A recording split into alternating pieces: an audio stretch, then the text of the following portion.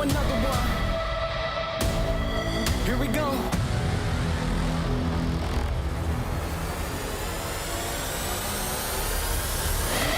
We back on the scene like we never left. Time to go put them back on the shelf. No, we do not need permission. We came in alone, now we leaving you by ourselves. Now nobody wanna play me. Everybody think I'm crazy. Guess I gotta live up to it, nothing but to do it. Hear me out. Let's go. They know we done been there before. They know I done been there before. I think we gon' do it again. I think we gon' do it again. I'm ready to go for the win. Tell them let's do it again. Let's do it again. Do it again. You know what we doing. Do it again. Do it again. Tell them I'm for another one. Let's win. Let's do it again. Do it again. You know what we doing. I want like that. Let's do it again. Do it again. You know what we doing. I want like that. Do it again. Do it again. Tell them I'm for another one. Tell them let's do it again.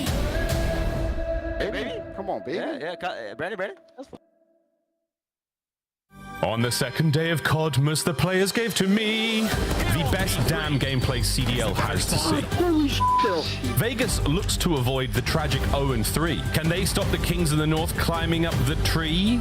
The standings? Whatever.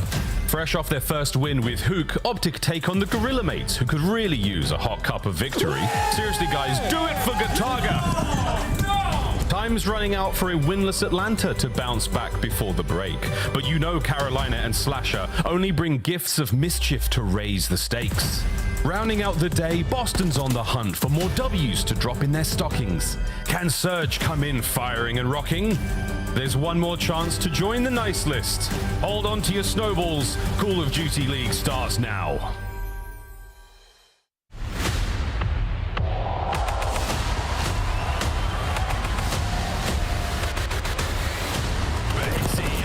Oh, there it is. Ultra come out on top against one of the best in the game. Real with another big couple of kills. Gwen, perfection. Carolina, a masterclass here on Skyline. We are in for one hell of a season.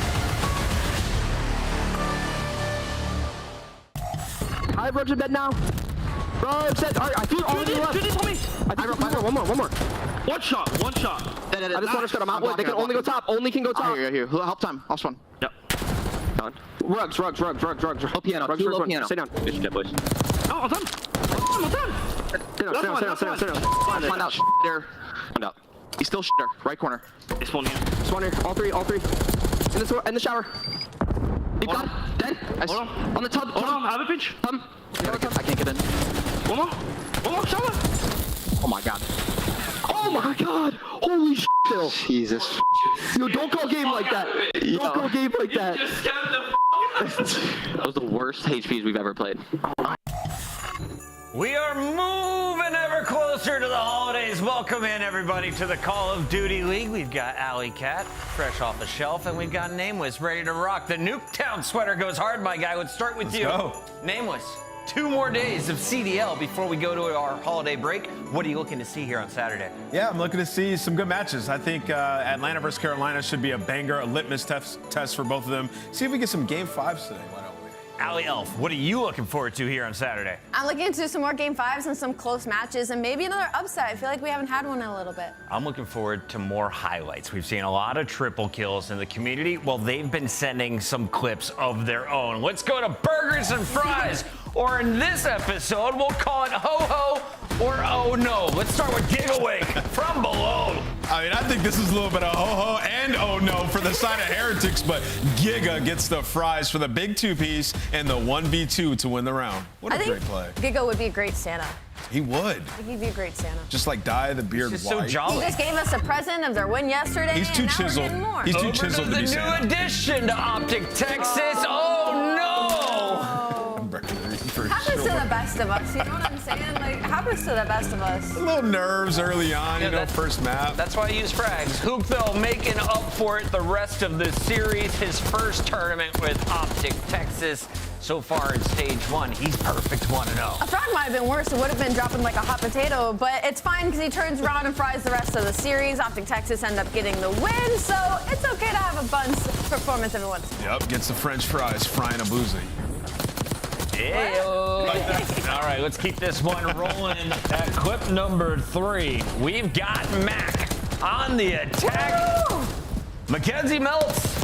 We talked about what he could do for the team yesterday. He showcased I could also be considered a star slayer if I want to. He is in fact frying. I mean, that was throughout the entire series as well. That's why this is literally just a highlight reel. And as we hand him these fries, what kind of dip do you think he would use? Dip? Yeah, like for ketchup the fries. mayo like, combination. Yeah, a combination's crazy. Some Big Mac sauce. Yeah. with his My fries. guy's eating something that's a little pinkish. Have you ever had honey with I'll just fries? say that. Honey Let's with move on fries is good. to some more fun here, including our standings, because after Cloud9's win, New York is on the board. That can't be said for some of our other juggernaut squads. Look at Atlanta FaZe down there at 0-2. LAG now 0-3 after the loss to LA Thieves yesterday. Their road does not get easier from here. Best of luck as they're taking on Optic tonight. Yeah, they got Optic, and I believe they have C9 later, right? So for this LAG team, like, it's going to be a tall hill to climb, man. You got to come out with a W today.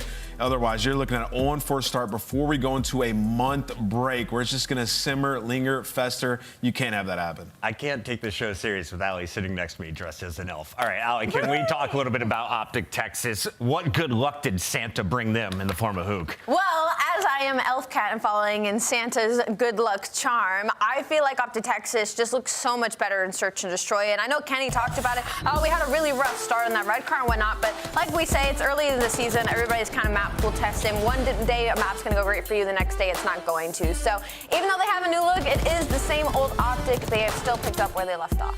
Yeah, to me, Shotzi's been the best player in the game across the first 2 weeks. And when you pair that with like his duo and Hook, who plays at that same pace, it's going to change your team a little bit, right? It helped them a ton in Search and Destroy. And Respawn did seem a little bit more consistent in the first couple showings, but that's something that they'll have time to work on over this next month. I think if you're an Optic fan, you're excited because what Hook brought to the team, the comms, he's developed a lot there. Even Kenny's saying like, hey, I don't have to be that guy giving all the comms anymore. Hook does it for me. And you can see they played some inspired Call of Duty yesterday. Everybody getting animated, getting loud, and they're able to take the dub. And just to confirm this, you said Shotzi played the best in week 1. He was the best player in the league? Yeah. Best player in the world?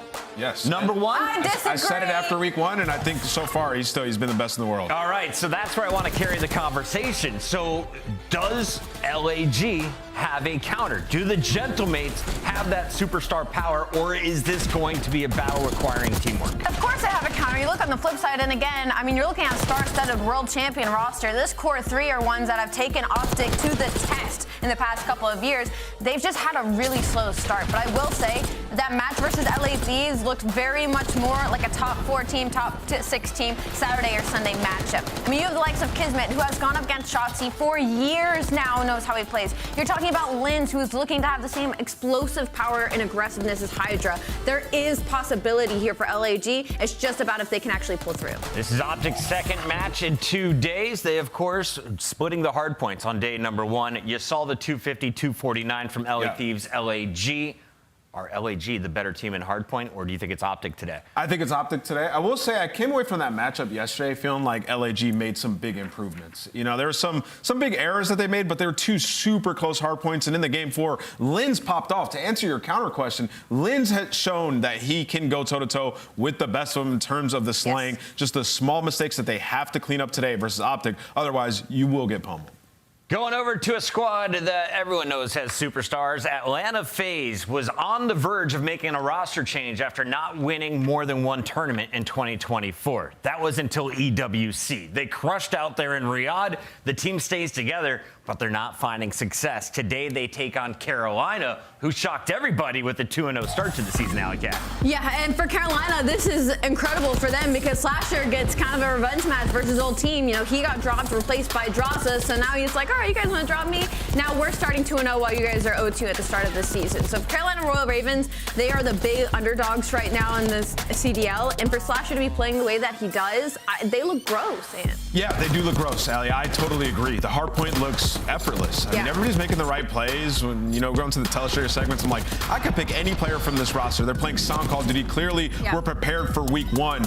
And on the flip side of that, they're going up against an Atlanta FaZe team that looked like they were playing scared. The Tiny Terror's not really doing Tiny Terror things, not pushing out, not getting aggressive. This is a game, it makes sense. And in Treyarch titles, Slasher excels and respawns. Those are his best games. So for Carolina, with Slasher at the helm, I do think this team's going to be pretty good. Let's take a look at some of the numbers here. Celium always on top of our KD leaderboard for the league. He is below a 1.0 for the first time that I can remember. Can Slasher keep up his 1.2 ways against Atlanta FaZe, Allie? This is weird to look at for me to see Celium not leading in the kill category. But I will say, you know, they did show us the Atlanta FaZe that maybe we were expecting for pushing a Game 5 versus the LA Thieves. But even then, weren't able to close it out. Their respawn just has not been there. There has been a time and place in the past couple of years where Atlanta FaZe struggled in hardpoint as well. But they at least had Search and Destroy to lean back on. I don't see anything that they're very confident in right now.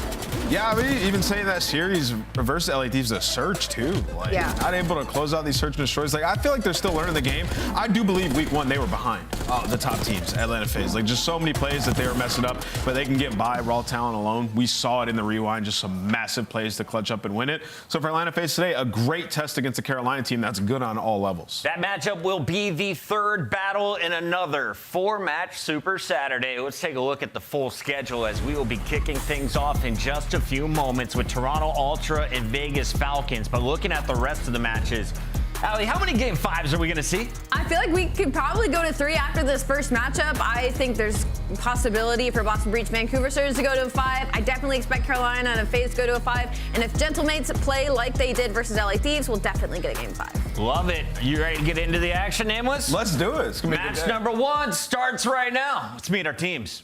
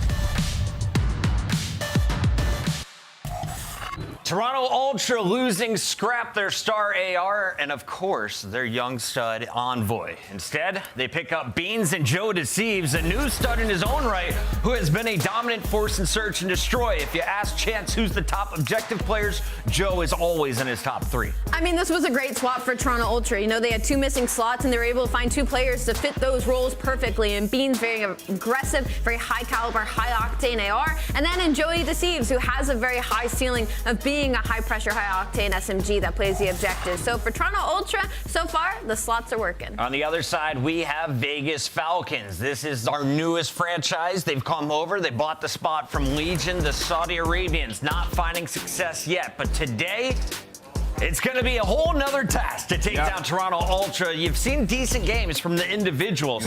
Who needs to step it up, though, if they want a chance to compete? Yeah, I think King needs to step it up today, but it's hard for me to say that because he feels like he's the only SMG in these tough situations, right? So really just some team changes. Got to find out who's going to be running the second SMG on the team. And then I'm expecting a lot of development over this last week that they've had. Skyline has seemingly been the only map that they feel comfortable on. With the ARs, I expect them to play a little bit more Rewind, maybe some Protocol. All right, it's time to get to our Scuff pick. pick'ems. Let's lock them in. Nameless crushing 12-4 after getting his first 3 wrong. Let's Kick go, us baby. off, my guy. I'm going to go with Toronto. I think they get this one done. I believe in the Beans. How many games? I'm going to go 3-0. Alley Cat, how many games? Ooh, I'm gonna go 3-1. I'll give Falcons and S&D or something, but I'm gonna go Toronto Ultra. I got Toronto Ultra in this one. I think our player to watch is going to be Baked Beans again. How many games? This match is almost ready. Alley Cat, walk us through the maps and modes. How do you see it playing out? Oh man, I already see that Skyline Hardpoint as map number 1, and that kind of makes me a little bit worried for the side of Falcons, just because we saw them play it close, but when it came to closing it out, they weren't able to keep up the pace. So map number 1, I'm leaning towards Toronto. Oh, Joe, I think we have a gift for you. Oh, it's early Christmas. I missed out on the whole Christmas memo. Did you guys send that one back? Do you need a receipt? I got the receipt over here. Yeah, receipt. If you need it. What's the return policy on this thing? I think 24 hours. Do I have to open this? Yeah, you have to open it I first. do? Okay. Hello. This is weird. You look great. It's a brand new Maven. Merry Christmas! Yeah. They really got that on tight, huh? It's like a little dress now. Oh. You good? Oh, I saw your belly button. You saw my belly button? All right, we're doing great, guys. I thought it was Perfect. a giant nutcracker, honestly. They really put a lot of tape on that. I like your bow as well. We were gonna wrap me up even better. It looks good, right? Yeah, it does. I feel very sexy.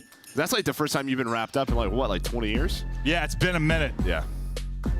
Makes sense. You ready to have some fun? I am. Does this look good though? My bow? It does. All right, perfect. Let's have a blast. Merry Christmas, everybody. Listen, we're not going to be broadcasting over Christmas. We're going to be off. Everyone's going to be celebrating, so we wanted to have a little fun. We hope you guys are ready to have some fun. We have a great day of matches ahead of us. Toronto Ultra getting ready to get nasty up against Vegas. Taking a look at the record overall right now. I mean, obviously, Joe, Ultra favored in this one. Oh, yeah, no doubt about it. But the desk kind of talked about just what progress has this Vegas team made in a week, let's say, right? You're seeing them in Pro 8s. They're scrimming. We'll see how much better they're going to get. But, yes, Skyline has been their go-to in other matches. No, I think it's a good point. That's been the big thing. We figured they would struggle at the beginning. Do they improve? Do they get better and better like we've seen some of the international competition do once they're getting regular scrims against the top teams in the world?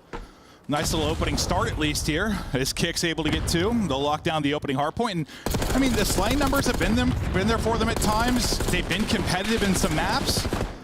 They've just panicked at the end of some games. Not had the ice when they needed to, and that's one thing that you think will improve with time. Yeah, no doubt about it. I mean, listen, yeah, you can slay with the best, but yeah, it's just sort of your team movement, how you're working the map. Already a great start here, and that's what the Nets was talking about. Who's going to be running the second sub? Because, yeah, King's stats individually, they don't look great, but honestly, a lot of the times you watch some of their matches back, my man's just getting baited, right? Like, they're losing games, and we got 1.3s and everything going on. That's just, like, not the best sort of kind of what you want out of your team. No, I mean, it doesn't usually look good if like your stats are okay, but you're getting beat by 100 in a hard point. No, that's for sure.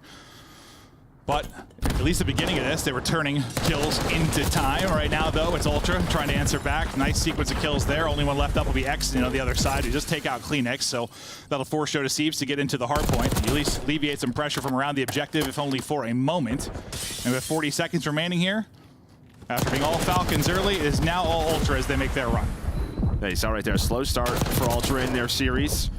Slow start in that first one, but yeah, back to the second hill, they play for spawns. Clinics has been so good throughout this year. And when you talk about Ultra, and yes, losing Envoy and Scrap, a big deal, but they've created this culture, right, within the CDL. They are always going to be a team that is competing for titles, and a big part of that reason is due to Kleenex and Insight and what they have brought to this squad. Oh, 100%.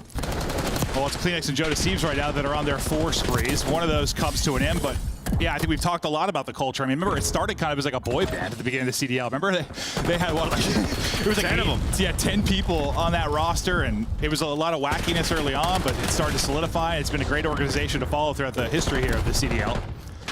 Beans, a newcomer to this culture, having a rough start at 2-7, and well, it's about to be basically a tie game as the Falcons now answering back. Just been a game of trading blows so far. No, really, I mean, considering this is Skyline, we haven't had too many breaks. Now maybe a chance here as Joe working through the middle of the map. 3 go down here for Falcons. That will be all 4. Yeah, it was pretty clean P1 and P2. Not the normal chaos that we see on this map, but you head over towards this P3. There's gonna be a lot of trading as King. Be able to find a multi-kill with that sub, but Beans, a slow start, but now on 3 in a row. Yeah, he is a guy that can absolutely go nuclear at any given moment, starting to come alive in this one, as you said. Now we'll focus our next hardpoint. Playing deep is Roxas, but he is going to get cut down, so he gets picked immediately, though. He's the guy trying to fight for those back spawns early in this hardpoint. Then Joe Deceive starts cleaning up. 11 and 4 start out of him, and all hardpoint control over to Toronto Ultras, where he saw that crazy finish to a hardpoint yesterday. An absolutely wild one. It can get a bit insane here. Yeah, and I think weekend 1, you know, when you watch this Vegas team, when they were in their spots, they looked comfortable. But breaking these setups in these hills, that's where they're going to need to find a way to improve. And over towards this P4 now, they do get some early pressure, but all Ultra now starting to circle. Yeah, and I mean, I was talking with Ann earlier, you said about how they just get a little panicky sometimes. And I imagine when you've got like the rotation, you've got the setup. Game's easy. Yes, the game is easy. You calm down, your comms calm down as well. When you're trying to break or the pressure's on, you got to learn to kind of take a breath in those moments, and that'll come with more reps. Or it won't. Or it won't. Yeah, we'll see. But so far, so good here as Ultra continue to build this lead. Shots a little bit off for Joe Deceives, but he's 14 and 6, so can't give him too much flack. He's he can have a couple. Now, into our second set of rotations, where you start off nice if you're a Falcons. We'll see if they'll be able to do it again, but behind Beans is double, and they might be in trouble early at this point. And yeah, just the constant pressure here from Ultra. Near the objective, just winning the gunfights kind of where it matters is, yeah, they're now collecting this time. What, it was like 35 points on that P1. After that, it's been all Ultra. Kicks from up top, able to find one, but you got to get the player off the hill. Inside just hanging out.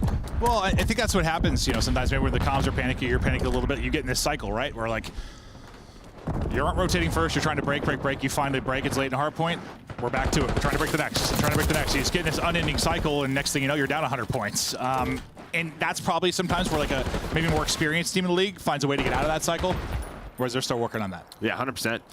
Maybe you get a chance here for dead for a brief moment, so you find some scrap time, and now it's just a fight for these rotations. But again, Rox is trying to do his best to stay alive, but all 3 of his teammates gonna spawn out, and it's just when they're dying, right? With 5 to 10 seconds left, you're gonna make that game so much harder.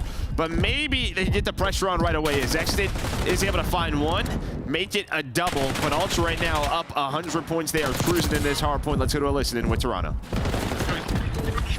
I'm on top piano. Give us out, okay? I spawn. Still back. In time 2, Time is low. Malk is dead. Piano. 2 time. Yellow piano. I'm in top. 2 time. I'm already dead. Nice. Want to catch you maybe? Missing one. Someone Valkyrie stunned. He's still back. Challenge hill. I vote top. There's only 2 on you guys. I killed 2 spawners. I'm dead. Last guy is Top of me. a body. I'm I'll go low. Take your time here. No one's You can do the double jump if you want. I will. Oh, playing tight as fuck, bro. Yep. I'm gonna side across, You can go in slow bed maybe. Give me a sec. Jim. I got stunned. The fuck? Heavy now. Where'd he go? Alright, weak. Unless One I catch left side, you. yeah. Take me, bro. No, right corner. You can grill and shoot him. Holy fuck. Assist. Yo, top on me, guys. I have help. I don't see him. He went top down. I'm gonna jump. Just run it. I'm just Is that kitchen, Roxanne? Weak. Keep shooting. There's some kitchen. Please, there's just doubling. There's some kitchen, guys. You can go to the right corner, I think, and shoot him. One shot max down. They're just playing the line. They're playing the line. Just wait up. Someone. I'm waiting for you. Challenge together. Deeper. Could be Jim. One minute. The listen in, it's still a massive advantage here for Ultra, about 60 points away from closing it out. Control right now for Falcons, but that slips away pretty quickly, and they'll have to rotate to pick somebody else into the hard point. If they're going to make a run, it's got to happen right now. They need this time, they need this setup for next, and they've got to make a massive rally. Yeah, unfortunately for Beans, we were on his POV when he jumps off the map there, but you know. Yeah. I mean, you heard down in now listening. Obviously, the comms that we're used to from Toronto Ultra rosters is very calm, cool, collected, but a little bit frustrated, right? Just trying to find maybe an opening for those breaks. As Falcons did a great hold there, and now you win this rotation over to P4. Yeah. It was so good at Kitchen. And like I said, Ultra, they were frustrated. Could not find a way to break on through. There's now, what, a 50-point lead with 50 seconds left on this P4. Well, that's why I said right we can't listen to them. Like they literally had to get that time and get this rotation, otherwise the game was over. The lead was just too significant, but they have had a great stretch here. A lot on a booty to make the play. Wood paneling there might be enough to keep Insight alive. Yeah, I think it is. Yeah, he hits the shots, it sounds like, and just runs out of bullets. And you saw as soon as he goes down, boom, the spawns pop up for Ultra, so they're in control. Can they get a big break here? 40 now for the win for Ultra. Able to take out one, at least clear him out of the point for now. Weak and stunned up is Exnit, so the rest have got to help him out. Abood doing his best. Roxas there with him. Exit through on the feed as well. Everybody rallying here late, but still a lot of work to do. Still trailing by 50 as we get back into a P1. Nobody there yet. You saw working underground. That'll be Abood trying to make the play. We'll see if he'll find the route and the time. He is able to get in behind enemy lines, alleviate pressure from this side of the map, and stay up as the pressure comes in. His teammates finding kills as well, and now you're able to get into the hard point. He is moving. He is grooving. Abood is making the plays. Unfortunately, your teammate just lost the fight around the hard point. That's going to make things tough. Yeah, I mean, what, Joe was 14-5, I want to say, at one point, and that's just how this game has changed. 21-20. He was on 5 in a row. But yeah, again, losing the fights around the objective, doing such a good job fighting him back, making this a battle. You see it in the stats. They can slay with the best of the best. It's just, when can they execute to find these wins? If they didn't go in a 100-point hole, they'd be in a pretty good spot. Just came out a little bit too slow. Didn't get turned up to halfway through the second set of rotations. And it is still possible, but God, it is going to be tough. But here we go is right. Big gunfight win there. Beans is going to get smoked. New hard point popping in 3. Purple arrow starting to fly forward, but at least the early time is going to be the way of Falcons. Chipping away, chipping away, chipping away. Just trying to erase this deficit. It's 4 straight for Exnit. Eyes on 1. I thought those would be a much easier gunfight than it was. He almost got zapped.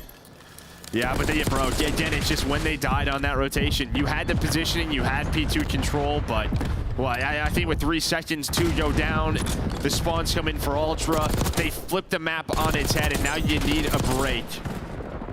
So it's like they got one step done. They got to that setup. It's just when they got taken down. They certainly make it incredibly competitive down the stretch, but now in trouble losing this one. Just 5 points needed for the W. Ultra have got it locked down. Their holds have simply been stronger, and that will be the map 1. Ultra are going to take it. Maybe frustrated times, you said in the comms a little bit. This is one they thought they were winning by 100, 150, and they kind of let Falcons roar back into it a bit. Yeah, I mean, that's just sort of, a couple of times what we've heard versus, just some teams going up against this Falcons roster. I think just, it's a different play style. Times to be a little bit confusing. The way they may play the game, and you just hear it in the comms. Yeah. But Ultra's still able to clutch up. Yeah, they did. And that is, I was going to say, Falcons were doing what they haven't really been able to, is really making some late game plays, like really making it competitive down the stretch. And if it was a closer game, maybe they would have had enough in the tank to do it, but they just needed so much to really just get back in the game and make it a fight. Yeah, and again, the lane slowed down. You started to get some breaks at key times, really through that second set of rotations, P3 and P4, and that's what brought them back into that one. But just taking a look at your stats here. Again, you're slaying with Toronto Ultra. But the Ultra team are just a little bit further ahead. Yeah, no, I mean, you call it like Joe Deceivers as well, like double, triple positive to start, and then as that run came in for Falcons, it really started to flip on its head. But what the deficit was, it was 90 to 100, right? The biggest it got, somewhere right around there. And that's just, I mean, that's tough to come back anywhere, but especially on a skyline. The fact that they really started to bring it back, they got it as close as what, 40 or so? A hell of a rally from Vegas Falcons, but if that one gunfight goes King's way, they would have had the spawns, would have had the time, maybe a different game. Yeah, well, there's Beans. Yeah, we all saw it. Taking a dive off. That one, I didn't think he was going to win that fight, but was able to do it. This is it. Oh, so he didn't run an ammo, no. It was just, the pole was in the way. That's what I thought. That's what it seemed like. Just. Well, it seemed like he just stopped shooting him, and he just thought, oh, my shots were going to connect. Yeah. Oh, wait, we're hearing hit markers, aren't we? We're hearing them. We're not seeing them. Oh, that's what it was. That's right. I was like, it's the thing that confuses the hell out of me sometimes. Like when I'm watching, I'm like, how weak is he actually? Because at least I'm hearing him, but not seeing him. As you said, a little sigh there. Guy's a little bit frustrated. But hell, they brought it back, and it was a much more competitive game than I thought it was going to be. So the lead, even it was over 100. Yeah, and then you see that 50-point sort of P3, which is impressive considering that P3. And if that P4 goes a little bit cleaner, then we have ourselves a very close game. But Ultra able to find that break. Insight with a big win in the back. They're able to win rotation over towards P2. But now we're going to hang out on Protocol for a bit. But I think one thing we wanted to see was a second sub, and that was exited throughout that game, right? It was King just time and time again, just felt like he was all by himself, just isolated. Yeah. It's just not going to work versus these top teams, so they needed a second one, and Exton was that player. Checking to make sure my bow looks okay, Joe. It looks great. I still feel beautiful. But, all right, now we get forward to Search and Destroy, at least the first series we casted for them this year. Harpoon didn't go well. They bounced back. I think with Skyline, they had a significant victory there. They made some really good plays in Search and Destroy, and that's where they're going to have to catch people early on. You can't take me seriously at all, can you? No, it's absurd. And honestly, I was looking at the fire. I was wondering when we got that. We got a nice little ambiance. It created a little romantic setting for us. I wish you had some hot cocoa, some marshmallows. Instead of just a hot guy. That's me. Sure. Yeah, that's what you're into. I don't know what's wrong with me, but we'll look forward to the Search and Destroy as both teams chatting it through. We're in the Christmas spirit. We're feeling turnt. We're going to have a blast today. We've got 4 matches coming your way, and 4 tomorrow, and then, the break will come up. Then we'll start to, I don't know, this is like it almost feels like a preseason type thing. It's not, but like it feels that way. Like everything is starting to ramp up after the holiday as we get closer to our first major. And well, as soon as we get back from holidays, the minor, right? We'll have the minor tournament. We'll see our teams in a tournament style, so that'll be great to come back to. I realize this. It looks like this giant thing in my pocket is my mints. I don't need these mints in my pocket, do I, Joe? Do you want a mint? I'm good. Okay. Just figured maybe you would. Beans thinking about his flop off the map. He's trying to lock it back in. Some intense chatter, it looked like, going down between the Falcon side, just maybe talking through upcoming stuff with the Search and Destroy, or maybe something that went wrong in the last map, hopefully looking forward and not behind, at least for now, when you're in the middle of a series. But we go to Protocol, and this is where you try to answer back if you're Falcons, or you try to continue what's been a good-looking start for Ultra. Joe Deceives and S&D so far this season. Getting the plants down, getting the gunny up, solid stats. I mean, honestly, that opening duel win percentage, 80%, that is an absurd one for him. And, the key for Ultra, a lot of the times just has been their search success when they don't want to win majors. Yeah, those stats are ludicrous. We'll see if he can keep that up because, getting the bomb plants in, also putting up a 1.28. Sometimes being the planter, not the funnest job, depending on the title. Abood gonna get the first, traded out though by Joe Deceives as he'll continue to work on those terrific stats. Stun doesn't connect. He knows he's got one in front. He'll work his way up the stairwell, and now trying to up those plants, and it's Beans that's got his cover. Yeah, Beans able to find one. Now a 2 versus 3 for Exton Kicks. This is just gonna be such a tough retake. When we talk Protocol, Search and Destroy, a lot of it is gonna be around this A-bomb site. Whether you're trying to defend it or retake it.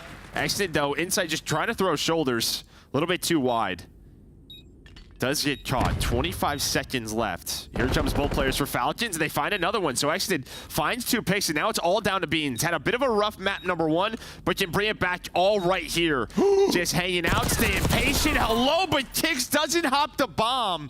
He stayed right near his teammate. Beans is thinking he's going to be on it, but he's not. Oh, nearly such a patient and sick play there from Beans. I mean, the fact he doesn't get spotted on the slide through and the slide out, like I thought in one of them he's going to get picked up. As we go to take another look at it, I am not sure if they're seeing a blue screen or just I am. We are seeing many blue screens. Yeah. Okay. Well, maybe some technical difficulties. We're working on it. Give us a second here. Sometimes I'm just not sure if it's just us or if you guys at home too. I think we're getting things fixed, but bear with us here for a moment. But yeah, I think you saw from Beans' just facial expressions. Just okay. Here we go. We're good. Again, just another situation. He's thinking differently, and yeah, they played just maybe a little bit different. And able to clutch it out, but a great retake when you talk about that A-bomb site. Well, what was there on the kill? Was it like 11 seconds or 11? Yeah, 11 and a half. Joe Deceives, another opening duel win, but he is traded out instantly. 3 versus 3 now, but yeah, hell of a retake and little wall bang to finish that one off as Exton gets the kill. So numbers to Falcons. And they can keep enjoying these early numbers. They're going to be in a great position, but now we'll be in a post plant, and it's going to be on Beans and Insight to try and get the retake. Not going to be easy to hear when you already are at a deficit in the numbers department. Trying to clear everything. That's going to be nades flying everywhere. One's going to hit it. He's still able to win the fight. The nade, I think, hit him for like 50 HP. He still wins it. Gives Inside a chance now to clutch. 20 seconds to go. He's got to be quick, though. Brings it down to a 1 versus 1. The peak is in.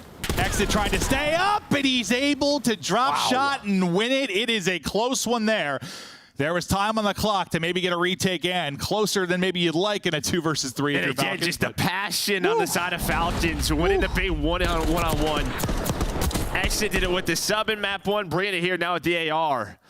But honestly, he could have just ran away. He could have ran away for the zip and played his time, but goes for the challenge, guns him. What did we see on Skyline? Yeah, I mean, we've seen some, they've hit some incredible shots. Ego challenge and winning some fights. Yeah. Like, maybe if the gun skill isn't matching maybe the objective play in hardpoint, at least in the search we've commentated, like there's been some, the gunny's bailed him out sometimes. It has. No, yeah. 5 and 1 from Exit, 3 straight for him. And it's like, that's the difference. Yeah, you win one big gunfight. 1-1-on-1 can be such a difference maker in search. Like, not really the same thing in hardpoint. Yes, there are those big gunfights, but not quite the same. This time, Ultra finally is going to have numbers in a round as they worked A, but Joe's got the bomb over towards P1 area, right? So it's like they had A control. Falcons are probably thinking this is going to be an A retake, but it's really not. So, you're going to watch Roxas and Kicks kind of go all the way through towards the top side of the map, but Inside just trying to recollect this bomb. Able to get bomb back. 2v2, buff 40 to go, and at least for now, as you can see on the minimap, B going to be wide open. Beans playing for info, not really anywhere near him and the bomb, but there's so many things to check. You just gotta hope he gets a freebie, and he's able to do just that. Well, Beans had some off angles, right? Another one right there. We saw it in round number 1, just not able to clutch it. Just not have been able to find the guy, but we're going to have another one-on-one situation. I'm loving this. Give me one-on-ones all day. 25 seconds to go. He knows where Beans got the kill. Beans is feeling maybe a little bit of pressure to go back and check, but there's the spot in. Now what do you do if you're Roxas? There's just no time. And honestly, like, what a read by Beans, because he should have been on this thing diffusing. He still should be, and you're going on these routes that are definitely longer than 7.5 seconds, but it doesn't matter. There we go. And again, just the facial expressions from Beans are killing me, because he's just like, it's just very different styles. Yeah, no, what he's expecting maybe how to be played. Well, I mean, he knows where he got that first pick. But yeah, there's so much separation between him and where the bomb's planted. It's like, yeah, after the kill comes in, he could have just went straight to it, and he would have had plenty of time. Plenty of time. He almost got caught. Thankfully, he had a nice little shoulder there to just spot for info. But that was my first thing. As soon as he killed Inside, I'm like, I mean, you know where Beans got the kill. No, we're being told that. Well, yeah, it took him about 16 seconds to get near that bomb. So, yeah, you had plenty of time. Twice. Yeah, got that you really did. Challenge at top middle. No kill through yet.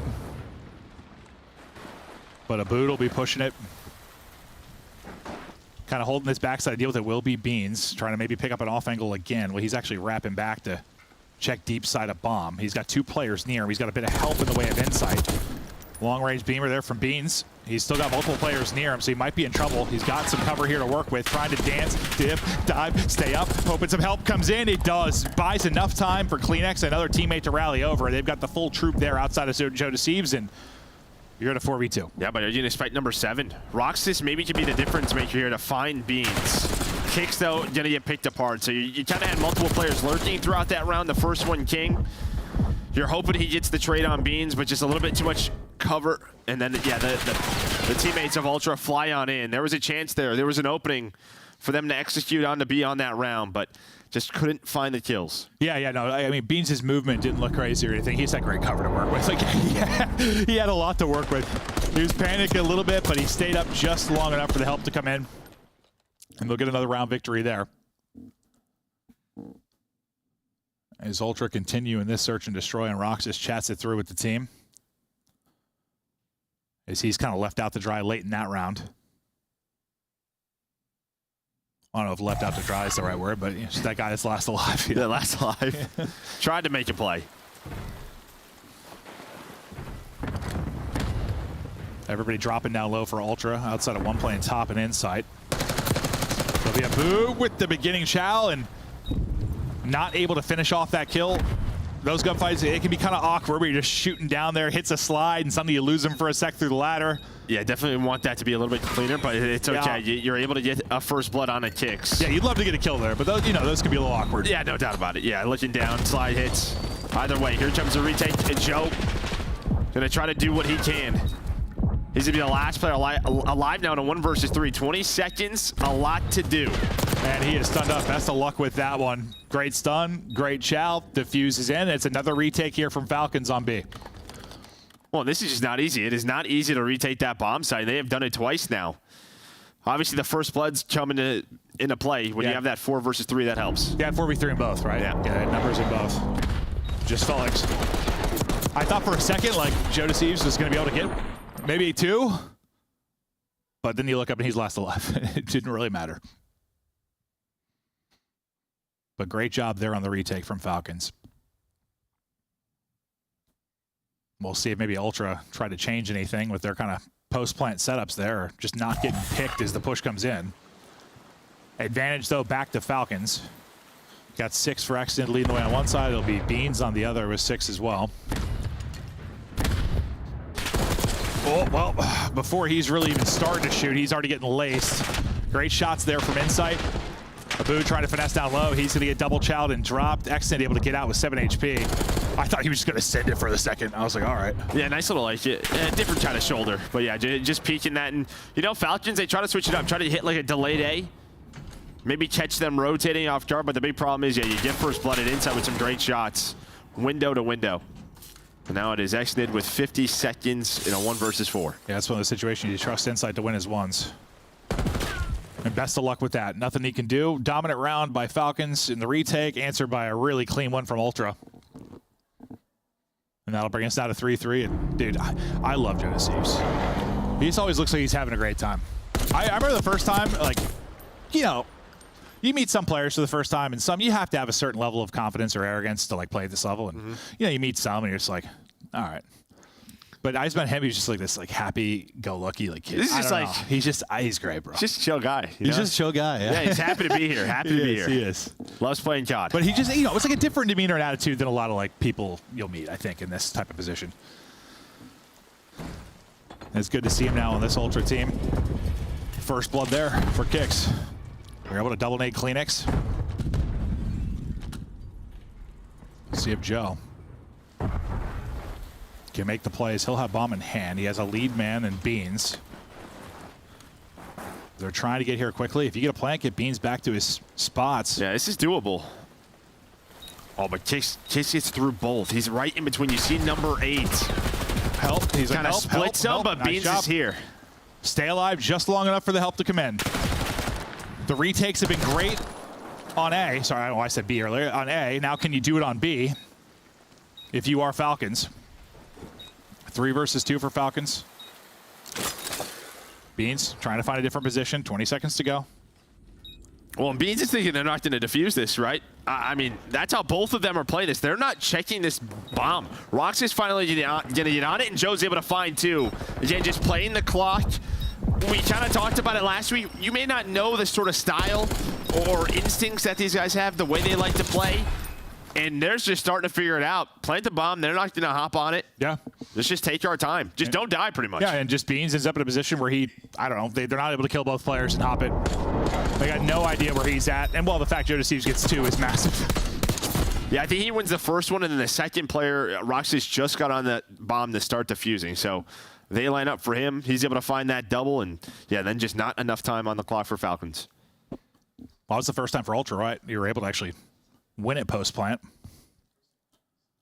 Seems like you get Beans back in that position. He's able to make plays, but couple times there's been ultra good teamwork. Just somebody staying alive, somebody get there in time to help. Beans now out to 9. He gets 3 of them in that round. Well, sorry, 2 of them in that round because Joe had the other 2. Kicks another first blood, so he's getting some early picks for him. What can they turn it into? Joe couldn't finish one, but he's able to snap another. Now Kicks is knifing people. He's going on a run.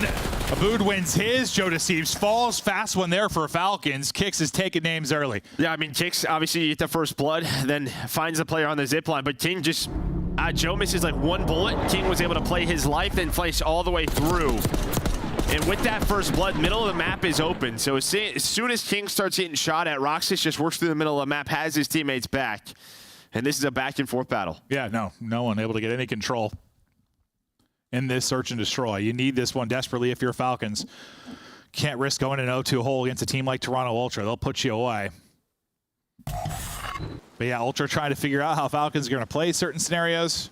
They still haven't figured out the early game. It feels like it's mostly been these bloods for Falcons. Can they find another one here? Stunts hit on both sides of this. Now nades everywhere. Shots will hit. Another first blood for the Falcons side. This time it's directed. Cleanix just got to get out of here. I am out. Everybody is dropping. Early control from Falcons. Yeah, I shut down A again. So now 2 versus 4 for Insight and Cleanix. You see Insight, that is just not the easiest gunfight. That's what makes A so difficult. No, it's not. Good thing is you hit your shots. You're only hitting forehead, but it is a mean heady. Insight and Cleanix. They find Roxas. This might be winnable. Insight was thinking about watching Heli. There we go. Able to spot him. Now you can work the bomb. A duo as old as time here in Insight and Cleanix, trying to bring it back in a 2 versus 4. Bomb planted. Now what can they do from this? They see one crossover to Heli. That'll be Insight. Cleanix, what position can he get to? Oh my God, doesn't get first shot, but he's able to snap. Insight can't win his one though, so it's all gonna be on Insight. His position's given up with the kill. Now to clutch in a 1 versus 2 with 30 seconds left. Can't do it. Back-to-back rounds. Now for Falcons. Yeah, it's just as soon as they plan, right? They see Insight cross to Heli. And that is just a position, as soon as you cross over there, like, yeah, you can finesse and waste some time, but you're just going to get hunted, right? And it was so early in that bomb plant. Cleanix does a good job winning that first gunfight, but there were still 30 seconds left in that 1 versus 2. They knew exactly where he was. They need to stop him, and he is dropped. Nice job closing that one out. And again, you mean just put yourself in a 4v2 early on, have great advantage, and yeah, it gets a little scary. But they got enough to shut it down. Now you're a round away if you're Falcons from tying this one up at 1-1. See if Ultra can push it the distance. And Ultra 3-0 on the year in Surge, so this would be their first S&D loss.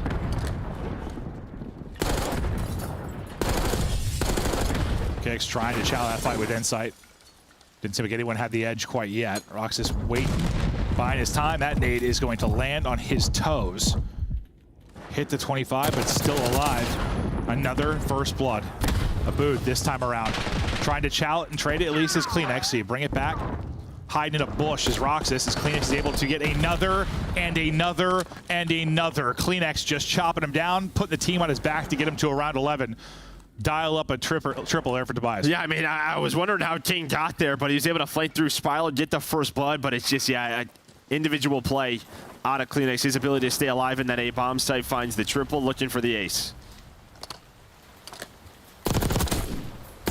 There's one for Roxas.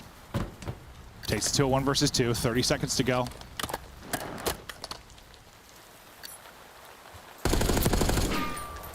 They just keep toying with him. Just don't give him another freebie. Just checking it. Put a couple shots in. Keep on peeking it. Keep him honest, and then they'll push it out as he reloads. Great stuff there from Ultra. Incredible round from Cleanix. Hey, he finds the ace there. Oh, did he get the final one? Okay. Yeah. All right. As he swung out. We'll see it all from Cleanix here. One more there. And then the final chow, the ace for Cleanix in a big round 10 to get them to the round 11. Now, can you shut it down?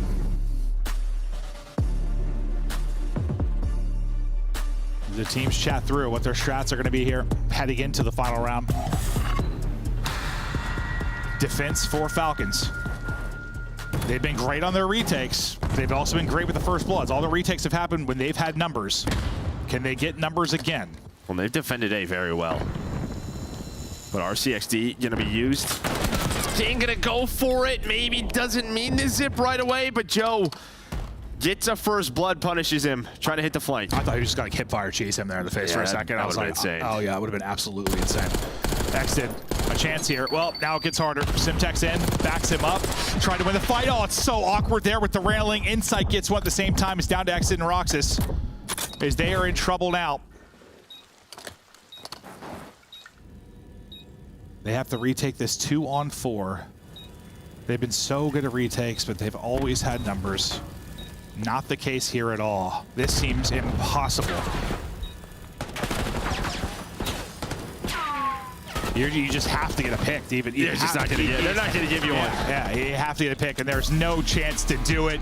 Ultra win 2 straight rounds to close it out in round 11. Kleenex puts the team on his back in round 10 to get him there. And then it's a full effort. Aboud's out of his chair. I think he's frustrated. Yeah, I don't know. Just dying the way he did. You saw him kind of smile after, like, yeah, I think my what bad, he's boys. thinking is there's an RC car in play. Like, maybe I can get a timing, find that player, maybe get 2. Well, he's with the guys taking risks for him. It also could be like sometimes you're in those scenarios. He might have like wanted to fake it and cancel it, but then Joe pieced it right at that time. Maybe. But the fact is, it's one of those risks you probably just don't need to take. Yeah. In a 4-on-4, like you have zip control. What else do you really need? The look on his face kind of said oopsie to me. Yeah, probably hit the wrong button. Yeah, whatever it is.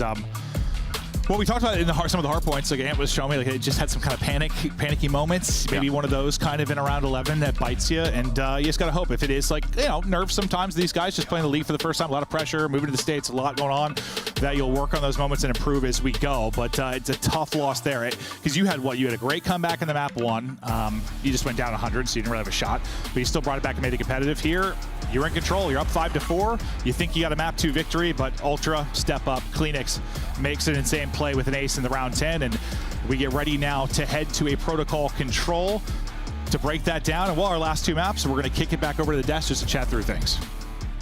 This is so excited right now. Protocol Control makes its appearance 5 days in. Finally, we get some variety, Chris. I mean, come on. Before we get to that, though, let's draw some conclusions. Jump right into this one for us, Ant. What do you got today? Yeah, well, first things first, we got to talk about what happened at the start of the show. So let's get right into the conclusions here. All right, so what I want you guys to pay attention to right here, let's zoom in here. Listen, look at the facial expression the entire time. It goes from joy to just absolute anger. Look at the eyes, it's gonna tell all. And then he just kind of gently pulls this up. Listen, you gotta just rip this thing off, pull it straight off here. So let's play the clip and let's get into it, because my guy Joe was happy at first until he realized who it was. Oh no!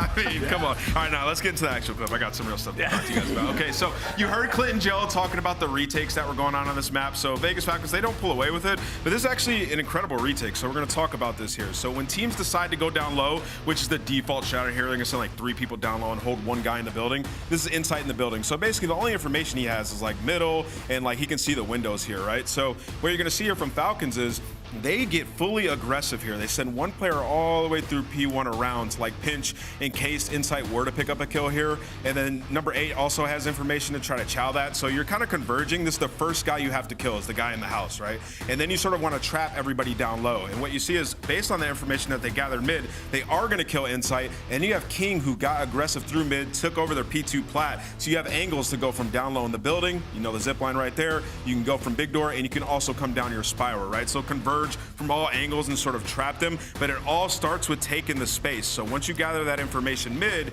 King Abode gets pushed all the way up here to P2, just trying to play information. You see 7 on the minimap and number 8, they converge onto Insight, they take him out, and then you're just trying to draw people out of position here. So Roxas does a great job blowing up the trophy, throwing a nade to make it seem like they're gonna come down the zip line, but he actually repositions to go play trades with his teammates. And meanwhile, all this is happening, Toronto's trying to cover everything. Spiral, zip line, big door, and you just don't have enough time to sort of facilitate that in the middle of a round. A great retake, and that's how you should approach it when they try to stack down low. Drawing concluded. Well done, Nameless. Great breakdown. Toronto Ultra, back-to-back round 11s on Protocol Search and Destroy. Last week, it was Beans dropping 1,600 damage. This week, Kleenex with 1,250. On the other side, Xnid was able to drop some big numbers of his own. Allie, is their life still in this Vegas squad? Absolutely. Honestly, they should have won that search and destroy in my eyes. Toronto's post plants were awful throughout the entirety of that map number 2. And Toronto's very, very lucky that Joe was able to win a 1v1 versus...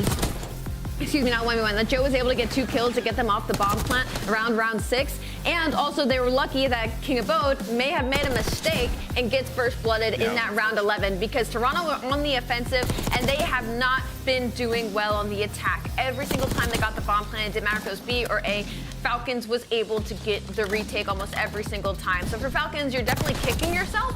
But I'm walking away from this like, you almost just took that. Like, you straight up almost just took that map off Toronto. With your S-tier squad nameless. So Toronto playing against the team that was in everyone's list at the very bottom of the coaches poll. So are you worried about Toronto Ultra, or is this a testament to Vegas Falcons? No, yeah, I was gonna say you can't take anything away from Falcons on this map. I mean, I thought King did a good job of like getting really aggressive, getting pushed up. He has a hard job, the hardest on the team by far. I think some of those rounds he got pushed up. They're looking for the trade on beans on the back gun. It just doesn't come through, right? But they have the right idea. Their retakes are great, and their early aggression, they're doing the right things. It's just these small situationals that only with reps against the best in the world that you're gonna get better at. So for them, it's getting better and better with each match, and you could see the emotions, man. They had that one. Final question. Why are you so excited for Control on Protocol? I mean, just variety, point blank, period. We've had Vault every single series. We're about to find out why we don't play Also, it. if you're a Falcons fan, this is a good map for you because they typically run more ARs, and on this map, you'll see way more ARs. Maven and Mervin, take it away. Mervin. Thank you so much. We continue on, but let's start talking about Falcons. Yeah, I mean, I don't know. I think I thought one of two things. Like, they were going to come in like this and be kind of competitive and get better. They were going to come in and get choke slammed. I mean, it was one of the two. And I think they have been competitive. It's just like we've said 10 times over the course of this broadcast, how's it look a month or two from now? Yeah, I mean, individual talents there. Yeah, they're just going to have to need more than that. You have to learn from every single one of these games. Big time. Again, you can see the passion, and obviously you bring in Clay for a big part of this, right? Yeah, someone like him with his pedigree. Well, I mean, I think a lot of casual fans will watch, and you'll see Call of Duty, and not always the biggest skill gap title. You think, I can shoot like that. I dropped these amount of kills in pubs. Skill isn't everything. Being able to shoot straight's not everything. It is how fast the top players make decisions, how fast they make decisions as a team. And it's just, it's quick. Yeah, I mean, listen, I play a lot of ranked. There are definitely some shooters out there. Yeah, you can shoot, but it's not the biggest part of it. It's not. There's a good amount of those shooters that are probably cheating. That is probably... In my successful reports seem to agree. Oh, that's probably true, Joe. That's probably true. At first, I thought you were just gassing your teammates, but now I'm following you. Well, it depends. If they're on my team, let's get it. Into the protocol. First time we're seeing it. We'll see if this ends up being a map for Falcons. Ant liked the decision, but running through them early will be Ultra. Yeah, and let's just talk differences, right, between like Vault and something like Protocol. Obviously, Vault is a map, I think, a lot more 50-50. You're not going to see too many offensive round wins, I don't believe, on Protocol, due to this B area, right? Because you see it on like the a great nade there by Kleenex. Just like A-Bomb, you can play from computers, you hop up on the heady, you can see all of the B point. Plus, as soon as a sub or two gets in your base, right in this area, good luck. Yeah. It's not fun. We might be into the good luck part of this broadcast. Is Insight finding freebies, Kleenex, or roaming your base. You're kind of all over the map right now if you are Falcons. They can test to the point for a second now. They're able to get on it today and start to make a little bit of progress. So weak as X did, trying to pre-fire the door, but the nade will hit. Great nade and shot there from Insight. You saw the same thing or similar from Kleenex a couple moments ago. Coming up with some big multi-kills, but trying to stop the clock for a second to get onto A was Roxas.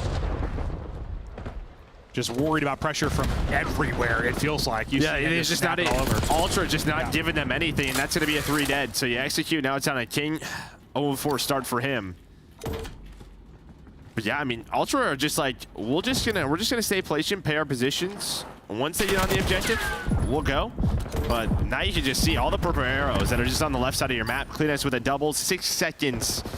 Falcons down a lot. 8 lives, only 15 to go. Let's see if they can get the minute extension, though. The nades are going to get hit again. No trophy coverage there. Every time they've got a body onto A, it's dropped quickly. They're able to pick up one in the window, though, and they have somebody on the point with 2 seconds remaining. It'll be excellent position. Kick's trying to help with the window. Not going to help those. The flank comes in from Kleenex. Now it's on Exid to kill everybody. It's not going to happen. Pressure soars on forward, and calm, cool, collected, dominant from Ultra. Yeah, I mean, I think you're happy you did 2 takes there, honestly, because that could have been a shutout round there from Ultra. But like I said, they just got into a great spot, played top ammo, played around the zip lines. The Kleenex is 9-1 playing off spawners. But I think the reason they get 2 ticks is because you played it very patiently and well if you're Ultra. Like, what's the one way that goes south? If you, like, send it out to try and get somebody cleared off it and go, like, 4 dead. Instead, they just played it so. There's one person on it, right? Just take our time. Get the kills covering him first and then collapse. Because, you know, you get a little bit impatient in that type of moment, and suddenly it's like, oh, God. Yeah, I think that's what Falcons are trying to do, right? When you saw, you know, Roxas just sort of tap the point, get off of it. He's trying to just cause a distraction, get someone to overpeak. Just doesn't happen. And he was tweaking in that moment, too. You can tell he was so worried about pressure from everywhere. Kleenex right back to it. He's 11-1, by the way. 4 straight. Right back onto the point for a second, but he still wants to hunt. Did have one working up in front of him, but I think his teammate picks that up. Tough gunfight in front. Doesn't get first bullet, but gets the last one. As he snaps again, the spree will end at 5. No success really around the objective yet, but they're finding kills. Well, I mean, they're buzzing the clock. I mean, you have, Yeah. while you've been working B, you've had a player on A. Insight's just been hanging out. He's 4-3, so he's been making progress. A couple of kills do finally come in, but Joe, gonna try to get aggressive. Now it's down to Kleenex. So you deal with, what, 20 seconds or so of the game clock, but you've lost 9 lives if you are Falcon. So Ultra doing what they want to do. Playing around this lane, trying to bleed them out and pausing that clock. Now they're gonna have to work the middle of the map. Almost the second ticket, Kleenex trying to snap back and help. Did spot one top window to deal with as well. So 13-2 in this. 40 seconds to go, though, eventually. The play is going to have to come towards the objective, and now they're going to send it down mid-map. You see 3 people flying out. They're able to win one of their ones, lose another. Joe tries to get straight to the backside of it and disrupt kind of the spawners, stagger that, but he's not able to win that fight. Exton then gets the angle, gets one. Insight staying down. The help is there just in time from Kleenex.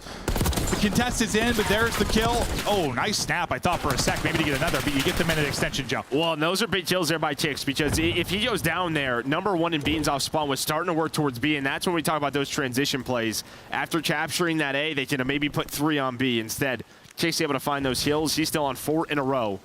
And what was a major life advantage, now a 1 life advantage here for Falcons. Make it 2 as they have slowed this round down. What did it get up to, like 8? Yeah, 8 or 9, yeah. Yeah. No, so you definitely brought it back, but part of that just due to the Ultra had to start throwing bodies mid-map and trying to get onto the point. Can they actually win the round, though? I see 2 more ticks over at B. With a minute left, it might come down to lives. It might come down to the point. Oh, it certainly might come down to lives. Roxas, I didn't think he was winning that one, but he is able to slide on through. Only teammate to be able to win a fight. 8v8. Beautiful timing as he wraps out, just trying to get the angle onto Kleenex. I wasn't sure if he was going to finish it, but he did. Well, Kleenex was trying to find him. His 2 teammates were working that point. You do have another tick in, so 1 to go. But you clean up some kills. You have some mid-map control. It's a 5 versus 5, though, as Insight just finds a couple of picks. Roxas, though, stays patient. Great awareness onto the second snap. Sees up to 10-8. A hell of a play there. Now 2 versus 4. Beans and Joe deceives. The new part of this Ultra team trying to be the playmakers. Roxas, though, should have a freebie. He had eyes on him. Wasn't that free. Nearly drops. Now it's on Beans, though. 1 versus 4. They got his position. They got the tags on him. Oh, not again! Oh, no! Okay, all right. Whew. Well, it's either death by map or death by 4-man firing squad, as he was, he had nowhere to go. But you're able to hold. You do get the tick advantage if you're Ultra. You get, what, 5 total there. So good effort, even though you don't get the win. But it was really just that great sequence near the end of the first point capture where they kind of deleted that 8-point. Well, they went from an 8 life disadvantage to like up 2. Yeah, it was right around here, right? We're seeing it from Chase POV. Cleans up A, then starts to work the spawn kills. Ultra have to trade that one, just not able to do so. He starts to get going, and yeah, just nice patience. There was a couple of chances, I think, for Ultra to maybe get 3 on it, but there was always like 1 player left, and they were worried about that player. Like Roxas through the top middle, Kleenex wasn't able to find him. So there was only 1 or 2 on B, so you don't get that objective in. Roxas, 5 spree late in that round. He makes the big play to close it out when it's a 5v5. So an awesome moment from him. It'll try to take that moment right into the next round. Not able to do it. Because the streak will end there.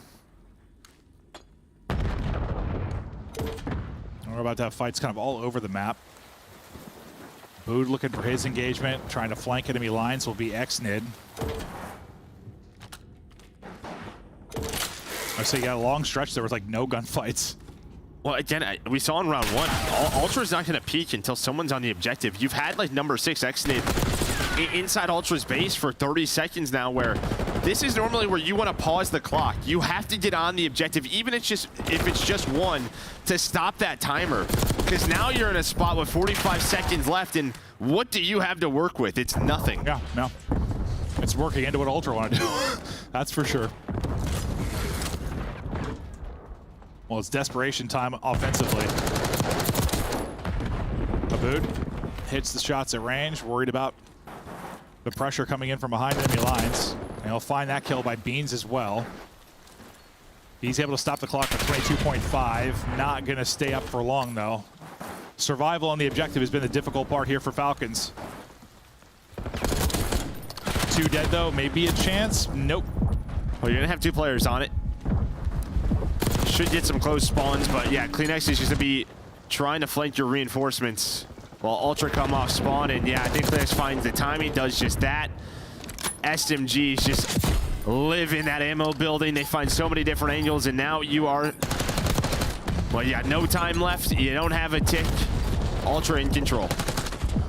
Yeah, no, I know well, neither team's been able to win an offense, but we got Beans casting spells again. Dude, he is comedy. I just want to know what he's saying. Is he actually saying anything, you think? Yeah, I think I have an idea of what he's saying. What are they doing? Yes.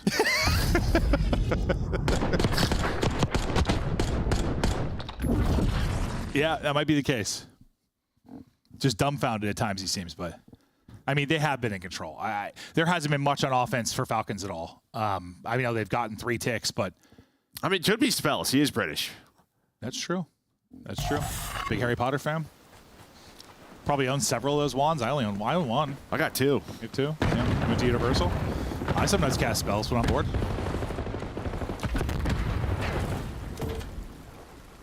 Beans.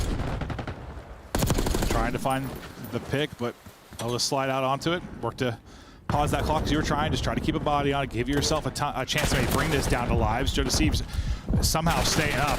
Not for long, though. Finally, he will drop. Nearly a good finesse out the window. Beans has got coverage here now from the trophy, and with his teammates finding kills and the coverage from the top window, I mean, Beans is doing it all right now. Yeah, just playing his life. Now you have another player in. Again, once you pause that clock, allows CleanX to get pushed up. The AR is doing their job, locking down the middle of the map. As Insight's able to find another one. That's 6 in a row for both the ARs. Make it 7. Great snap. It's going to be 3 dead. Roxas does get 1, but you might have a transition right on to B. That was a nice stretch from Beans. So you got 4 kills. They were all around the objective. I mean, he got to it and got the entire capture himself, basically. That was great stuff, and obviously his teammates are helping through that, but still good individual stuff. Now you have to work B, and, well, you're in a better position than you were last time through. Because, you kind of threw away that life advantage in getting the A capture. This time you maintain it. Insight's like, just give me the angle. And yeah, well, he gets the angle and X just buries him. Yeah, nice shots by X. Kix has been chilling number 8, just in the spawn for a while. So he's trying to find a couple of picks, maybe deal with the players off spawn. Joe just trying to work through bottom computers, but not going to find it this time, though. It'll be CleanX there for the trade. Let's see what it develops to. Once they get bottom mid control, where the attack will come from. Exit's still winning fights. Oh, they're all winning fights. So it's really just gonna be CleanX bottom. So nice hold there, and you're kind of staring at the screen asking questions, Joe. Well, I mean, yeah, I was just thinking, like, yeah, what does CleanX do here? And the stun hits, but that's gonna be 3 dead. He's able to find a pick. They don't push CleanX down low after the stun connects, so they're thinking, let's cut off the reinforcements, but somehow Joe finds 2. So now you have all the numbers here if you were Ultra. Whew. But again, just this B point, so difficult to work. Well, regardless, you're giving yourself a defense. If you are Ultra, still dancing around with a 2 KD is CleanX. 4 straight currently for him. There we go. This is probably your chance to get on it. Let's say they get 2 bodies on it. First bit of progress is done. Insight trying to spot from top, just barely able to stay alive. Maybe buys a little bit of extra time to get a teammate in position. That'll be Beans that'll push up. He's going to be double swung on, though, and you nearly get there, but yeah, it's just tough to hold. So many angles. The retake comes in. You're going to have one more crack at this. You only need a tick, but certainly more efficiency here out of Ultra offensively. Yeah, and I think that was just another scenario that there could have probably been another body on it earlier. Earlier, maybe the map is done. Because now it's a 7 versus 7. Chase is able to get 2, so we might be headed to a round 5. But CleanXE is just a unit on the map right now, 29 and 14, doing whatever the hell he wants. Well, he was the hero of map 2 in that round 10 with the ace. He just dropped, so I don't know if he's gonna get back into the action in time to make a play, or will he? 5v4. His teammates are clutching up. Roxas holding the angle. They're able to gun him to sleep though. Kicks this up next. He's shooting everything with the players. Great job shouldering it. They swing out. They close it. They're laughing it up. His Ultra shut it down offensively in the round 4. They get the victory. Falcons made them work for it, but they controlled it. Yeah, I mean, you switch it up, you go for the protocol control. I think it looks a little bit better there for Falcons. Ultra did a rep, but yeah, I mean, just the individual plays you got from the likes of CleanX Beans there at the end of that defensive round into the attacking to get A. You're getting better, I think, if you're Falcons. I mean, I don't know if it's happening yet. They're getting better, but you've kind of showed the same thing in most of your matchups. Just an ability to hang, kind of a slaying department, to push back and forth a bit. It's just sometimes in the respawns, it's just around the objective. The kills aren't turning into time and hard points or turning into round wins. And that's something you hope they can work on, but you see the talent on display of Ultra just a little bit too much. Is what? I mean, they're playing together well as a unit, plus you have CleanX dropping nearly 30. A fantastic map 3, fantastic map 2 out of CleanX.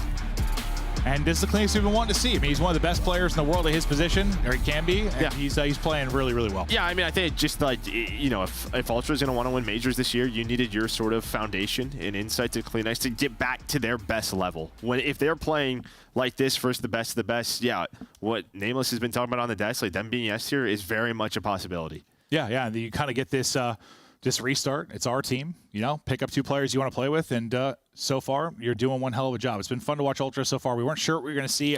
Are they going to have the same ceiling? Still don't know. I don't know. I think they have the same ceiling that they did with Scrap. Probably not. But is it a team that maybe could make a run and win a major? Sure. We're going to see that. We're still very early in the season, but that'll do it for our first match. Now to break it down, Desk, hello. Hello. Went about as expected. Nameless, you nailed the prediction rate on its head. So let's talk about how good this team is. Not the greatest or scariest in search, but in these respawns, this team is looking dangerous. Yeah, I mean, they're getting it done in the SNEs though, right? So it's working for them. I think in the respawns, yeah, they look extremely dangerous, willing to go to protocol, and now I see why other teams don't want to play Toronto on that map. CleanX is an absolute menace getting up in their base and just making plays, man. Playing inspired Call of Duty as well. Like, despite having control the entire time, like, when it gets hairy, they're able to slow down when need be. CleanX is playing his life, his teammates are dying, and then they regroup together, end up stacking it and winning with the odds stacked against them. So Toronto Ultra, man, getting out of tough situations, they look like one of the teams to beat.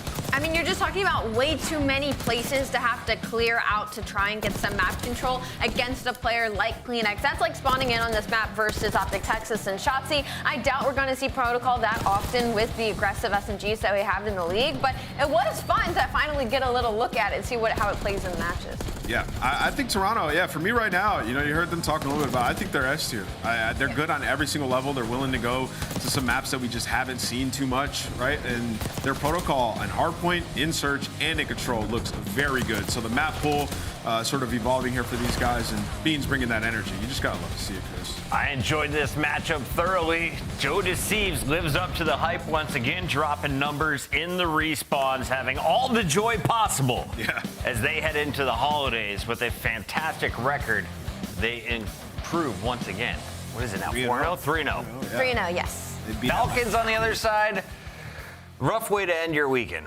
Yeah, it's definitely a tough series, but I think like you learn from that one. Once again, you go to a round 11, the protocol control, like it looked a little bit better. Like they were making some plays. Like at the very end, they could have won that last round and forced the round 5, but unfortunately just lose the gunfight onto the point. So for them, just got to keep on improving, man. We saw glimpses in this series just as we did in the first 2. It's great to see Tobias having fun alongside his new SMG buddy Joe Deceives. Today, he earns your Scuff play of the game. It's got to be the round 10. Game-tying ace in Search and Destroy. CleanX gets all 4 in the round. Allie, walk us through it. Yeah, this was insane. And this is what I'm talking about Protocol. Like, he just gets lost, and they're also just solo shelling him. Nobody's trying to push him out, so that's a free 3. And then obviously only one guy left, not much to do. CleanX flies out for the kill in this corner and gets the ace. Toronto now 3-0, 0-3 for Vegas. Joining us live to talk about their most recent win, we have Jamie, a.k.a. Insight. Last time we talked with Beans, we've talked with Kleenex. We got an Insight joining us, and I want to ask you about your role in this current lineup. What do you do for the team alongside Beans? To be honest, I feel like I'm just the enabler for the boys. You know, I'm trying to make sure the game's flowing well, telling the boys when to like hit mid, rotate, that kind of stuff. I feel like we have a lot of talent on this team. It's just making sure we're all using it together and sticking to the game plan. Our observers have been catching a lot of awesome multi-kills, but we haven't been watching your screen enough. Where should we be looking at, Insight? Where's your best map? My best map? I mean, if I'm in the hill, I mean, that's a good POV. Other than that, it's probably pretty boring. Just stood somewhere blocking or just playing slow somewhere, I guess. It's so funny because you say that in map 1 you had 2 minutes in hill, so like it lines up so wonderful. Insight. Congratulations on the win here. I want to ask about Toronto and how scrims feel in this game. Do you feel like scrims have been translating into matches very well, or has it kind of been catching you guys off guard? Because that S&D was a little close. Yeah, I mean, I feel like our scrims have been going well as a team. You know, at the end of the day, it's only scrims and matches is what matters. You know, there's definitely moments in games where we don't translate from scrims to matches, but we talk about it and we're trying to get better every game. To be fair to Falcons, I mean, they look good at S&D, and they're actually playing some of them rounds really well. You know, there's definitely things we could have done better. Sometimes we're a bit too slow. But, you know, we're trying to get better, trying to improve every game.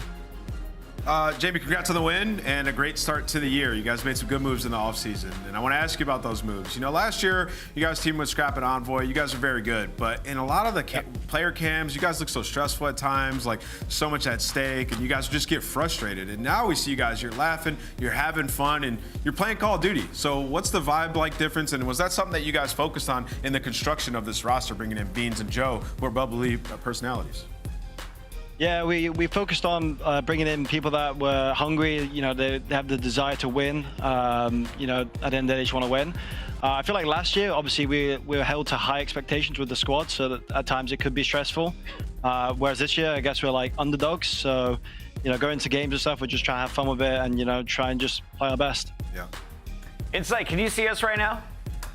I can see you. All right, my question, if we can get the director to go just one by one real quick down the line, which one of these desk hosts is best dressed? That's crazy. Ooh. Okay. Look at the name list. The Black Ops 6. Oh. What is that? Is that a cow? That's just a scarf. That's it jingles. Ali Cat's not really got much on. So it's between Puckett and Nameless. I'm going to go Nameless because it's Black Ops 6. I'm repping. That's what I'm saying. Yeah, he's repping. He's repping. Got Nuketown over Walmart. Understood. Great decision making there. Insight. Congrats on a flawless season so far. You guys are looking great. Thank you very much. Toronto Ultra, always a party with those guys. I'd pick your Walmart sweater, Chris. I appreciate you. I'd pick the bells. He didn't see the bells, yeah. The bells really, I think he needed the whole vibe. I just like doing that all day. Just tinkle. All right, we got an update coming our way, and it's been a fun day already. Reminder, this is a Super Saturday. We got 4 matches once again. Toronto Ultra highlights. Let's revisit some of the big moments throughout this one. And reminder, we got more matches coming up. A great day here live at the CDL. When we come back, it's Optic Texas LAG. Don't go anywhere. On the point. Sit on the point. Yeah, still have 2 ticks. The Esports World Cup is an official partner of the Call of Duty League. Upgrade your game with the Scuff, the official controller of the Call of Duty League.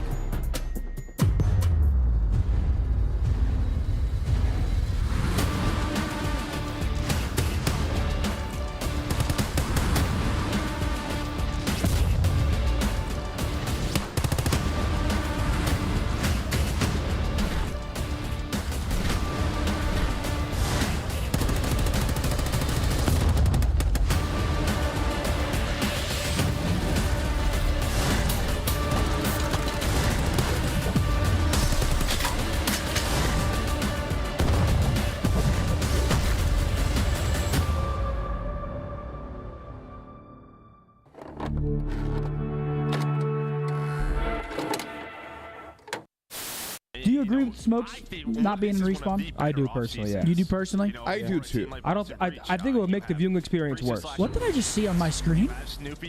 Who was that guy? Did you see that? No. Who the fuck was that guy? I don't know. Welcome to the citizens over there on YouTube. There was some random guy, like, see how they have the quad box? Like, there was some random guy just like in the all 4 boxes, and he looked like he was going crazy. Yeah. Yeah. They're playing my court. They have to play. They are both water. One shot. There's two water. They went both. They went red. They went red, Clay. Did they? Yeah, they went red. Both red. Both inside red. Both inside red. They went front door. They went front door. He's hopping. Watch his water. Watch his water. I had your word. Back door. He they didn't see you yet. Nice! Let's go, Clay! Yes, sir. We're going to have some laughs during this match, Maven. I'm going to openly just ask, who will be the worst player we see in the All-Star game today? The worst player from all of these teams? Oh, this is hard, man. It's the All-Stars.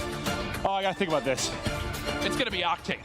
You think it's going to be Octane? Yeah. He was a beast, so he was number 2 overall S&D KD. Yes, he has, but guess what? Octane's had one good event since like 2016. I'm going with Nameless, just because he can probably hear me right now. He's going to choke big time.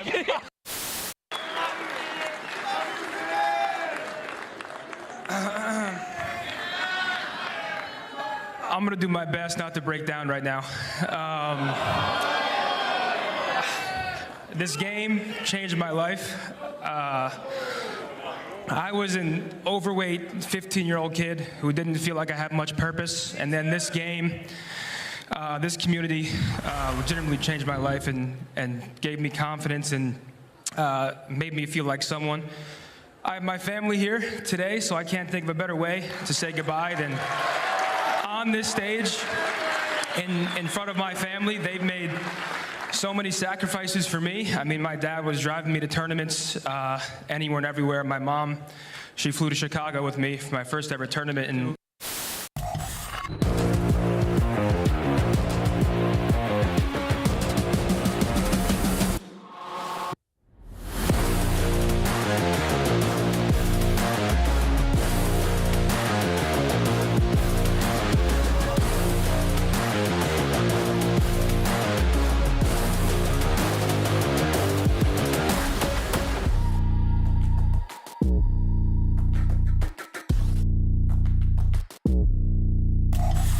Can you imagine getting a Kismet statue for Christmas? Awesome intro there from LAG, aka the Gentlemates, Rosalie, aka Alley Cat. Break down this team for me. They are 0-3, a terrible start. They're 0-3, but respectfully, they've had some really, really tough competition. They had just come off now a loss to the LA Thieves, and that is the closest they've played any of the teams thus far. And LA Thieves is considered an S-tier team right now in the league. So maybe we see the core 3 of those world champions finally getting some stride. If you missed it yesterday, the best hardpoint series we have seen all season. Go back and watch match 1 featuring Kismet, Lynn, Skies, and Priest, and Nameless. Who's the most exciting screen of these 4? I'm going with Lynn's, man. That game 4, the man was going crazy on that skyline. It was a 1-point game. Lynn's almost broke the kill record, was going bonkers with the SMG. And he's going to be the guy that has to go toe-to-toe with Shotzzy.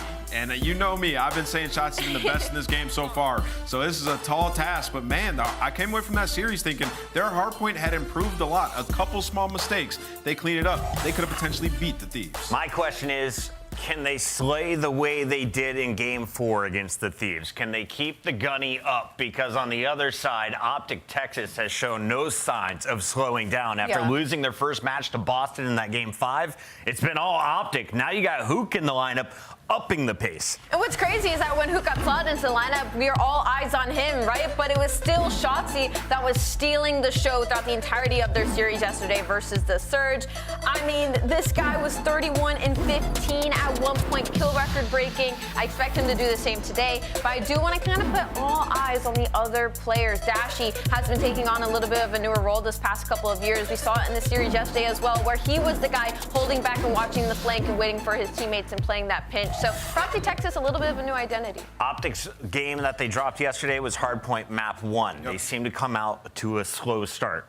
Is that a bad thing in this series? Can you take advantage of it if you're LAG? They haven't had a hot start in any of their matches. Yeah, I mean, I think you got to start hotter if you're LAG, right? Out the gates, like build some confidence going into this one.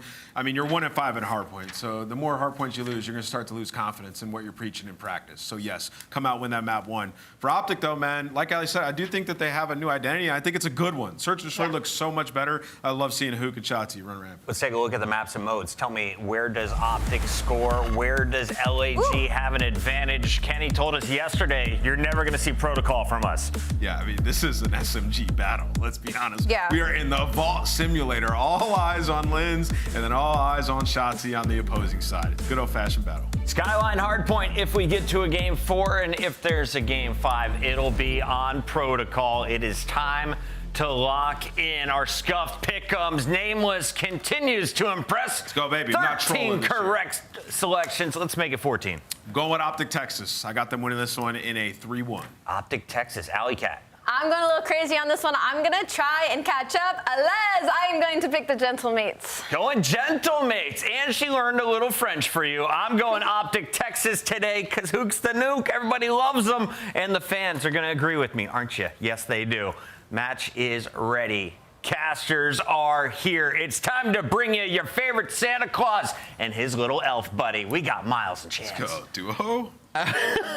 Favorite little elf buddy is criminal. I love it. Yeah, we're ready to go. I'm excited, man. I'm excited. Game 2 of this new Optic, and they're going up against a very spicy opponent. Chance, this should be cool. Absolutely. Also, shout out Wheeler. We check our mail. We check our mail. All right, my bad on that one. No, but very interested in seeing this match. I think more like, Optic making the roster change, all that sort of funny business going on. Fun to see Hook back in the league, but I just think from Gorilla's mate perspective, didn't have the best week 1. LA Thieves, I think Miles, we were on the same page. Expecting them to sort of get smacked around, and then they ended up playing them incredibly close. So I think LAG might have some new life breathed in them and maybe an opportunity to go against Optic. So I think we're actually going to have a pretty good series on our hands. Absolutely. It's going to be a good series. Always going to be a nice time. But yeah, we'll find out exactly who walks away with the old dubs here, folks. Into map 1 we go.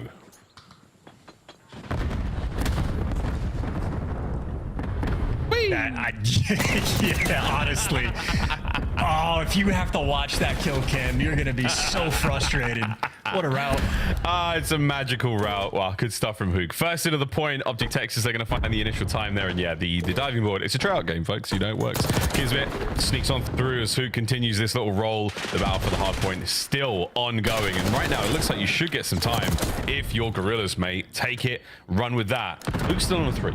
Yeah, Linz, though, came off spawn and goes, you know what? I'm just not going to deal with that side of the map. I'll just go through mid, go towards time. It'll be cool in that direction. But Hook just gets to be the ultimate roaming slayer. So maybe not a ton of time accrued by either one of these teams, but Optic super secure on this rotation. Everybody set up. Hook still pushed out. And every kill that he gets is a bit of a dagger to LAG. 2 players are past him, but Optic still have this setup. But Kismet might have found the route to actually pierce it and get through. And just like that, everybody has to turn and things are going to get mixy. Here we go through the back door. Skies v Dashy. Dashy brings his down. Kenny's there for a kill as well. Priest are down the front. Clean break. Optic are in. 3-3 from Kenny as well. See if they can turn anything into that.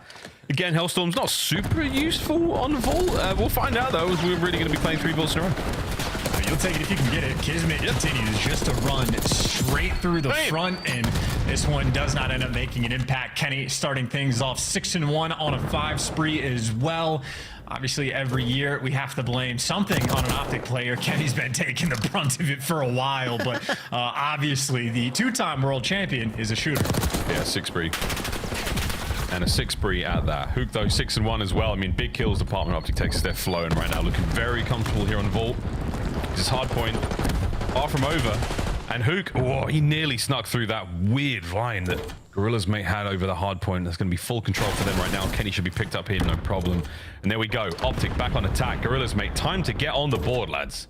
This is a wild situation, too. You have Skies underneath Art. Dashy just going to hunt him down. does not work out. No Batman's there, and that is LAG stabilizing. Gorilla's mate cannot handle P2s to save their life, but that is a wonderful sequence here on P3. They have set themselves up long term, and I mean, these are the important kills right now to make sure you keep the map under lock and key. Shotzi's, though, finding routes. Now number 3 on the minimap is getting active, and just like that, Gorilla's mate have to sort of back down and hunt down Shotzi, which is a nightmare. Get him, Lins. Or not. Pump them brakes. Shotzi's still in the back. Everywhere you go, it's a problem. There we go. Shotzi takes care of Lins. Hardpoint firmly in control. Skies. Oh my God. Close, but no cigar. Optic Texas once again full control of the hardpoint. That's exactly what you want to be seeing. Kenny v Kiz down low. Opens up a slight avenue of attack right now for Gorilla's mate to get some pressure on towards the hill. No guns up at the ready, but you've got Hook watching that cross. Dashy here by the back. Here come the Gorilla mates. And that's a nice set of cleanup to the pistol. It's Big Dashy in the back line. Kenny helps him out. That's a massive win. Yeah, chalk it up, go new. LAG just had what a beautiful sequence to flip the spawns, and then they just get picked apart. And right now, we are just seeing sort of every single player on Optic at their absolute best. You get Dashy posted on a heady, he'll give you 3 kills. He gets the pistol, he can do all that. Kenny is 12 and 5. The ARs are heating up, and of course, in the middle of all that is Shotzi just dancing with the enemy. And yeah, LAG, I mean, they are just feeling the pain. Yeah, Gorilla's mate. Into the second set of hard points, an opportunity to bounce right back, but 112 to 23. First go around, not great for them. This is where we find some time. On a Lins. Nice shots into his first. Great awareness on the second. Hooks route gone, dead, done, finished. He's on the naughty list for sure. Gets a bag of coal.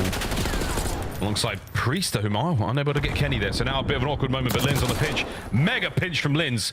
Finds his first. The dance is on.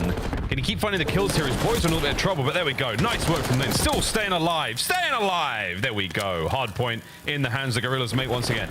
Yeah, but the split spawn's rolling through, and well, Shotzi ends up getting caught. Now Kenny's gonna spawn on the right side of the map. You're getting splits all over the place, and poor Lins in the middle of the 6 spree just has to pick a different direction to look, because LAG, where P2s continue to be their problem, they are not gonna have this rotation. You're gonna have to blow your way through the front, but a lot of kills going their way, so Sky's a ton of pressure now on the map.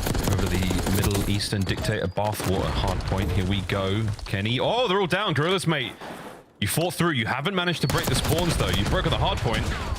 Lin's now tagged up. Pressure's now on. Nades are out, and it's coming Sky through the back line. He and Lin's clean house. Beautiful stuff. Is that enough to flip spawns? Yes, it is. In the middle of the map, Optic going to be coming from. Nice work, Gorilla's mate. Slowly but surely, Chance. They are right back into this one. Second set, so good. Oh, Skies was also just getting insane timing with Kenny there, but that is just the setup for every single player on Optic to fall. Maybe LAG, it's more of an issue of slow starts, because we saw a few of those, but they are right back in this game. Maybe the P2 woes have slowed down just a touch, and more kills gonna be flowing their way. Clean shots, enough for the trades. That's Kismet on a 4, so different players on Gorilla's mate taking turns to get hot, and kills at this point falling in Kismet's lap. Optic have got 1 second now rising since these hard points have started in the second. Wow. What a bit of work from the Gorilla's mate. Over to the new hard point we go. Optic will be in there first and foremost. First go around. This was all them. We'll see if the Gorilla's mate can get the break, because so far so good. Momentum's certainly starting to shift. They got a pinch working through the middle of the map. That's going to be Kismet, who just finds it. That looked like insane timing on the minimap, but maybe those players are just underground. And, well, there it is. Lin's going to deliver you 2. Shotzi going to be trying to dance, but he's got a lot of players he's dealing with. A lot of plays indeed. While he's trying to deal with these players, perfect time for us to go listen in and see how it sounds. Mid-weak crease. I'll make it, I think. Make it, good. On top, super weak. Low grass, bro. Low grass. Low grass. They should be turning off. It's not me. Priestess mid connector. One guy's low grass. There's a One shot, there's a vault. We can vault. One shot vault. Lower dead. I traded. In the vault. In vault, Priester. In vault, Priester. What's up, PK, man? Yo, I'll part shit on one more on time. Loki going deep left. One guy's we never killed vault. We never killed vault. No Priester. Watch out. Oh, absolutely. Cat. You watch out. Wow. One shot. There's that. I got it. I spawned. Alright. I'm gonna late pitch right. One guy's on me left. I'll go right with it. One shot left. Yeah, right. Shit, I'm That's a statue cross. I'm Statue still cross, playing right. 1 I'm still HP. playing right. Absolute statue Caesar. Yeah. Maybe our late. That's gonna be our late. That's gonna be our late, maybe. Or they spawned dirt. Trying to challenge me? I'm in the back. Watch out, lights. Watch out back guard. They're still there. I'm Major got You TK, I'm lead the guy back. One's back door on the back door 100%. Nice. Last guy in the back. Better. We're spawning out. There should be tree though. There should be tree. In the back, bro. He went statue. He wins, bro. Statue. He pushed up dirt, Kiz. Statue wins. On time. Keep front. Watch that front. One to the back. I'm on the front. Dirt got me, kids. He's on the right on you. Just say it. There's 2 on the right. 2 right there. That's my dirt. I'm right. I spawned in the back, bro. I spawned in the back. Shot this I'm shit. full. Dirt, 1 HP. I'm Caesar. check color. He's Tom, one of them. Reset. Tom, hit twice, bro. Dirt. There's 2. Watch out. Yeah, One he's shot. one shot, he's one shot. Okay, there's money in the back. There's money in the back. Alright. One right. I'm even. Oh, one shot. Alright, ball door Caesar, bro. Ball door Caesar. Okay, Gorilla's mates absolutely running the show. Chance, what happened to Priestess KD? He flipped it around. I don't know what was going on. He was double negged for a decent bit. All of a sudden, he's leading the lobby in slaying. So he was picking up piece after piece on the P4. And admittedly, it is just a super mixy game. Kill feed looks great there from Optic, but Lynn's also high impact player. Well, shoots one guy in the back and does get traded out. Right now, Optic trying to work on this funnel system, but LAG, they are dominating the whole way. Fighting through to the front side of the point now as well. Here come the Gorilla mates. Oh, wow, and it's 3 down. Optic last man up. Shotzi running for his life. And they're on the hunt. Kiz drives the spear forward. P2 looking great for the Gorilla mates as well. Lead change on the cards if they can get through Dashi. Here's Kiz back over to the point once again. Big Brucey finding the kills all over the place. Lynn's from up top finding time. And a battle for the new hard point. All complete. Shotzi's in. Optic with the advantage. This has been just a super mixy game right now between these two teams, but Optic again on P2, nice and stable, got a perfect setup as well. Hoop trying to funnel him through Hall. Kenny's there for the setup, but Kismet, for the 3rd time, just walks through the front door. Through the front door, right into the fridge, and he's rustling through you jimmies. Damn, son, here we go, back onto it. Can we keep the pressure alive? You have some coverage here from Skies behind them. Kids finding a kill somehow brought down. Skies is in. Hook now Lynn's pinch the point once again. It's breaks on breaks, and the Gorilla mates are in.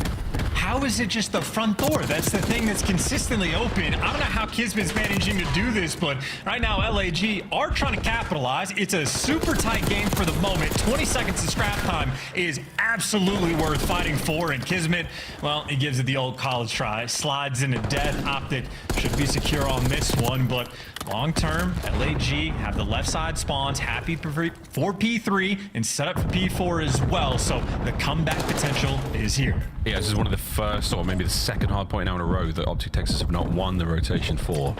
Here we go. Gorilla mates trying to take back the lead. Shotzi on the approach. He's timed this well. He's shot even better. Kismet was a little weak. That helps a lot.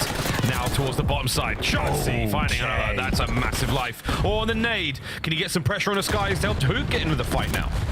This is just so much white time, though. Neither team really being able to collect. And, I mean, it might not be a factor, but 1:15 minutes on the game clock. We're getting close to that time. That's 2 in the feed there from Optic. But once again, Priesta just keeping him out of the hill. And LAG still have that fight. Shotzi, though, has found his way through P4. And I'm not sure if LAG are heads up. Skies, it looks like he's prepared for it, looking for it. But again, this is the nightmare game. You have to hunt down Shotzi. He hasn't been spotted just yet, but we know he's here. Again, trying to keep him out of play is one thing. Unfortunate stun from both sides. No one's going to hit that. 2-man attack. Shotzi high ground. It's so tough to deal with him in this position. We got to get a frag grenade up there, lads. Somebody try to clear him out. Optic now in the hard point downstairs where all the shenanigans taking place. Over 200 points. In the fear Shotzi just put in their hearts, LAG are just turtled up in their own spawn, so they need this next set of gunfights. Surrounding the point, Kismet finds the entry. Over to Hook. Can he get a couple out of this life? That'd be unbelievable. He doesn't. No, Sky's there. Now Dashi, pistol in hand. Pistol and Kenny break the hard point once again. Optic are in, looking for the win. That pressure is just overwhelming. LAG feeling the heat, and now you're going to have to flood through the left side of the map. Not a fun situation to be in, and you're going to have to hit the high horse, get in those doors, and do it fast. Right now, here we go. Gorilla mates finding anything there? No, it's going to be a couple of 3 in the feed. Optic Texas, you've got this one. Holding on. One last hit from Priesta down low and a contest, and this might be enough to force us to another hard point at the very least. But what a bit of work out of Optic Texas. A fantastic hold. And And that is gonna be, I mean, just very close to the game, especially with that spawn coming through. Shotzi just given a gift behind enemy lines.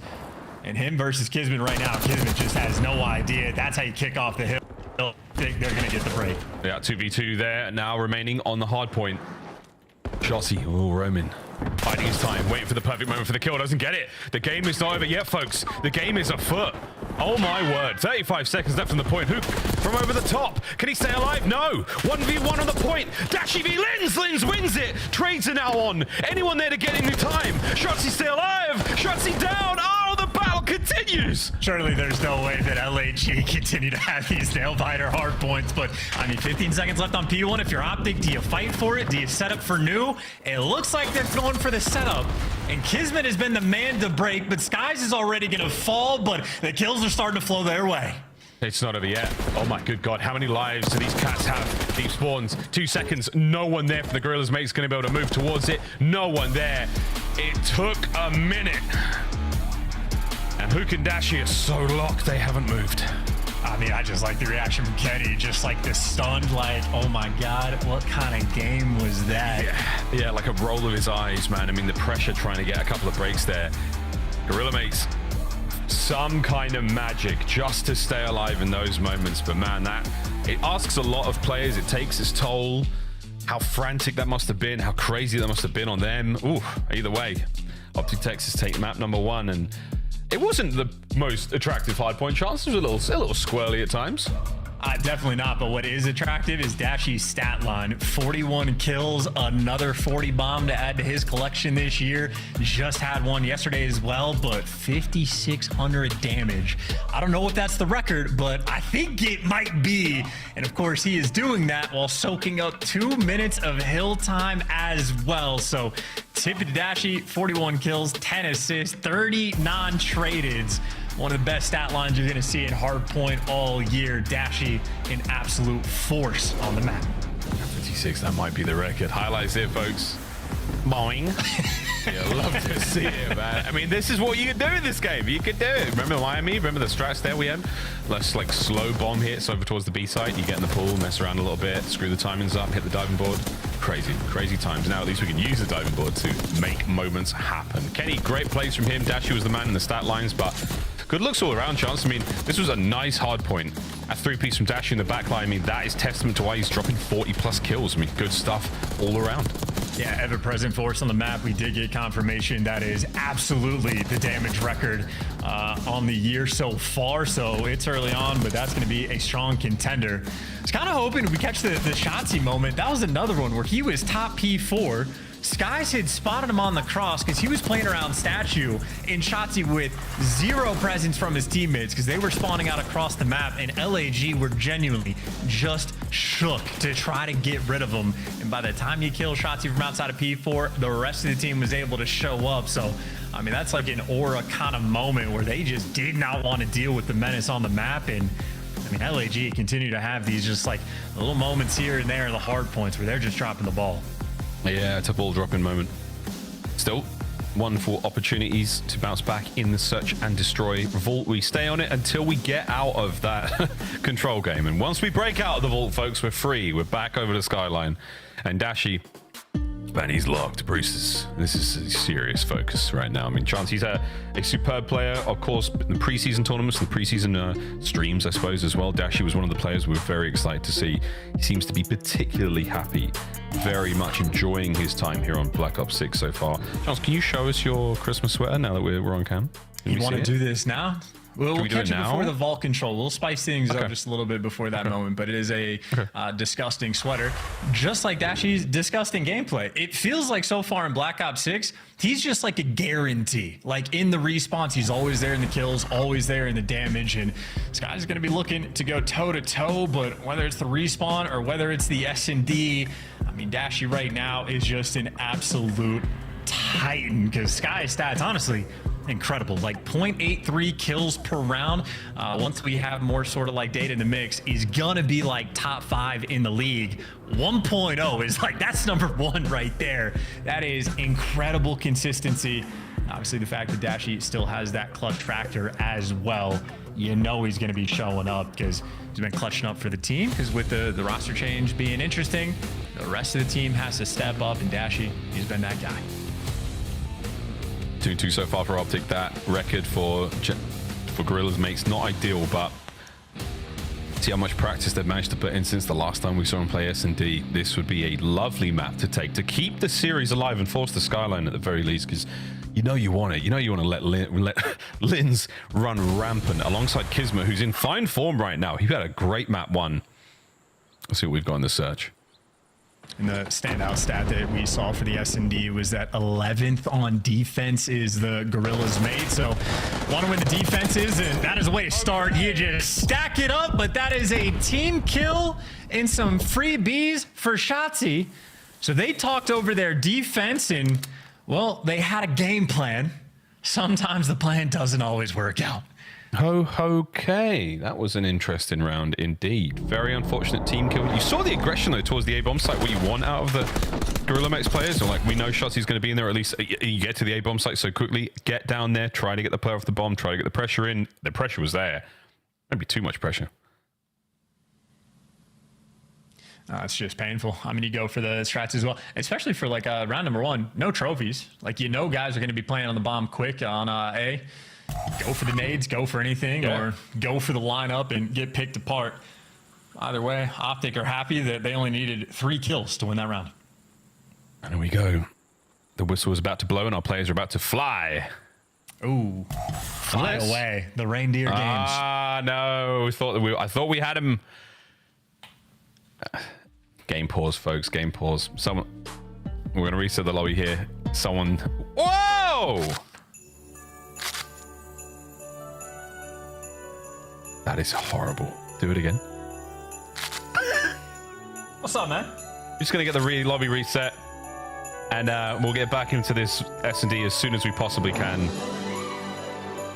Just so nice and festive. So happy. It's a magical time of year. It's so special, and I'm so glad I get to share it with the abdomen of my co-commentator. Yeah, it's a wow sweater. This is a small, and it goes down to my knees basically. So there's a lot going on, but yeah. There is nothing small about that, my friend. Well done. Wow, that was so much better than I thought it was going to be. Okay, well, sweet Christmas. Sweet Christmas. It's happening in the studio. Look, gifts are being given. Festive cheer. It's a miracle, boys and girls. It really is. And nobody got burned. All of that arm flapping, not a single hair was singed on that head. Outside, of course, Columbus. Folks there in Ohio get a lot of snow. What do you know, Chance? Ice cold casters. Look at the headset and everything. You guys, brilliant stuff. I am so shocked at the tongue. I was not ready for the tongue. I was not ready for it in the slice. That was something. That was something. But here we go, folks. Match number 2. Take 2. After we get through what was, again, a spectacular opening round. Real good stuff.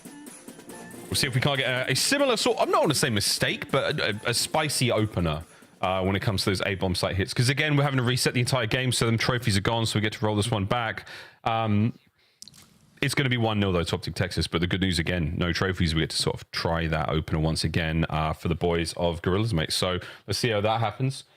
Yeah, it's going to be fun. It's going to be real fun. Hope you guys are enjoying the Christmas special so far. It's getting hot. I'm going to take that off eventually, but it's been a good time so far. A very, very good time. Christmas cheer and the season's bleedings. Reactive skin in store has been causing some stirs as well. It's like Santa left for a pack of cigarettes and never came back.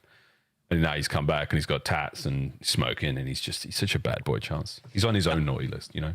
100%. I just, we're watching Dashy fry on like map number 1, so I'm just going to speak in his language. Watching Maven just get unwrapped has me absolutely checked. Like, my dope has been checked. It's so confusing. I will say though, Maven, he is the exact same on and off camera. So if anyone meets him, like, he is a maniac. Just all the time, an absolute crazy person. What you see is what you get. Truthfully, without question. Truthfully, like so truthfully. It does look like we are back. Hook and Dashy cameras are back as well, which is a big deal. But yeah, let's get back into the search and destroy for Optic Texas Gorillas, mate. Yeah, we're feeling it now. There we go. bumping, soon to be grinding our way through this map. It's going to be 1-0 Optic Texas once the whistle blows. So far, all good. This is how Vancouver went. All right, Vancouver for Hook, 7-2. That was a fun series yesterday as well. Goodness. All right, 1-0 Optic Texas. Here we go, folks. Vault S&D, take 2. And of course, if we're talking about Hook stats as well, it is worth mentioning. Did struggle in the kills column on map number 1. Doesn't make a difference. A W is a W, but looking for the bounce back in S&D for sure, because I mean, Kenny's spoken about it. A lot of the Optic guys have spoken about it. Hook is somewhat ahead of the game. This is going to be an outer palm stack. Lynn's caught, but he's able to get away with a little bit low HP, but hunted down until Lynn's is the force on the map. And Dashy at a 1 versus 4. We know he's clutch, but this is a incredibly tall task. It'd be a Christmas miracle. Oh my. Or is it going to be a cheesy Hallmark holiday movie where Dashy leaves his big city job, goes back to the countryside, finds his love, working at a VHS store. Shoulders.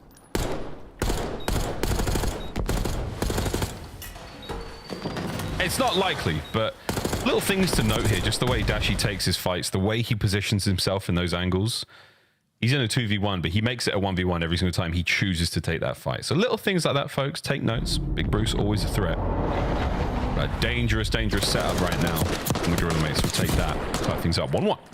Yeah, I just appreciate that level of respect, right? There's a lot of players, if it's a 1 versus 4 situation, the second he shoots in ball, everybody just slides out, goes for the double chow, but not Dashy. We're throwing some shoulders, we're throwing some stuns, we're throwing some nades, we're making sure this dude does not clutch on us here. So LAG clearly coming to play, nice bounce back round and a nice counter strat effectively as well. Say counter strat, they go towards A, it's offense, it's what you do. This is what you do, man. Get right down there, get that bomb down. But here come the Gorillas Mates once again. They're inside of the A-bomb site, and need to hear from Hook's going to push the players on the outside. But a lot of damage dealt already. Gorilla Mates, they managed to stop that bomb plant. All of a sudden, Optic Texas right back in action now. Slow things down. Try to get himself back onto the bomb. Not a lot of plays left here. They've run out of things to throw. It's down to lives and int. Right, you are, Miles. I honestly can't believe that Optic left Shotzi by himself on site again. Quite literally, the first shot we saw at LAG was triple stacking down low, and they just did the exact same thing. But for 3 versus 4, you can see it's a nightmare to get inside. Hook is collecting the bomb and gets 1 kill. Trades do not roll through. The Jackal is OP, and Dashy in a 1v3. I mean, go for it. Go for it. Ooh, I always feel like there's a chance, but this is what we've come to expect now. It's just insanity. A-bomb site insanity. Get in there in this tiny little wet room and just sweat it out with anywhere from 6 to 8 other men. It's just crazy. Right, you say 6 to 8. That's what it should have been for Optic. Again, round 1 for the defense LAG had was to triple stack down low. And I mean, Shotzi just got left to die. I think he had a little bit of coverage from the player on the pool for like the right side chow, but that is just overwhelming force. So I do think that is actually a super solid strat on defense. LAG making it work. Now they want to dominate the hall. They'll deck the halls in a brief moment, but it looks like we're still showing a lot of love and attention towards the A-bomb site, Gorillas Mates. Sky's watching the back. And Kenny's first blood. That's way out of the play, essentially, right now for Gorillas Mates, but it will come back to bite them. And Hook, he's looking to bite early. That's the worry, though. Oh, Sky's picked up with the lineup. Holy moly, Kismet. He's in trouble. He can't get away with his life, but the lineup was nearly there. Gorillas Mates picked to pieces. And that's sort of a perfect counter strat coming in from Optic on the defensive end. Barista tries to get active B Street. Kenny, I think, just watched him the entire way through a car window, and there was no pressure on the A-bomb, at least not off the rip. And if you open a little bit of space up for Optic, I mean, Shotzi just finds the route through the middle of the map, goes on a free and easy flank, and Hook, I mean, effectively the same thing through the hallway. So Optic, we're just giving way too much space to play with, and if you don't hit that quick A plant, a little bit of space is going to go a long way. 2-2. We might be going the distance here on Vault. Back to the halls. Back to the bomb site. There we go, the plant finally. Oh, Hook. Can't get the kill. A lot of information passed over, though. Shotzi still staying down low. Oh, wait. He might be able to hop up, find someone up here. Kenny levels things. And I wonder what shots he can hear. They come! Nearly! Linz stays alive. 2v2. 2v2, but only 22 seconds. Sky spotted him out, so you got this guy trapped in between two players. Dashy just trying to buy you time, 16 seconds. Someone has to hop the bomb quick. Kenny can't clutch this. They're going for the fast flank. Pinch either sides. Linz, send it. Nice. Enough time. Yes. Well played, Gorilla's mates. The retake was there. Kenny would have had to, I mean, he had to guess head on a swivel. Are they both going to slam their way through the front? They don't.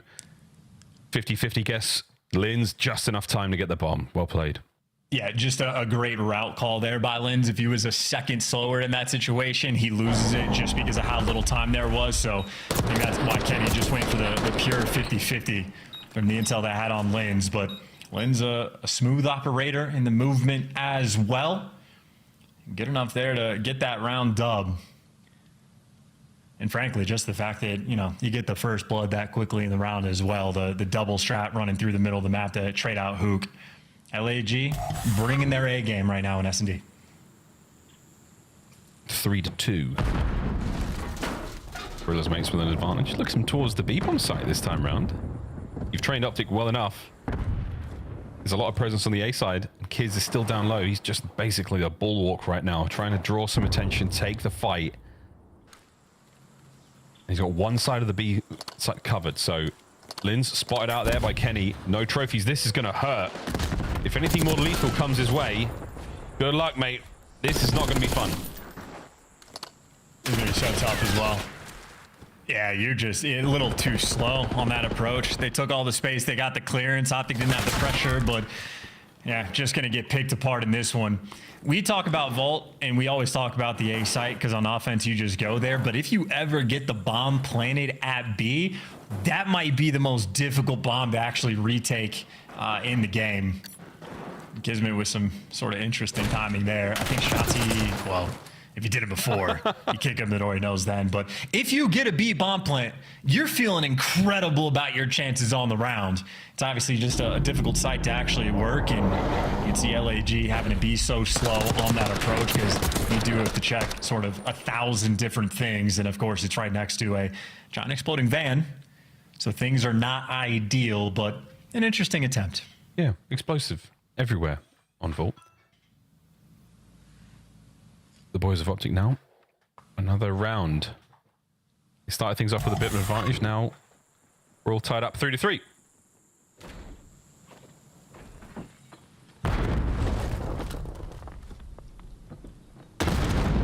Opening hits. I don't think any of the nades are connecting. Hello, son. Well, last round, LAG just sent 2 through the middle of the map. Aye. That's the wrong direction. You'll take it. I don't think that stun hit his teammate, did it? No, we've still got a lot of presence forward. And another member of Gorilla's mates just caught unaware. Down the skies. They might just be outthinking themselves. Yeah, 1v4 attempt. This is a 1v4 for the ages, but yeah, a lot of thinking being done. Oh my gosh, I don't hate it. Luke's not going to let this happen. Surely not. Catwalk player should be getting in the mix in a moment, but Skies is now armed and dangerous. Big Bruce doesn't lose those fights. And I don't know what LAG was sort of getting baited by in that moment. I don't know if that was like a lack of pressure on the A side or if like the TAC usage was thinking that the B street pressure was going to be there. But I mean, yeah, you saw the strat from Kismet. He was just ready for players to walk through double doors. Turns out Optic were still just in their spawn and ends up getting free kills. So yeah, LAG maybe too smart for their own good. That's a tough one, man. I feel like this game, there might be more overthinking in this COD than there has been in recent years. That's just pure conjecture, but at the same time, I feel like people are making more unusual mistakes. Could also be because of the start of the year, but you never know. Either way, Optic with a slight advantage now. 2 more for the win. Gorilla mates, you've been looking fantastic here in the S&D as well. This is another attacking round towards B. They really want to make this work. Okay, you get active B street here. One player just made some noise. That's just going to be Shotzi. And he's behind a van, and Shotzi only now has Dashy for the coverage. And you already got the first blood, but in the meantime, Kenny has also taken some space, and LAG have not gotten the bomb down. Lynn's repositioning through A, and LAG just getting picked apart along the way. You lose Priest to the bombs down now, and Dashi, he's pushing this. Giz is out. He's safe for now. Uh-oh, Shotzi's there for the last one, and that was a funky round, man. Optic Texas take the advantage, chase the kills, literally chasing the kills as they race that finish line. One more map, one more round, and the map is theirs. And I'm sort of losing the thread. I'm not able to see what the game plan is in some of these rounds from LAG. I mean, a great first blood. I think it was Lynn sort of jumping from the top balls, catching a player in pool. You think that's the time for everybody else to get active or make any type of decisive call. But next time you look at the mini map, well, Kenny's hunting down Lynn's. He's flanked all the way around. So, I mean, it's Optic that are playing with a bit more pep in their step, and they have everything they want except the bomb. That's because Shotzi wants to drive an RC car, and I think I've seen one good car out of 15 attempts this year. On Vault especially. Whoa. Okay. Opening advantage here for Gorillas, mates. I'm taking the high road right now for Optic. You've got choices. As soon as you hit middle of the map, there's a highway towards B and A. How are we doing this, lads? You're worried about a lot, and so you should be. Gorillas mates are all over the place. I mean, just 2 in depth to spawn and 2 down low. Cleared out one side of the ball, shot down to the other. It's a triple hit. And they all fall. You got a 2v2. Oh, that was a delight. Dashi picking up the kills. Kismet trying to make his way from up the top side. Now it's a 2v2. Here we go. It's a pool party. Gorillas mates, they won it. Hook's playing it close. Dash over his shoulder. 1 up, 1 down. Here we go. First blood in for LAG. Could Dashi find the second? Did he see the player on the red dot? Skies gets the kill. Stays alive. Man, what a battle. Oh my God. Yeah, huge win from Skies in that moment. I mean, just Peeker's advantage, I suppose, on the slide out. Great shots as well. And I mean, ice in his veins. Hitting that red solo cup and getting ready for the next round. That was a near 3v4 though from Optic. I thought they were about to pull out some magic, but just clean shots rolling through. Well, because of Codcaster, we have the CDL operator overlaid. Whatever Dashi was wearing, whatever he would look like in that situation, he was basically invisible anyway. So shout out to Skies. That was a very, very good win. All the piles of trash on the floor there, the water effects. There is a lot of visual disturbance to make Dashi blend in there while lying supine. Oh, Black Ops 6. It's just, there's so much going on. There's so much going on. All right, here we go. A bomb. Gorillas mates, you're in. And you're planting, hopefully. I was going to say, thank God they're just not going B Street. And Optic stacked it as well. So now Priestley actually had a huge responsibility. He ends up just getting triangulated. And finally, the second good car we have seen this year, a 3v2 in favor of Optic. She gets it. Whoa, the slide from Kismet from the top rope all the way down through hole. My word. The slip and slide of doom. Kismet, though, all smiles after that play 2v2. Is it a drive-by or a fly-by? Optic, got to be faster. There's one kill. You got to hop the bomb the next, like, 12 seconds. And Kismet might just be able to catch a player, or he might get caught. How fast can you go? He's so fast. Kismet. Down, done, and that is game with 1 second on the clock. Man, he was running for his life, running for the round, running for the map. And there, defuse complete. Optic Texas, stay alive. The shenanigans on Vault are over in S&D for now. And shout out to Dashi as well. Again, I think we've seen 2 good RC car uses on the year so far, and maybe 10 different types of either failures or just, you know, you pull out the car, it gets shot immediately, and you just get no real intel, no real space, and you just sort of wasted time. But Dashi, again, able to deliver in those moments, and Optic deliver a 2-0 lead in this series. They're all about the business. Yeah, man. I mean, good stuff out of Optic. I think there was a really, really fantastic turn of events for the Gorillas, mate, in the first hard point. Again, a little bit too late, but very, very strong showings of life there. And I really enjoyed what I saw there on Vault. That was a spicy S&D, good looks either way, great gun skill, good play calls, teamwork and comms are all there. The chem's good, but 6-4, end of the day, that's a solid victory in Search and Destroy. The 221, though, a lot closer. Vault, we stay on it, folks. We definitely are going to be seeing that Vault control played. Skyline hardpoint, if the Gorillas mates can bounce back. And this has been a tight series. I know the French fans watching want more. And you're going to get more if they can find the dub here on Vault Control. For the new Optic, one of the more difficult game modes to just jump in and figure out a chance, I think. I think there's a decent opportunity here for the bounce back. Very, very much so. Well, certainly the LAG have the reps on it, but that'll do it for myself and Miles. Over to the desk and see what Nameless can break down. Man, what a tongue on that guy. Chance looking great today. He looks good. Fantastic outfits and wardrobe from everyone. It's all right, Alley Cat. It's very festive. I'm surprised we didn't wait till tomorrow to do it, though. But yeah, we're gonna lose Quentin Joe tomorrow, so I wanted to dress up today. Aww, yeah, that was very get the whole family together. Speaking of family, we had a feast, a family-style feast. If you are a fan of Optic Texas, Shotzi has been enjoying himself on Vault. On the other side of things, let's talk about the search for LAG. You're up 3-1. How do you let Optic finish this game 6-4? What went wrong in the middle?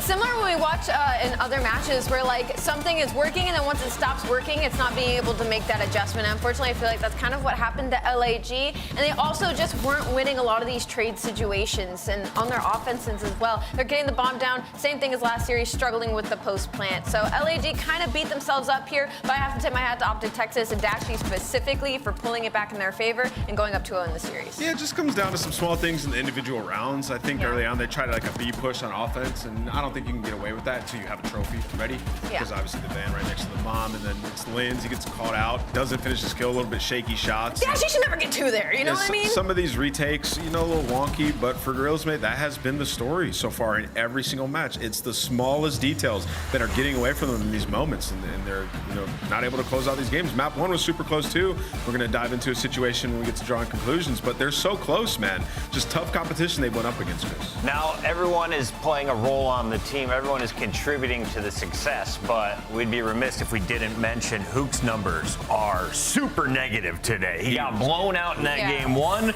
Then you just saw 3 kills. Granted, it was a first blood in the final round, but he's not really able to put up the similar numbers we've seen from him in the past. Yeah. Is that a problem, or is that still okay? Because Optic's up 2-0. It's still okay. It's only their second match, right? And it is technically against a very formidable team, formidable roster that are used to playing against Hook, and they're still winning, so you can't be too harsh on him. I think it's a potential issue, I'll be honest. The inconsistency. That's the problem with Hook, and that's why they got away from him in the first place. It's also why Surge tried to get away from him. He has to find a way to be a little bit more consistent. Now, granted, they closed out that map 1.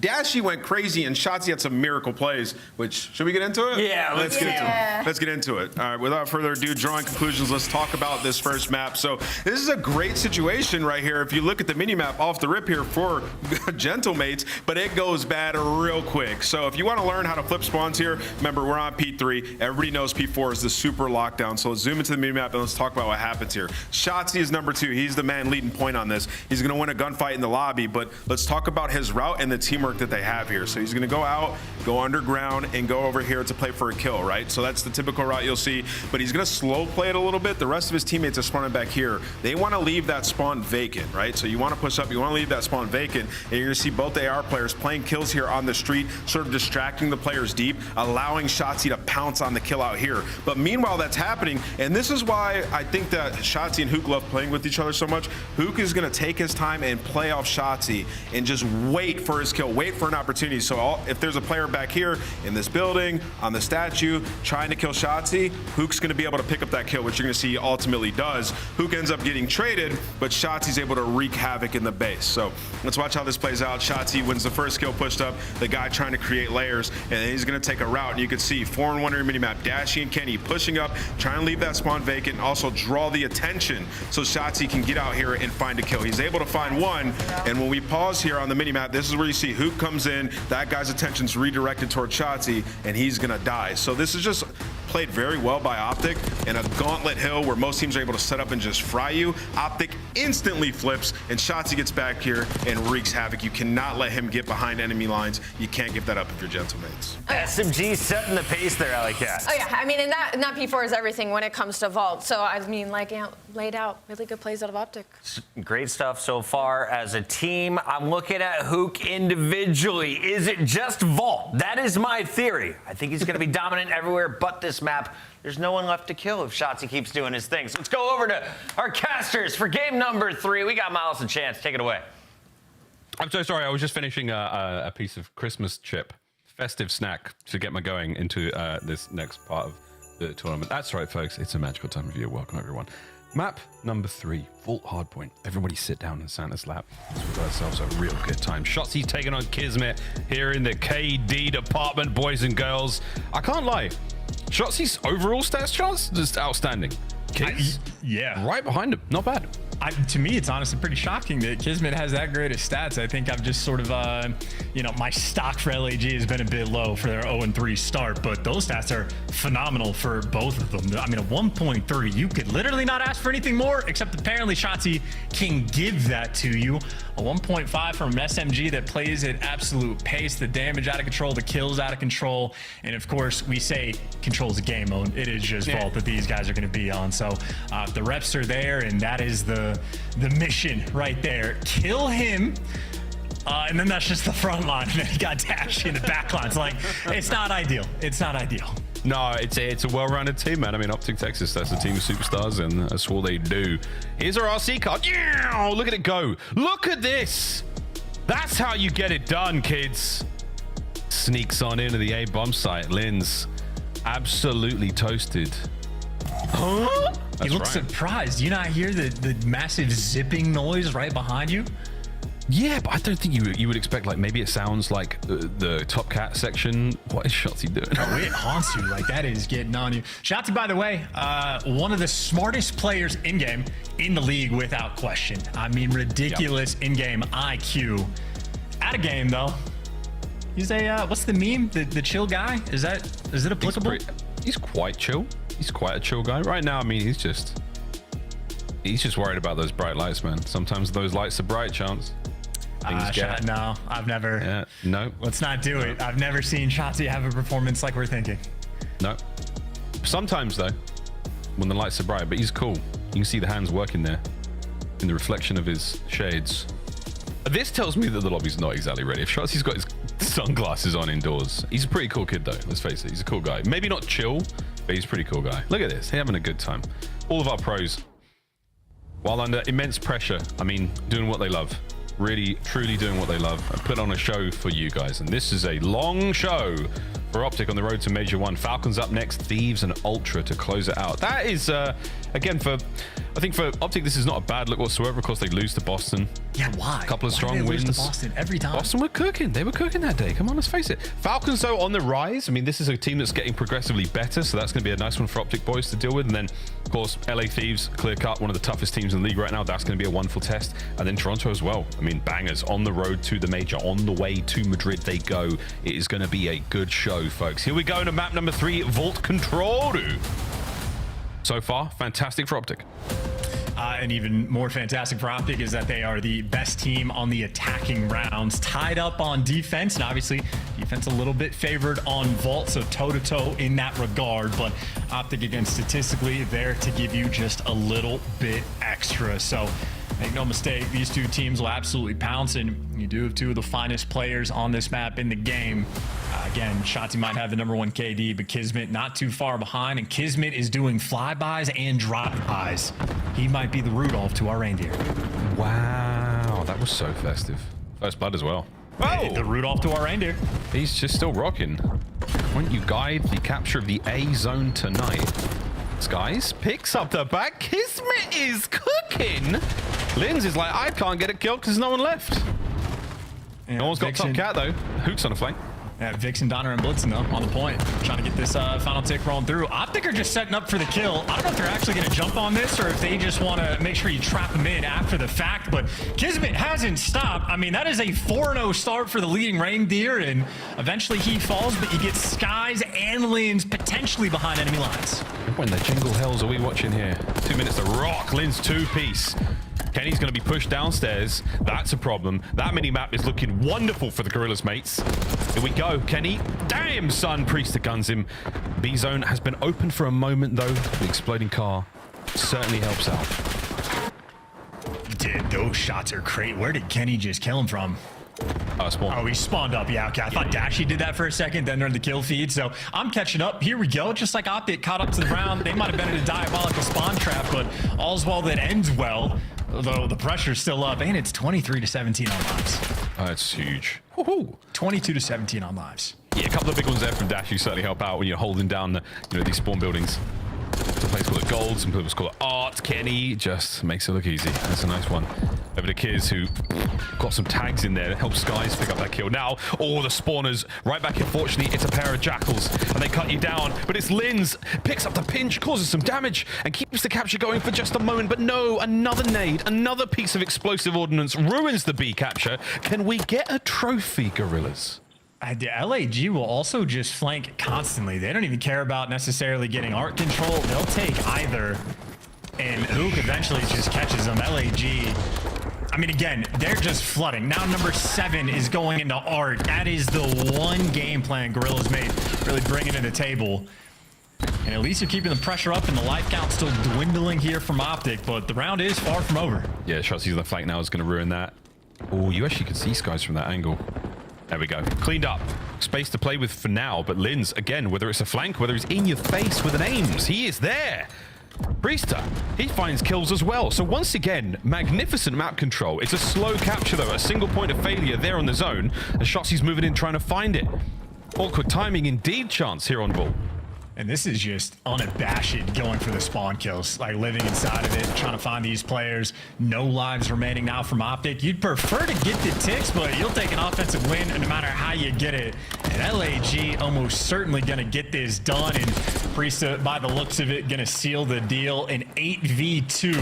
And in Shotzi, last man standing. No, you can throw this. This is throwable. This is definitely throwable. Shotzi, done. There we go. Gorillas, mate, no. Even in a 2vx, you got to do what you can to make sure you get those boys away from that zone. Because you only had 20 seconds. I don't know what the timing is, Miles. You muted yourself on Discord. I can't hear you. I'm so sorry. I muted myself on Discord. I'm so sorry. I was trying to get the timing ready to finish the sentence. I hope we timed that well. You didn't. I was waxing, but it was throwable. It was very throwable. Good stuff. Sorry about that. Kismet, by the way, absolute reaper apparently on this map. 12-6 on the start, so 12 kills in an offensive round. Honestly, that might be the type of record that we should be talking about, of like on, you know, whatever the more unfavored side is, what players pop off the most in those situations. So Kismet, quite literally from the jump, there to deliver. We'll see if Optic can respond with an offensive round of their own. Well, statistically, they do have the edge, but right now, Kiz, 12-6. Shotzi's dive just gets stunned, concussed first. Instant on the point. Nice trades from Optic now. They've got the advantage. Kenny's aims.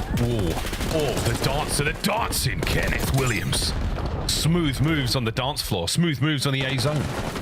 Yeah, and like the finesse around the pillars as well. If you just buy your teammates the space to get in the mix is always huge plays, but that's enough for Dashy to get 2. But the entire setup of the play was just to get Hook behind enemy lines, and he just gets read like a book. Skies is there, so LAG again, handful of world champs on this team as well. Not the team that'll let these flanks roll through.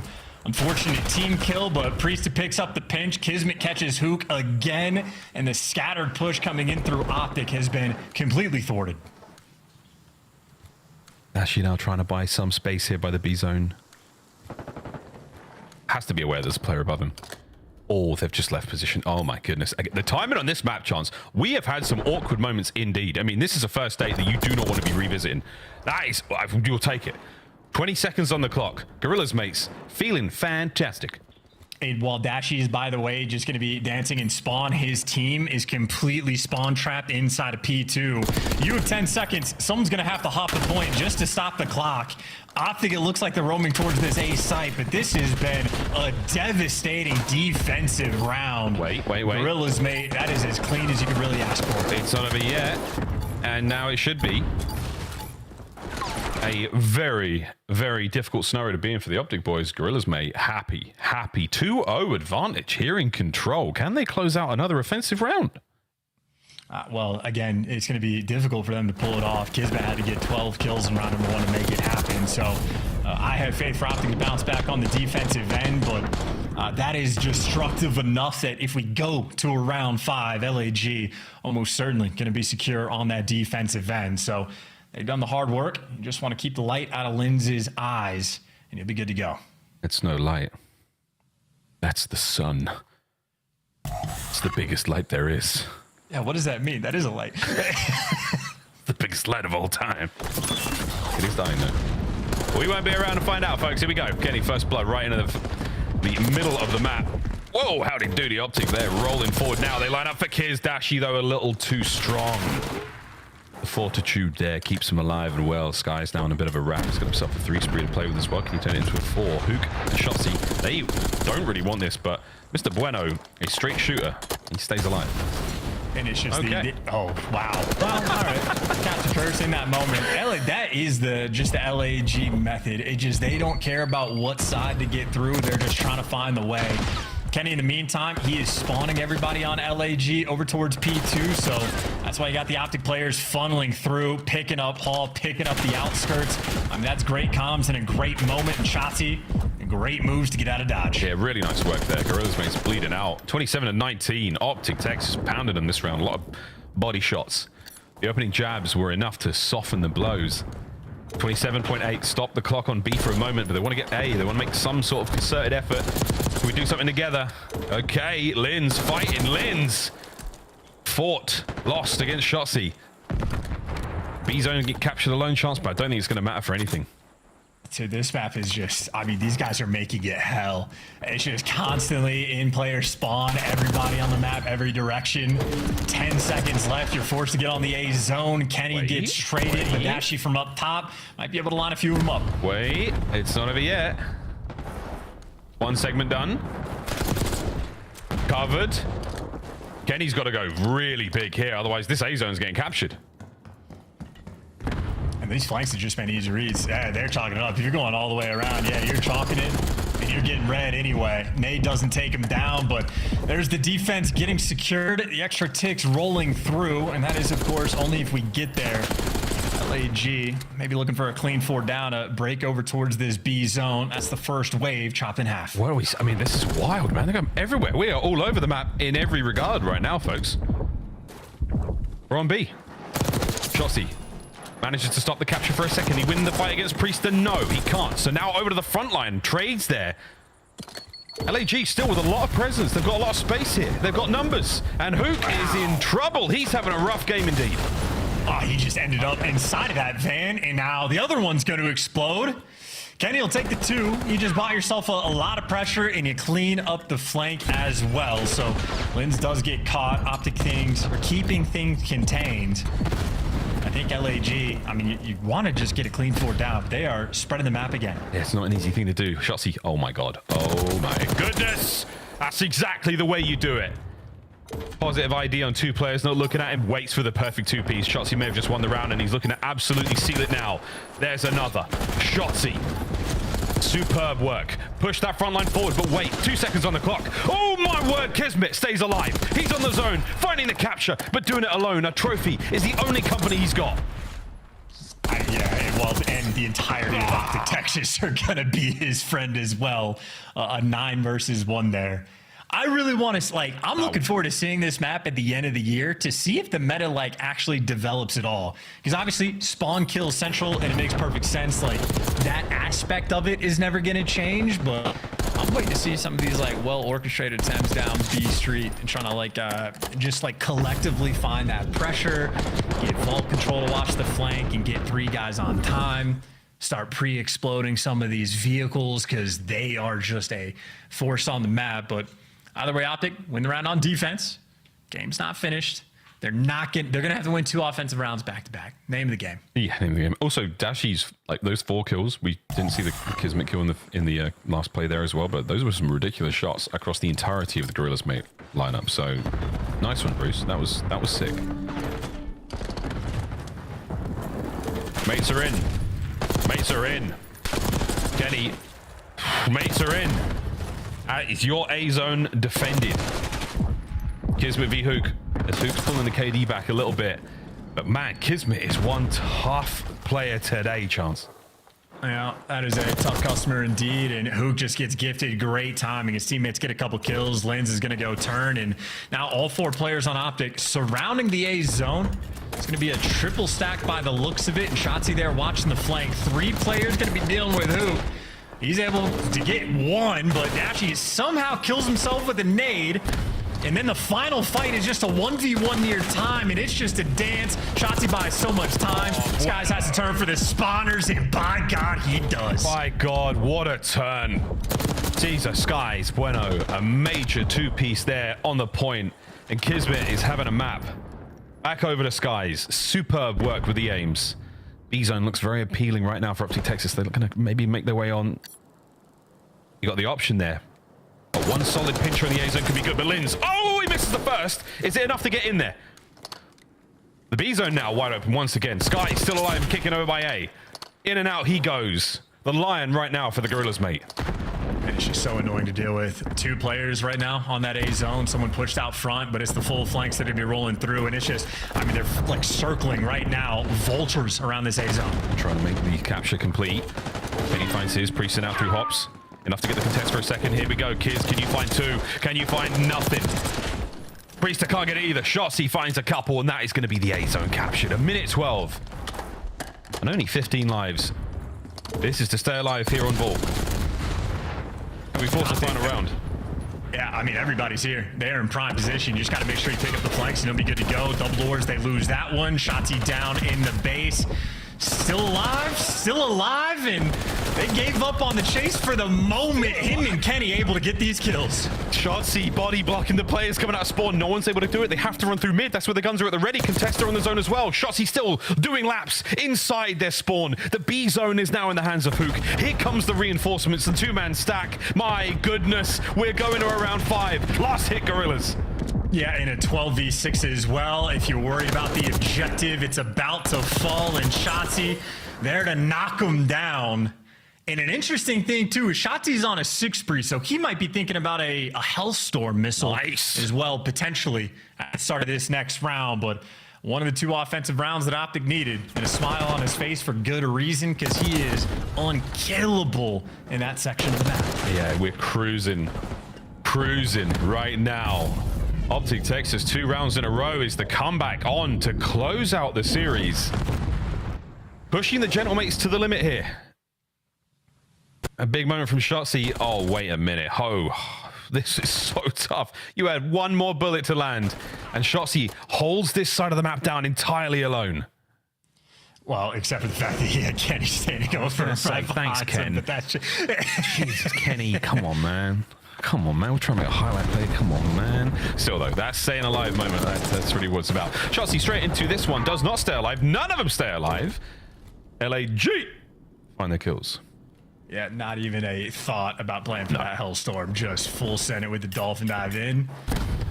And Dashy, if they didn't know where he was, they certainly do now. Lion Heady is an insane one. Sky's there to rip him off that. And, I mean, Optic right now effectively stuck in spawn. Gonna have to do it the hard way. Slowly work yourself out. Ooh, there you go. Trades all over. Linz holding off until the rest of the boys can show up. Hook's soaring, man. Absolutely flying. The Nuke has turned his KD around massively. He is putting up the production in the last 2 rounds. And look at this. Beautiful teamwork, man. As soon as he knows that player in mid's done, he's like, all right, eyes forward. I'm going to pick up my next position. And Hook picking up more than a position, finding a couple more kills. Over the way we go. Damn, Kismet with another ridiculous win. That makes the A-Zone very dangerous for Optic. All right, that's a tough 1v1 to lose because you don't have the pressure on A either. You were just trying to stop the clock and get players in position, but effectively back to square one, and time is ticking. 22 seconds on the game clock, and everybody's spawning over towards gold. Not fun to attack either site, and if you have to lean B, that's a nightmare. But no, A's going to be the call. They're surrounding it. Oh, Kenny unfortunately loses that fight. Final 10 seconds. Oh, we're in A-Zone for a second. No, it's done. Hook's got to go huge. Can't find a kill. Dashy, what can you do? Alone, you touch the zone. The answer is no. Kenny able to do it. Yes, he is. Priesters 1v1 though ends it. We go to Skyline. Gorillas, mate. They do not let the comeback happen on Vault. And thank God, folks, we say goodbye to Vault. Yeah, this has been a wild series so far. Vault can produce some wonkiness, and that is just a wild time there on Vault control, but stats don't lie. I mean, Shotzi certainly had his moments for a few different field days, and Kismet was taking his turns as well. Each team was able to win an offensive round. Again, it's about a 36% win rate for offense, so you can sneak it through. You can get them. But if you get defense for that round 5, you're going to feel that much sweeter. And LAG, well, they keep things secure. Shout out Kiz, 30 and 24. Him and Shotzi, I mean, just active on the map as well. Tons of engagements. And B-Dog as well, 4K damage. I guess Kenny matches him. Yeah, that was an absolute battle between these two teams. Very similar stat lines across the board. Yeah, it's that kind of Priest to Kismet synergy is really starting to flourish here, where Priest is dealing the damage, Kismet's the guy getting the kills, I suppose, is one way of looking at those stats. And yeah, Kiz was all over the map, man. He was a menace. That opening round, I think, was the most impressive individual runs we saw. After that, he was just a ghost. In and out, spectral assassin. As he just continues to roam around Vault. So hard. Again, a 3-tiered map. He was able to make those plays happen all over the shop. Good stuff there from the Gorillas mates there. Happy to add a loss there to Optic Texas in the control department. The first loss they've been handed in the season so far, and it's early days, but very spicy stuff there from our purple team.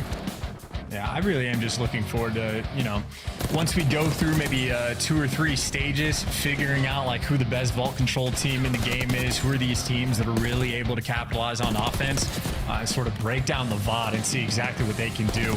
It might be the case that it is just a spawn kill mix fest blender the entire time as your primary key to success, but I do think a team or two might be able to crack the code and figure out something just a little bit sort of finer tuned, but I mean, that's going to be a long way away before that develops, because I mean, this map, when it's good, it's great. When it's bad, it's hell. I mean, we've seen this with ever since Control came into the CDL or into the competitive COD war back in Black Ops 4, we're seeing the start of the game and the end of the game, even the middle of a game's life cycle. Control looks so different every single time, man. Every single time. You know, whether it's a patch or two that changes things, or whether it's just players learning new tricks or new, you know, effective ways to capture zones or to trap players in spawn, whatever it may be, our pros are finding it and it is changing the state of the game. So yeah, we're playing a lot of Vault right now, boys and girls. Yeah, no joke. However, the addition of Hacienda is going to change everything, and you never know, Protocol might get a lot of love. But for now, get that ish off my screen. We're going to Skyline. I'm very excited for this one. Should be a banger. And again, just based on the way that both of our teams are looking right now, Kiz absolutely on form. Shotzi and Hook can always count on those guys to be a lot of fun. I'm stoked, man. Linz has been a great view ever since this team hit. So this is going to be a good one, mate. Very good.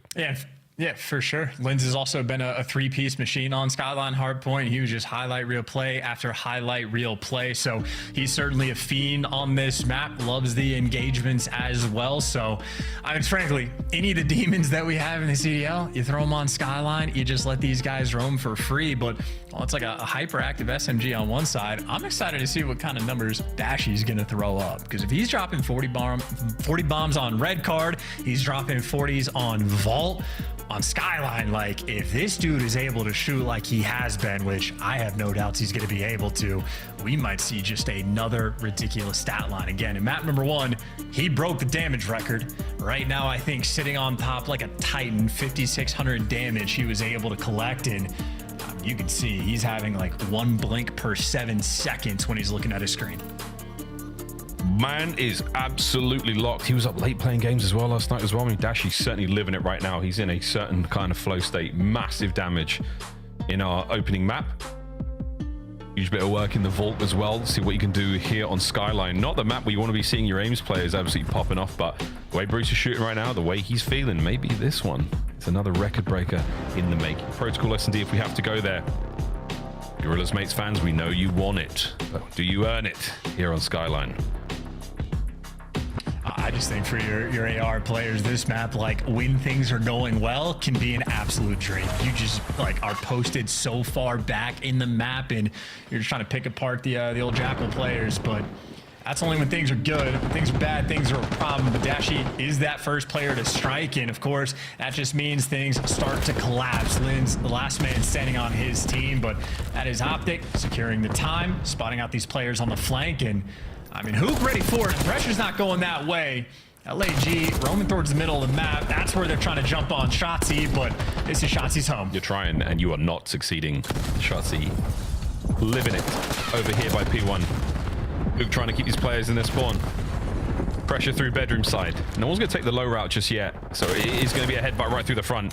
He's finally finding the kill on a Hook. Into the hard point once again. Shotzi finds another. And you've got a break. You've got 10 seconds to go. And if you can get there fast enough, you might actually be able to make this happen. Hook, the nuke, can't get another. Spawns have split. An Optic on the right-hand side of the map. Parallels now. And a foot race onto the nuke point.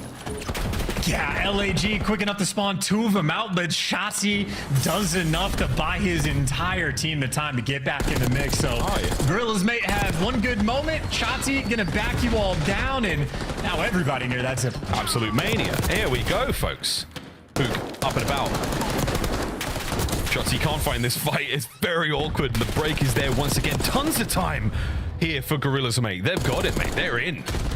Bruce is going to take that frag. Thank God it wasn't a sticky, because I think it bounced off of him. Now the counter track on for Optic.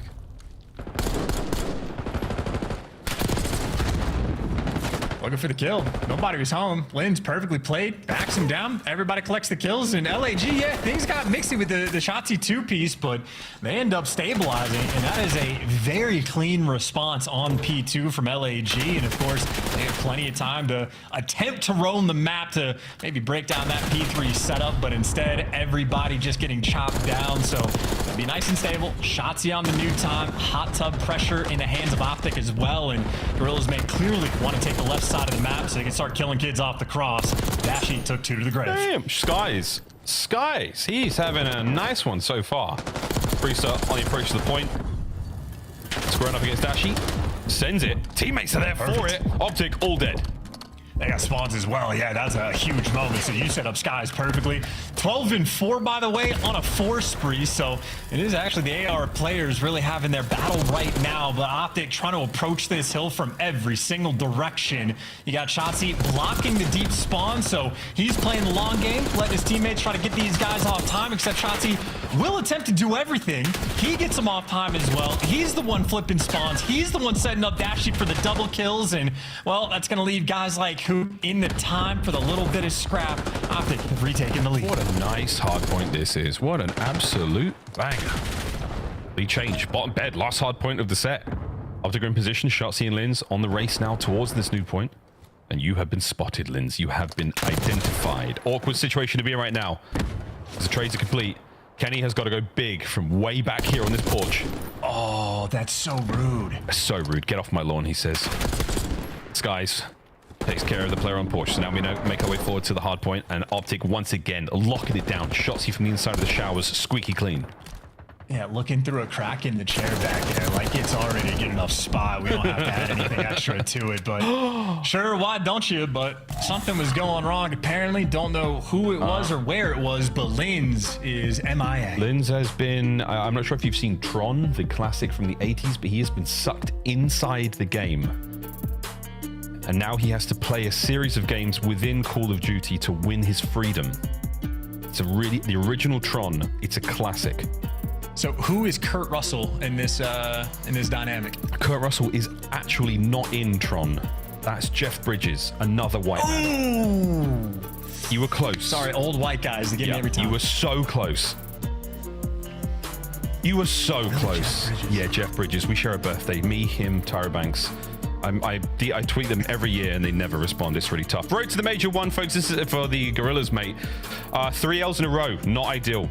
Again, close. Banging series. Tough opponents. Optic now, though, they are trying to get back. They've got a lot to do against this squad. And as far as, again, the map has looked so far, Chance, very, very nice. P1, all Optic. P2, all Gorillas, mate. P3, nice back and forth. That P4... it only just begun. We barely got to see it really get going. Cloud9 Ultra Falcons for the remainder of this Major 1 road for Gorillas, mate. There's a possibility to get at least 1 or 2 wins on the board here. Does it start now? Does it start now? For these guys, you certainly want it to. Like, you need to get on the board sooner rather than later, because, like, it's very tough to tell. Like, if Stone 3 start, even if, like, the second half of your schedule might look like a little bit easier in theory, it's just going to be mixy as well, because even teams like C9 looking a little bit better on week number 2 compared to week number 1. But either way, Linz, I think, was able to get out of the portal. Maybe Skies had to go dig him out. It is going to be a full reset on Skyline. So it'll just be 0-0. Go back and we'll go for the battle again. Oh yeah, well, full reset here, folks. Full reset on Skyline Hardpoint. Like, it's making that protocol look a little bit more appealing. I'm like, come on, man, let's just get this full drama going. Let's just go. This is two huge organizations with major fans backing them, screaming, going at each other in chat, saying all kinds of weird stuff. Maybe there's a tweet here or there. There's watch parties, you name it. Everything is popping. This is a good one. Let's go the distance, boys and girls. Optic Texas, the Gorillas, mate. Come on. I still can't believe that Jeff Bridges' Kurt Russell thing was so good. You put them next to each other, you're totally right. Two old white guys. Absolutely amazing. I hear what you're saying. You know who I share a birthday with? Who? No, Mother Teresa. Whoa. That's right. That's pretty cool. That's pretty cool. That's pretty cool. Did you tweet? We have nothing in common. Did you tweet on? Oh, wait. Oh, no. All right, here we go. Game's almost ready, folks. Gorillas, mates, whether the lobby's ready or not, they want to go. Here we have it. Full reset. Back into Skyline we go. Our second reset of the game, actually, or second crash of the game, unfortunately. These things happen. It's someone's PC, it's an individual. We can probably blame them if we find out who it is. This is something that we can actually find out, John. Would you rather live on Raid on Skyline or like hang out on 6-star? No. I'd much rather live on Skyline. What about 6-star? No, 6-star, there's nowhere to sleep in 6-star. There are no bedrooms. It's a hotel. Yeah, but it's, you don't have to be on top. You can go down one floor. Right. I think I'd rather live on Skyline. Raid is the weirdest place to live. Like the bed, it's so weird. Whereas Skyline, at least, you know, it's quite nice. Nice place for skies. Are we just gonna? We are. Oh, okay. Is this gonna be a good P1 for Gorillas, mate? Shoes in the other foot now. Cinderella. You're just waiting for Shotzi to jump. Yeah, there it is. I was about to say, eventually Kismet's gonna die off the hill. And Shotzi right now, just a nuisance. Just a nuisance. 3-0 start after that. His kills and his POV is simply different. His little slow start this map round. Kenny Red. Just watching for the hop up there. Nope, no one's going down those. The top side you need to worry about. And this is a P2 that you're looking very much forward to. If you remember Gorillas, mate, yeah, Kids finds another on the back line. Not going to get shots if the time, so the scrap's going to go their way. Oh, no, it's not. Linz is there. P2 at the ready. Optic trying to fight back for control. And Kismet really just makes the perfect play. He sets up his entire team and they get all the kills, and that is a 4-man wipe in the feed on a P2. I mean, effectively a tied up game. We'll see how much time Gorillas can get in this moment, but Kismet just put them in prime position. That's nice, man. Holding on. Gorillas, mate. P2 was good before the reset. Now it's looking even better. Optic. Second bite of the cherry. Is this going to be a sweet? Yeah, it's looking nice. Skies, you take care of Shotzi as well. Pinch is there. Too many things to worry about alone. That's the break. Yeah, you were in prime position, and that lasted for 20 whole seconds, and Optic effectively break on their first push. So no issues there. 20 seconds left on the hill, and it is looking like it might just be Mixie. Linz with the freebie. Him and Kismet popping up in the feed. You got Hook in the back line, and Linz shows off the moves, abandons the time to chase the kills, and that is just more white time on the hill. It looks like Kenny is going to be able to secure, except Linz off spawn hunts him down. So, yeah, this is looking like a true Skyline at its finest form. Here we go, yeah. Who got the instant reach out? Lily takes Kiz with him. Kiz takes 2. Kismet, 3 in the kitchen. Cooking up a storm, holding on the point. Give him the quad feed, or Shotzi doesn't want to chow. He wants to get caught by Priesta, and that is, I mean, maybe 5 or 6 kills in a row for the Gorillas mate squad. 1 spawn out as well, but they turn for it, so super heads up gameplay. Now you know the pressure's coming through mid, it's coming through grass. Shotzi's gonna fall. Kismet on top of everything. It's only Linz that can take him down. Massively attacking around here. Optic. Whoa, they are still on the back foot. Gorillas, mate, with all the pressure in the world, confidence flowing, and a big lead now starting to develop in our first set.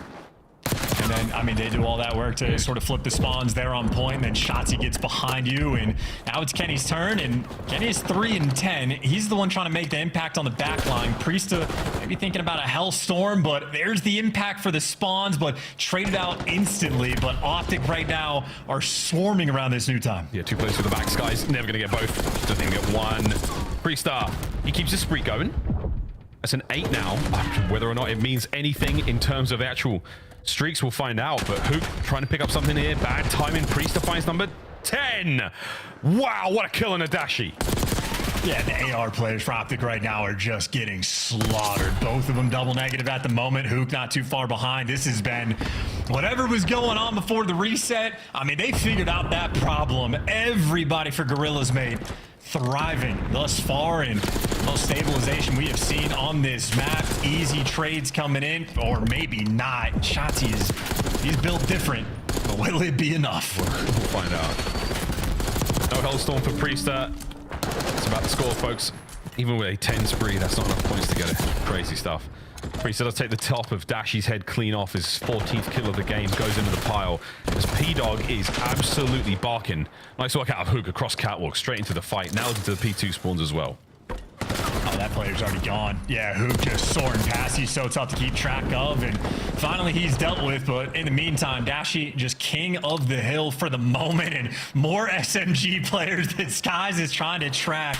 An absolute nightmare, and Shotzi there to drop it. We'll find out how hard it is to track these players here on Skyline with a quick listen in with Gorillas, mate.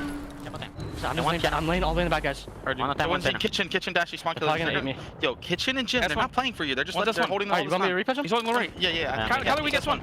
And one Jim time is one. He went in new. Jimmy Cat. Nice. What's the Jim? Jimmy.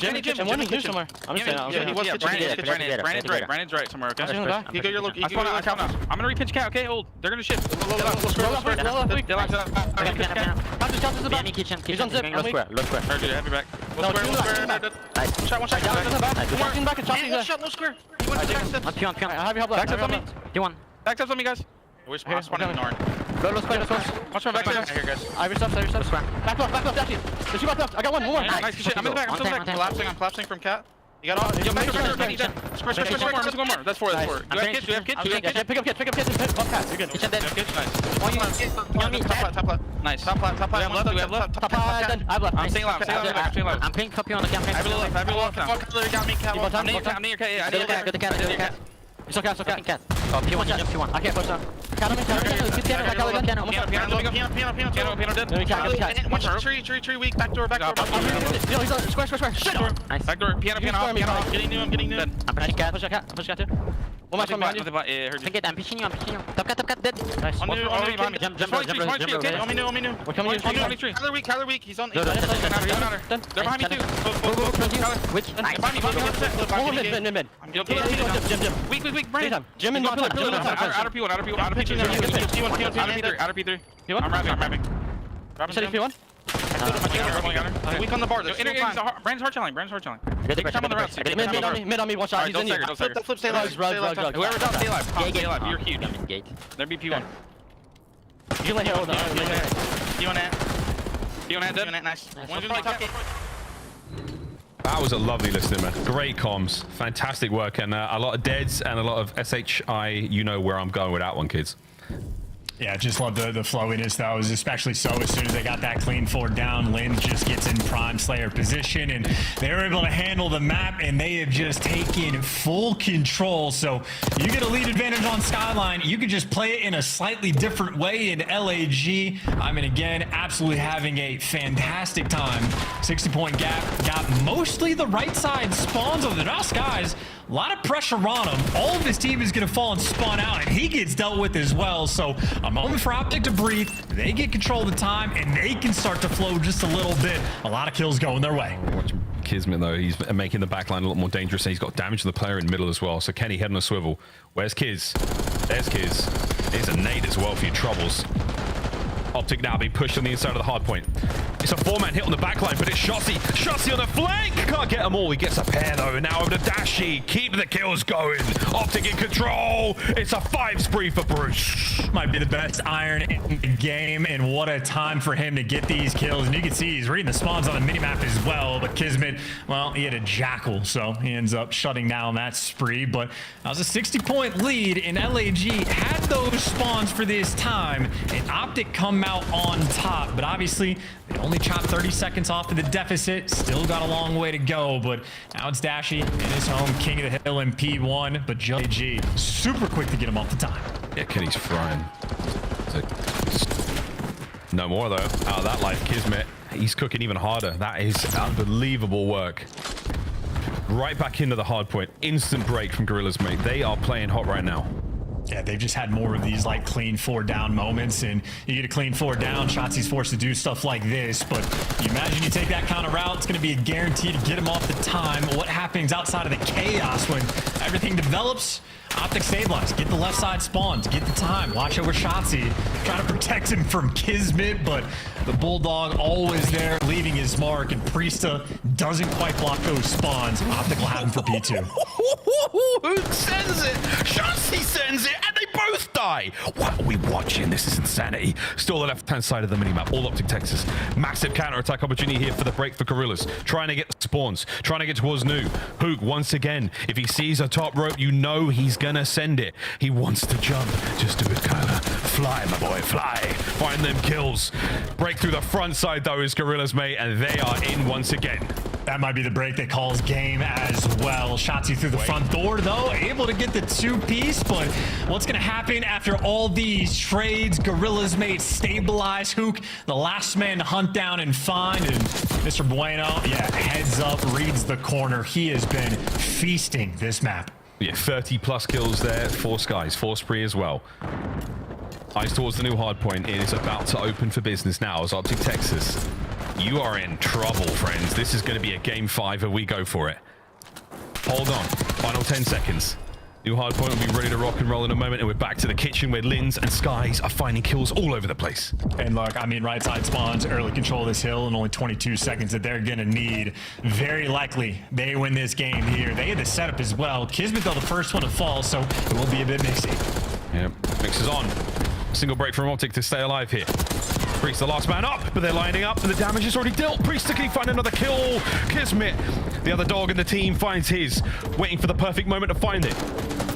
Front side safe, another one in the hill. Kismet still flowing, 33 kills for him as well, and the hard point might as well be over. Over to Kenny, what are we watching? Kismet, another ridiculous set of kills, and we're going to a game 5. And that is a bodying on Skyline as well.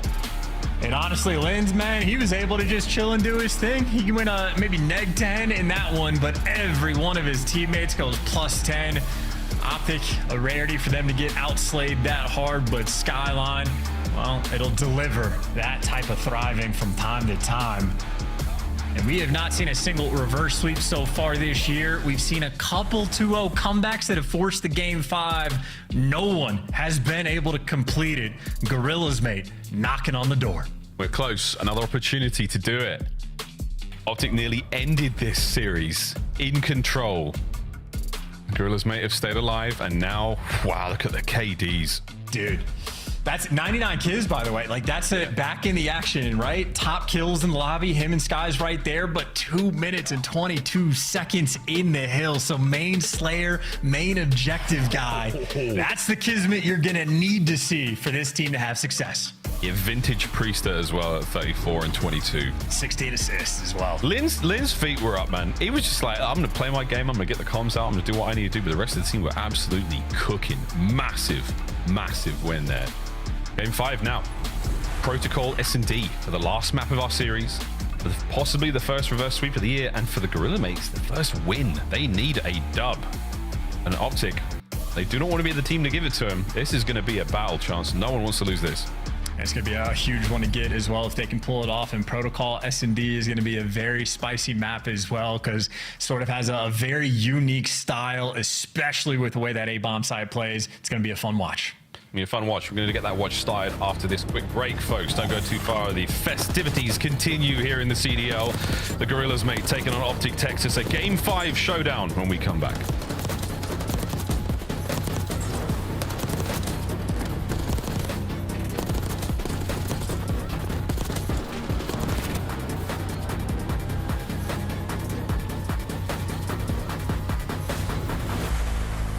Upgrade your game with the Scuff, the official controller of the Call of Duty League. The Esports World Cup is an official partner of the Call of Duty League.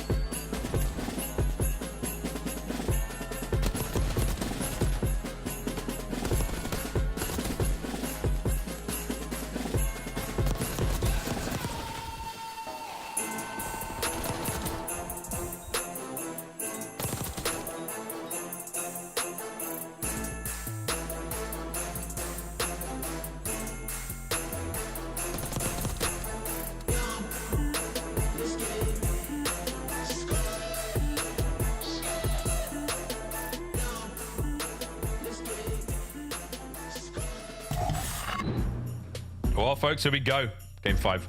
We're going to protocol. And yeah, if you didn't notice there, folks, that was a very festive rendition of Skur as well. Yeah, we're absolutely loving our time here at the CDL. And we've got ourselves a great matchup. Game 5's on its way.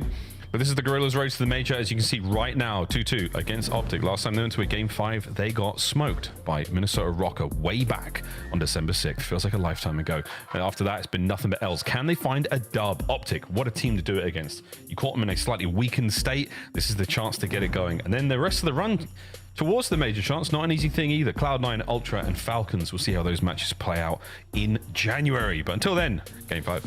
It's definitely a situation where, like, you know, everybody making a tier list, it's just pure, like, conjecture and guesswork at this point. Like, we don't know how the dust is going to settle. Even picking bans week 1 get a little bit weird, but someone that has leveled up from week 1 to week 2, Priesta has been shooting. Kismet seems to be in his finest form, and LAG maybe still have a few hiccups on, like, your vault, like, hard point here and there, but ultimately they have been hyper competitive against Optic. They were hyper competitive against LA Thieves as well, and obviously some demons on Skyline. So that's not where we're going to finish things. We're going to finish things on a protocol S&D, and again, a map that is very dynamic in search and destroy. A few different options you can play with. A lot of bangouts on the A site, but a little bit of love towards B as well. And you're playing 2 very different styles of Call of Duty depending on your approach. Yeah, protocol. This is going to be, I mean, again, just accumulation of data, folks. We're just trying to learn how these maps really play out and who's the best on them. Both of our bomb sites on this map, very, very different, wildly different. I'm glad you brought up the styles, Chance, because 2 teams with, you know, strong pedigree when it comes to search and destroy. 2 teams who are not, you know, shy of taking risks and making bold plays. World champions in this lobby, except for Linz, but you never know, mate. This could be the year. It certainly has a solid team around them. Going to be a lot of fun to watch Gorillas, mate, over the course of this year, and a lot of fun sort of rivalry matchups they have as well. And of course, Optic, a fun dynamic they have with this brand new team. Again, Hook and Shotzi, they won a world championship together. Those guys will set pace like no one else in the league. But pace is one thing, but a Game 5 icing up for the clutch is very different. See who's going to be on the hit list for this one. Cross those names out. One more map to decide it all. Sweet, sweet CDL points. And a little bit of an improvement of the standings when it comes to major time. Of course, the minor when we return from our Christmas break. But until then, it's off to protocol, and it's down into the depths with a nade. But Kismet always make that nade a martyrdom. Who managed to dodge it? Now right back to the fight. Oh, Dashi, wow. Having a battle in SMG down low is not fun for an AR player, but Dashi might be the finest pistol player in the league. Evens up the odds. But for the moment, Hook is by himself down low, so not confident on going for the plant just yet. And Gorillas, man, are making strats that, I mean, you can't read this. But Kenny apparently can. Kenny might have to read it, but he's just got to gun you.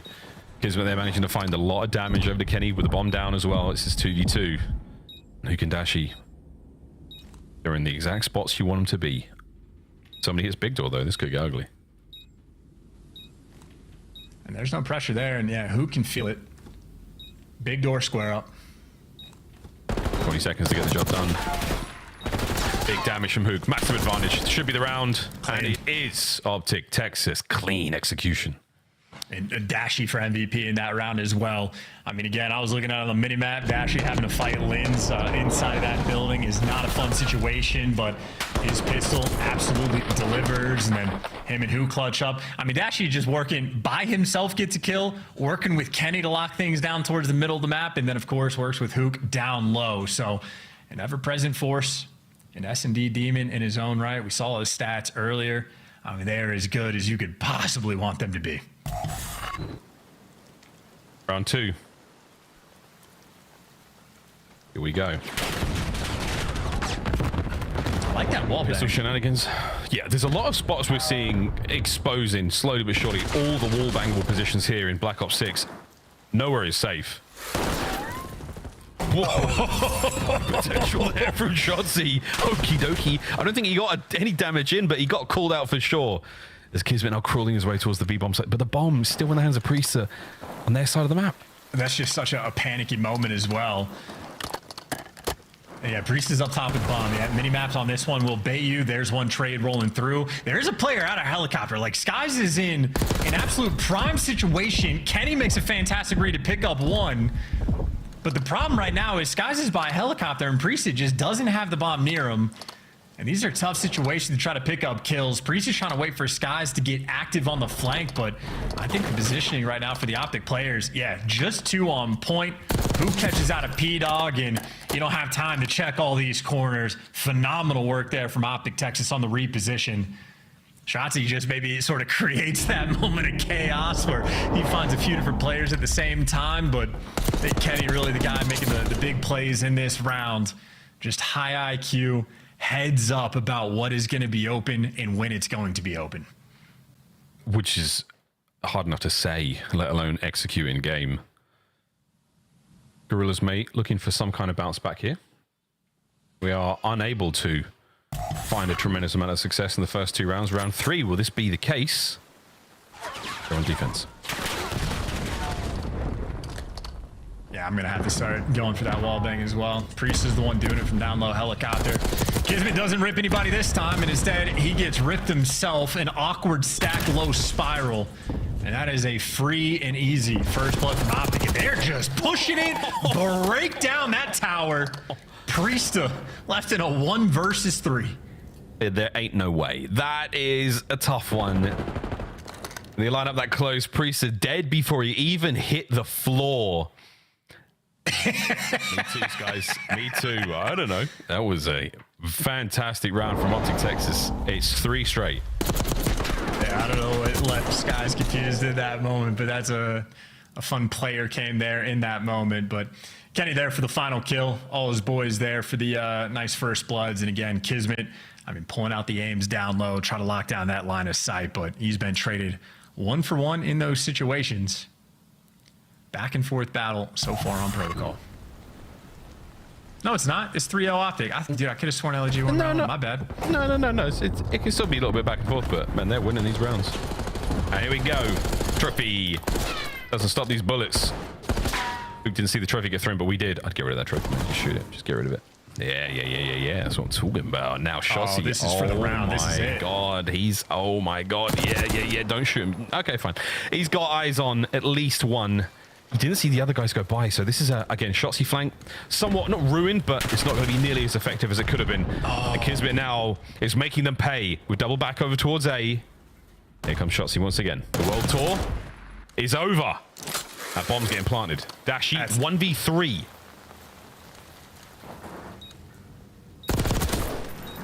Don't hate it. Wow. Kismet. Another great round. Yeah, I mean, you're happy to have the Jackal in those moments for Kismet. I think if he has an AR in those hands, Dashi might just be able to win that 50-50 and things get a little uncomfortable, but I think it was just a situation where Kismet not only gets the first pick when they were in the 3v4 when Shotzi's behind him, and then Hook just tries to make an ISO play, doesn't have the help of any of his teammates to look over, and ends up just getting caught. So a scattered mini-map there from Optic, and maybe now a back-and-forth game. I'm paying attention. It's possible. 3-1, though. In this game 5, Priest yet to get on the board. He's been fantastic. In the series so far, the Protocol is a different beast. It's a big map.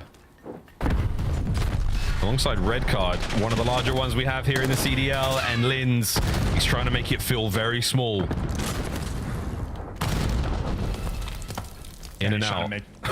Yeah, Kenny's trying to make the play on the map, by the way. He's trying to take positioning, but Linz is there to make the plays as well. Dashi ends up just getting baited.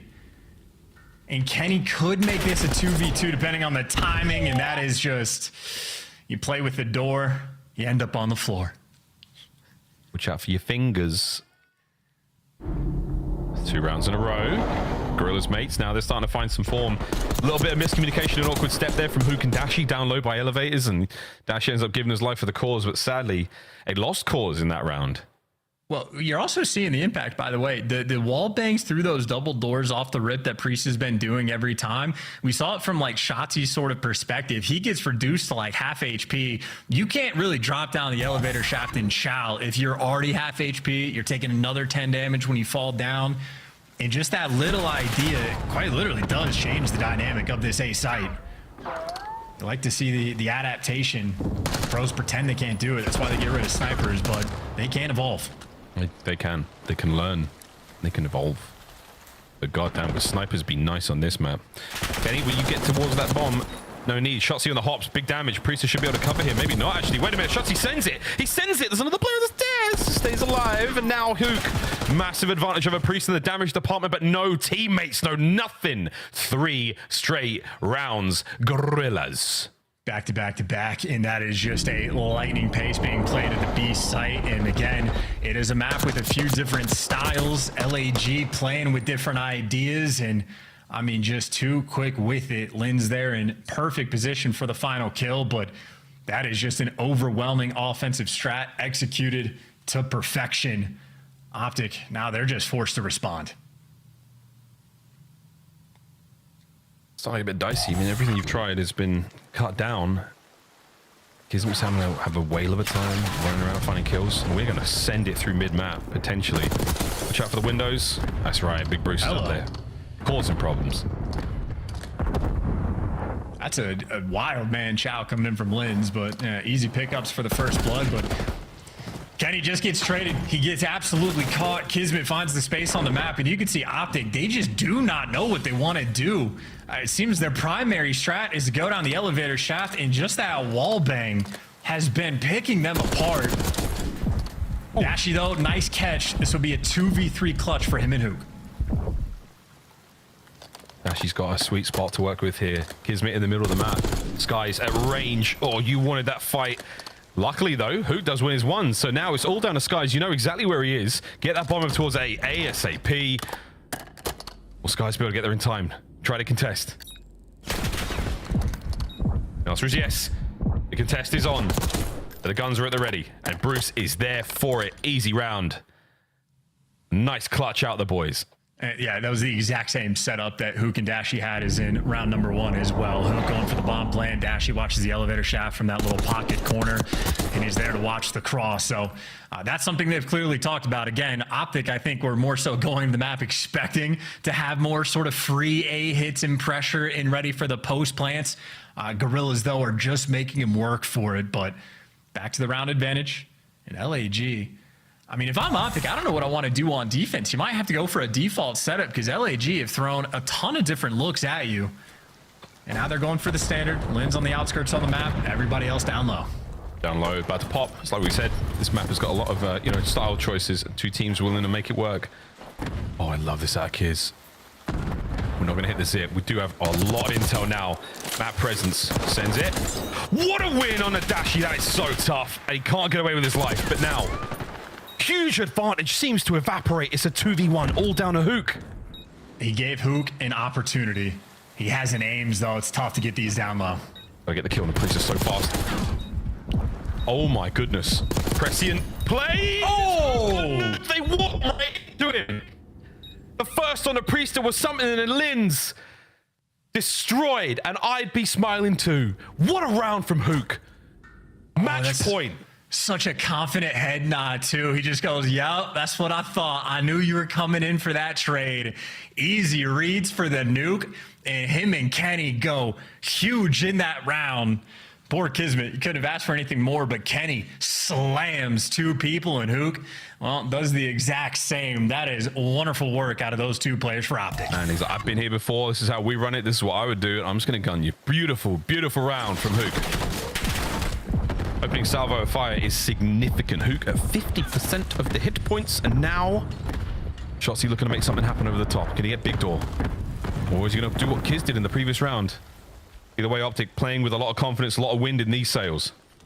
And they finally got the bomb as well, which is nice, but now you're going to have to root out all these players on LAG, and even with the fall damage, he wins the first gunfight. Big gunfight win. Eyes on 2 more players as well, so lots of info pass. This is where Kenny's going to try to step up.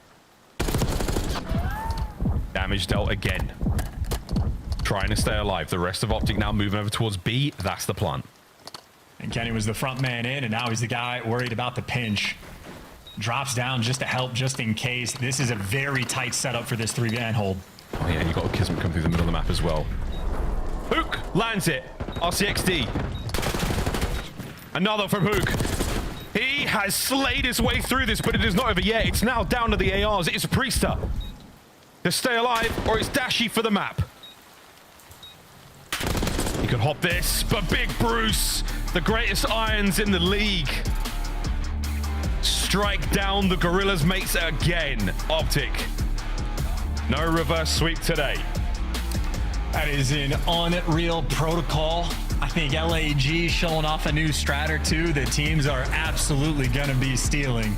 But at the end of the day, you gotta win your main advantages, and that 2v4 that Kenny and Hook were effectively able to pull off, absolutely wild stuff, and that's the type of thing that calls game. Kenny over there, again, just the one taking space. The reads he has on Linz going up the wire, knows when to get active, knows when to pick up the flanks, and then however he was able to slam those two players down low, just setting up Hook for the kill.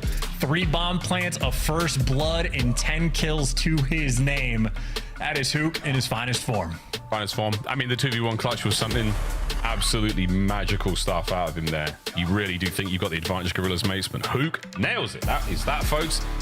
Game 5 in the books, ladies and gentlemen. Optic, another win for them, and the Gorillas mates sadly still remain winless here in the opening 2 weeks of the Black Ops 6 season. Tough looks for them. We'll see if they can't bounce back after the break, but until then, it's back to the desk.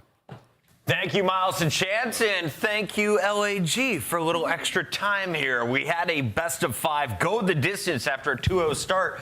Optic slowed down or LAG heated up? What did you see in the middle of this series? I felt like LAG heated up, and I think maybe it caught Optic Texas off guard for a second here, but this game 5 was kind of just a rough watch. Optic Texas take that early lead.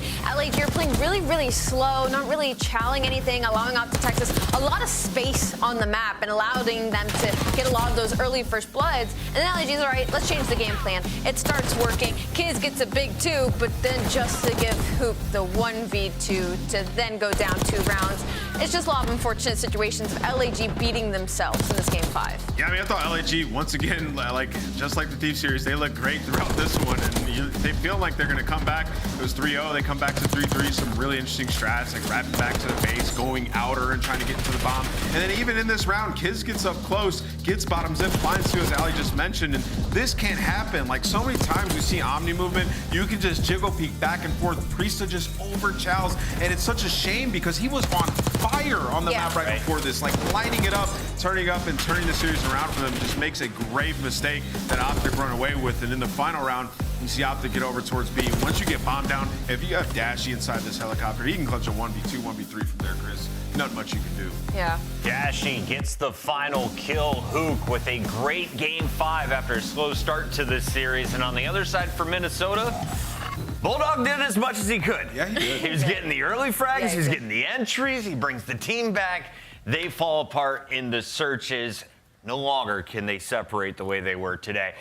Dashy, with a record, earns our Scuff Play of the game. Let's take a look at this thing. The damage dealer.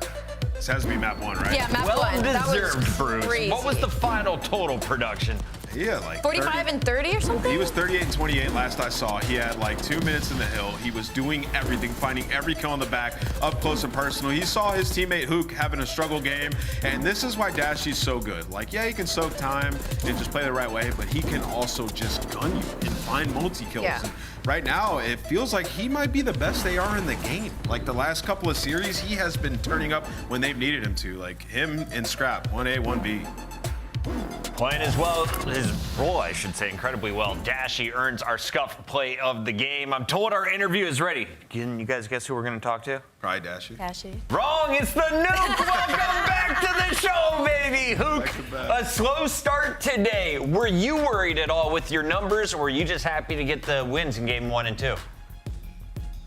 No, not at all, because I'm honestly really confident in myself in this game, and I feel like it took me a while to adjust, but I mean, yeah, was never worried. Hook, congratulations on the win. I mean, to turn around from the beginning of the series to clutch it up like that in game 5 is always a testament to how good of a player you are. And this is the last time that we're going to see you until the new year. So I want to ask, what are you going to do for the holidays and during this break? Stay on the grind, but also just hang out with family. I got family coming, so yeah. Of course, enjoy. Hook, I want to ask you, listen, you know, tough start to this series, and going into that search and destroy in map 2 is also tough. But then we get to a game 5, and you elevated to a whole new level. Going down, you pulled the aims out, and you're making some huge plays. Talk to me about protocol search and destroy, why it works so well for you. I think it's just the reps. I knew going into, I don't know, I thought the whole time we were gonna win, or not win, but like, I knew if we went to a game 5 search, like, I was gonna be able to, you know, be the big ice for the team. What do you think's changed for you, like playing a little bit of challenges in this game and coming back? Because you just seem so even keeled, even through the rough performances. Like you just bounce back. I think that's a testimony. I don't know. That could be a testimony to my career, maybe. I've seen a lot of things. I've, you know, lost a lot, won a lot. So yeah. Exactly. Seen some shit, Ant. He's got some tenacity. That's all I wanted to hear, brother. I'm seeing it live. And somebody who has seen a lot of action alongside Hook. Hook, I don't know if you know this, but this was officially your 100th match alongside Shotzi. Shout out Brian Stats for that one. I gotta ask, did you see yourselves playing Black Ops 6 with Shotzi again? No, I said this on Seth's stream. I think going into it, I knew I was gonna be on team, but no idea it was gonna be with him, and on Optic. So, yeah. Happy to be back? Shit, I'm happy as hell. I'm happy as hell, though. Let's go, Kyler. That's what we like to hear, man. Great to see the smile and a great performance in that game 5. Appreciate it, guys. That is Kyler, a.k.a. Hook. You can find Hook the Nuke in an Optic jersey the rest of the season. I have a feeling a fantastic start after a slow week 1. Let's take a look at our third match on the day. Carolina. Can they keep it rolling? Tonight, they take on their toughest challenger, who's sitting at 0-2. Atlanta FaZe, desperate for a win next.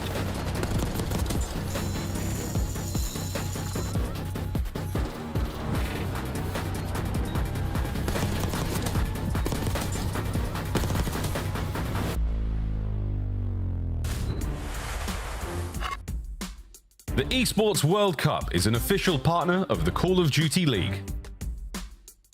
Upgrade your game with the Scuff, the official controller of the Call of Duty League.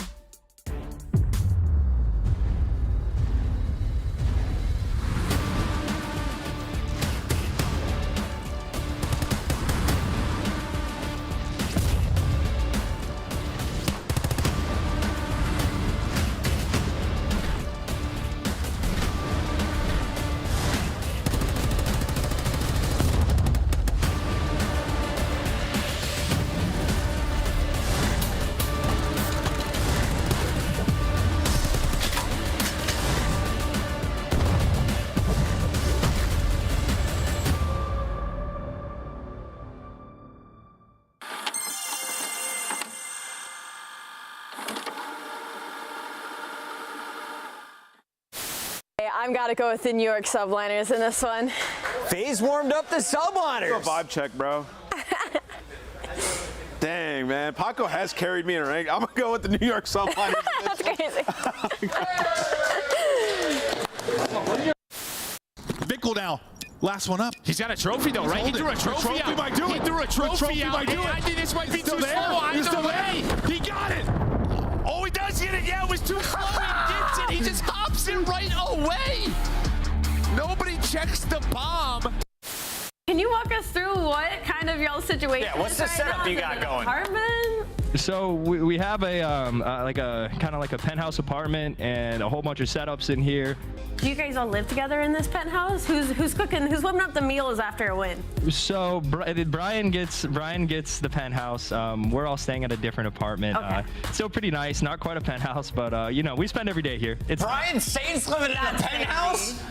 Call of Duty can make dreams come true, children. You heard it here first. All right. Can they be shop scrap? No. Okay. Both in you. I'm in you. Weak in you. And our set time. It's sell. Make him do something. It's 20 seconds. Come on. One more. Roxanne. Mirror on the wall. It's Anthony Roxanne. Anyone do some breathing with me? Yeah. 3, 2, 1, go.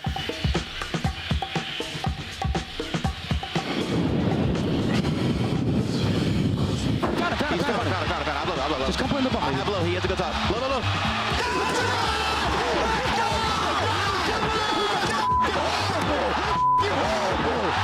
I'm gonna help you 2 seconds. Nice. Have your OE. It's so shit, bro.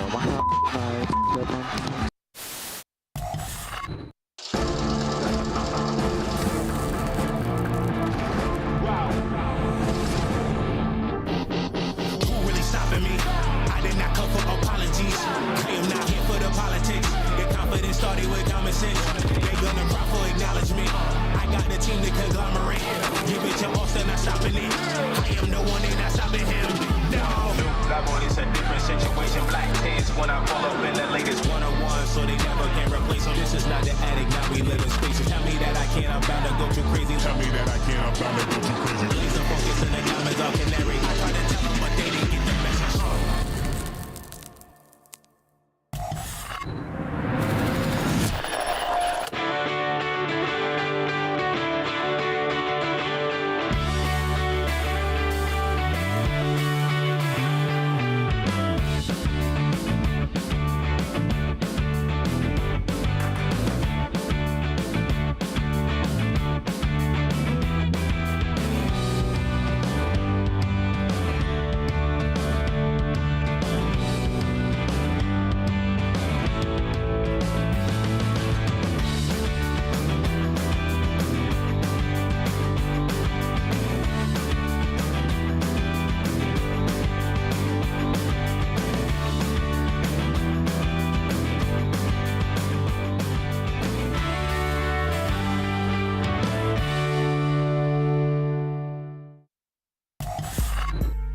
We start our discussion with the team that's currently sitting at 2-0.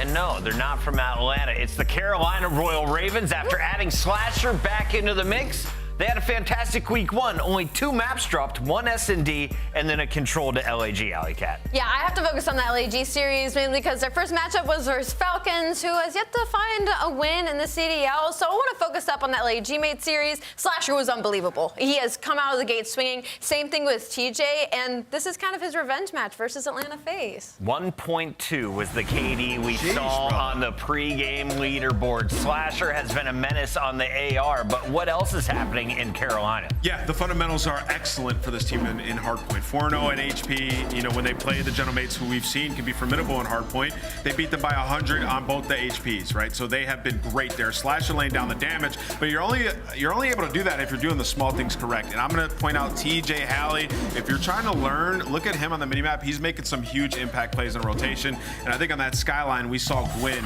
He's still able to fry and take over a game. On the other side of this matchup, we have a squad that is desperate for a win if they want a top 4 seed. Atlanta FaZe could win out here after having a very tough start. They had to play Toronto in their very first matchup. Then they played LA Thieves. That went to a game 5. Atlanta now looking to right the ship. What are we expecting for them tonight? Is it Celium the player to watch? Is it Simp? Who is the X factor? It's the SMGs 100%, Chris. Really? They're playing terrified, I'm being honest. Like, I know some people were pointing out Draza and like the KD department, but I think that they were behind last week. When you watch their hardpoint, not layering, not pushing out, they just didn't look like they were comfortable. And I'm expecting them to play a little more loose today. Like, see what you can get away with. And that's where these guys have built championships, have built a dynasty out of. So, Ali, you think the pressure's somewhere else. Where do you think it's landing? I think it lands on everybody across the board because I don't want to say that Sim and Abizi have been absolutely frying, but I think a little bit more pressure is on the ARs right now. In both series, when they went up against Toronto, they could not handle the pressure of the ARs from the side of Ultra. I mean, Beans at one point was 20-23 against the Atlanta FaZe, where Draza and Celium. When's the last time we saw Celium have a 0.9 and not lead the KD leaderboard this early? So I think it's on the ARs. We'll see what pace will be set. Let's take a look at the head-to-head of Celium versus Slasher, a 0.96. He's basically going even, but we're used to seeing him at a 1.27, a 1.3. Off to a slow start, but that could all change in this matchup. How does Slasher continue to get the best of Celium? Yeah, you just got to punish them, right? What I just talked about with what I think FaZe is doing wrong, that's where Carolina can capitalize. You put them in the bad spawn, push up, get aggressive, like they're going to get frustrated. We saw teams do it to the ARs on the side of Atlanta in the last couple of series. So Yeah, I think there's a big opportunity here for your Carolina, right? You look at Atlanta, they're 0-3 in search and destroy as well, so you feel like you can strike them there, losing their S&D coach. There's a lot of weaknesses. Maps and modes time, Alley Cat. Let's take a look at the 5 levels we'll be playing on. We're playing Hardpoint, Search and Destroy, Control for the first 3 with a double dose of Protocol. Vault is back for Control, and then we could see a red card game 4. Is there a chance this goes to 5? Ooh, of course there's a chance this goes to 5. I think these two teams will match up incredibly well in this series. As far as the maps go, opening it both with Protocol, you obviously want to look at Simp and Ibizi, but we've seen what TJ has been doing on the map as well, so it could go either way. I'm excited for this one. You guys ready for your pick'ems? Of course. And I'm going first, and I'm phasing up today. Simp and Ibizi right the ship. They're coming out aggressive tonight. I want to hear your answer first. Yeah, I'm going to go with Atlanta as well. I think they're going to go all the way to a game 5, but I got them taking it. Rosalie? Dang it, I was hoping maybe you'd go on a limb and pick Carolina. I'm going to go with phase 2, although I would not be surprised if Carolina upsets. Can I switch to Carolina then? What the heck? Go ahead, I'm ready to get weird. Screw you, Simp and Ibizi. I'm all about TJ Haley. Let's send it over to Merck and May. Guys, take it away. Great stuff, guys. Joe, I really liked one of the things the Nameless said, because I know we talked to Crowder and got some scrims we watched beforehand from the FaZe side. I think it was the one versus Optic, but like Draza said something very akin to what Ant said. It was like, we need to push and try things when we have 4 dead. Like, we need to test our limits and get a little risky with it. Like, they're playing too safe. I remember talking about that. Like, can we push this and try this and see if it fails? And I guess that was like a couple days before the season started. And that is a hard thing maybe to work on and replicate, but it kind of speaks to what Ant said. Like, they need to push it a bit more. No, yeah, I mean, we've been seeing subs fly around, right? Yeah. Whether it's Shotzi, whether it's Hydra, like, people are getting loose, Kleenex. And yeah, that's what you're gonna need out of Simp and Ibizi. But I think starting off 0-3 in Search and Destroy for FaZe, yeah, it is not the best sign. And Draza's really been struggling. Yeah. Last year he's always a catalyst in Search. Yeah. And to me, that does just come down to reps played. Yeah. So we'll see. But again, it was a tough starting schedule. Yes, absolutely. And went to 5 with Thieves. It was a 6-4, a 6-5. Like, you went the distance. But the question for me is, like, how good is this Carolina team? No, this Ant said this too at the beginning of the broadcast. Kind of like, this is like a litmus test, sort of like, how good is Carolina and where are FaZe at right now? Because both their losses were understandable. They were against 2 of the better teams in the league, but maybe this will tell us something, because that's all we're trying to do at the beginning of the year. Like, where do people stack up against each other? And this should be a telling series as we get into our map 1. And that graphic, that's that graphic. Normally we see stats like that flipped, right? Well, 1.3, like, for Slasher right now, the guy is still doing his thing where, you know, selling him 0.96. So can he get comfortable in respawns?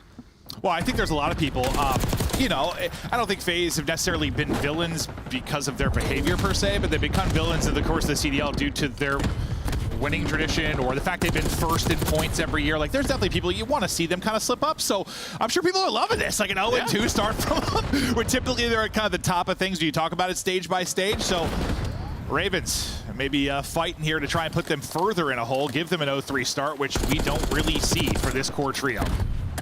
I don't know if we've ever seen it. Yeah, exactly.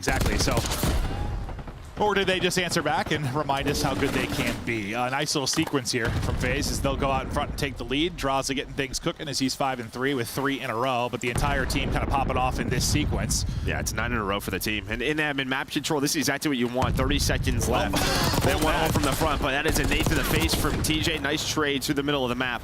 But now it's Ibizi in Carolina. They flipped the map to set themselves up for P3, but there's still 20 seconds left. So you're going to see FaZe just start to try and get forward. They're trying to, but they're not finding any openings. Gwen and TJ able to shut that down. We'll keep an eye on kind of the SMG matchup over the course of this one. It'll be a huge one. And Simp, I thought, dead to rights. Nice shot tipped by Slasher, but the sub at close range will win that one. He gets away with 9 HP. Now the next hard point pops. You do have presence here from FaZe. You kind of have a 2-on-2 in and around the point. They're going to actually isolate the player inside. Vivid doing a great job battling and finessing for a bid. I thought about enough time for the help to come in, but Simp just snaps back and takes that another one. I mean, just think about that one-on-one. That's the difference from this being a very clean setup for Royal Ravens, and now FaZe in control. Just that's what Simp does. Then he finds a couple of more to get his teammates here, gets them off the hill. You still have close ones if you're Ravens. You now have the man advantage. Can you find the trades? They sure do.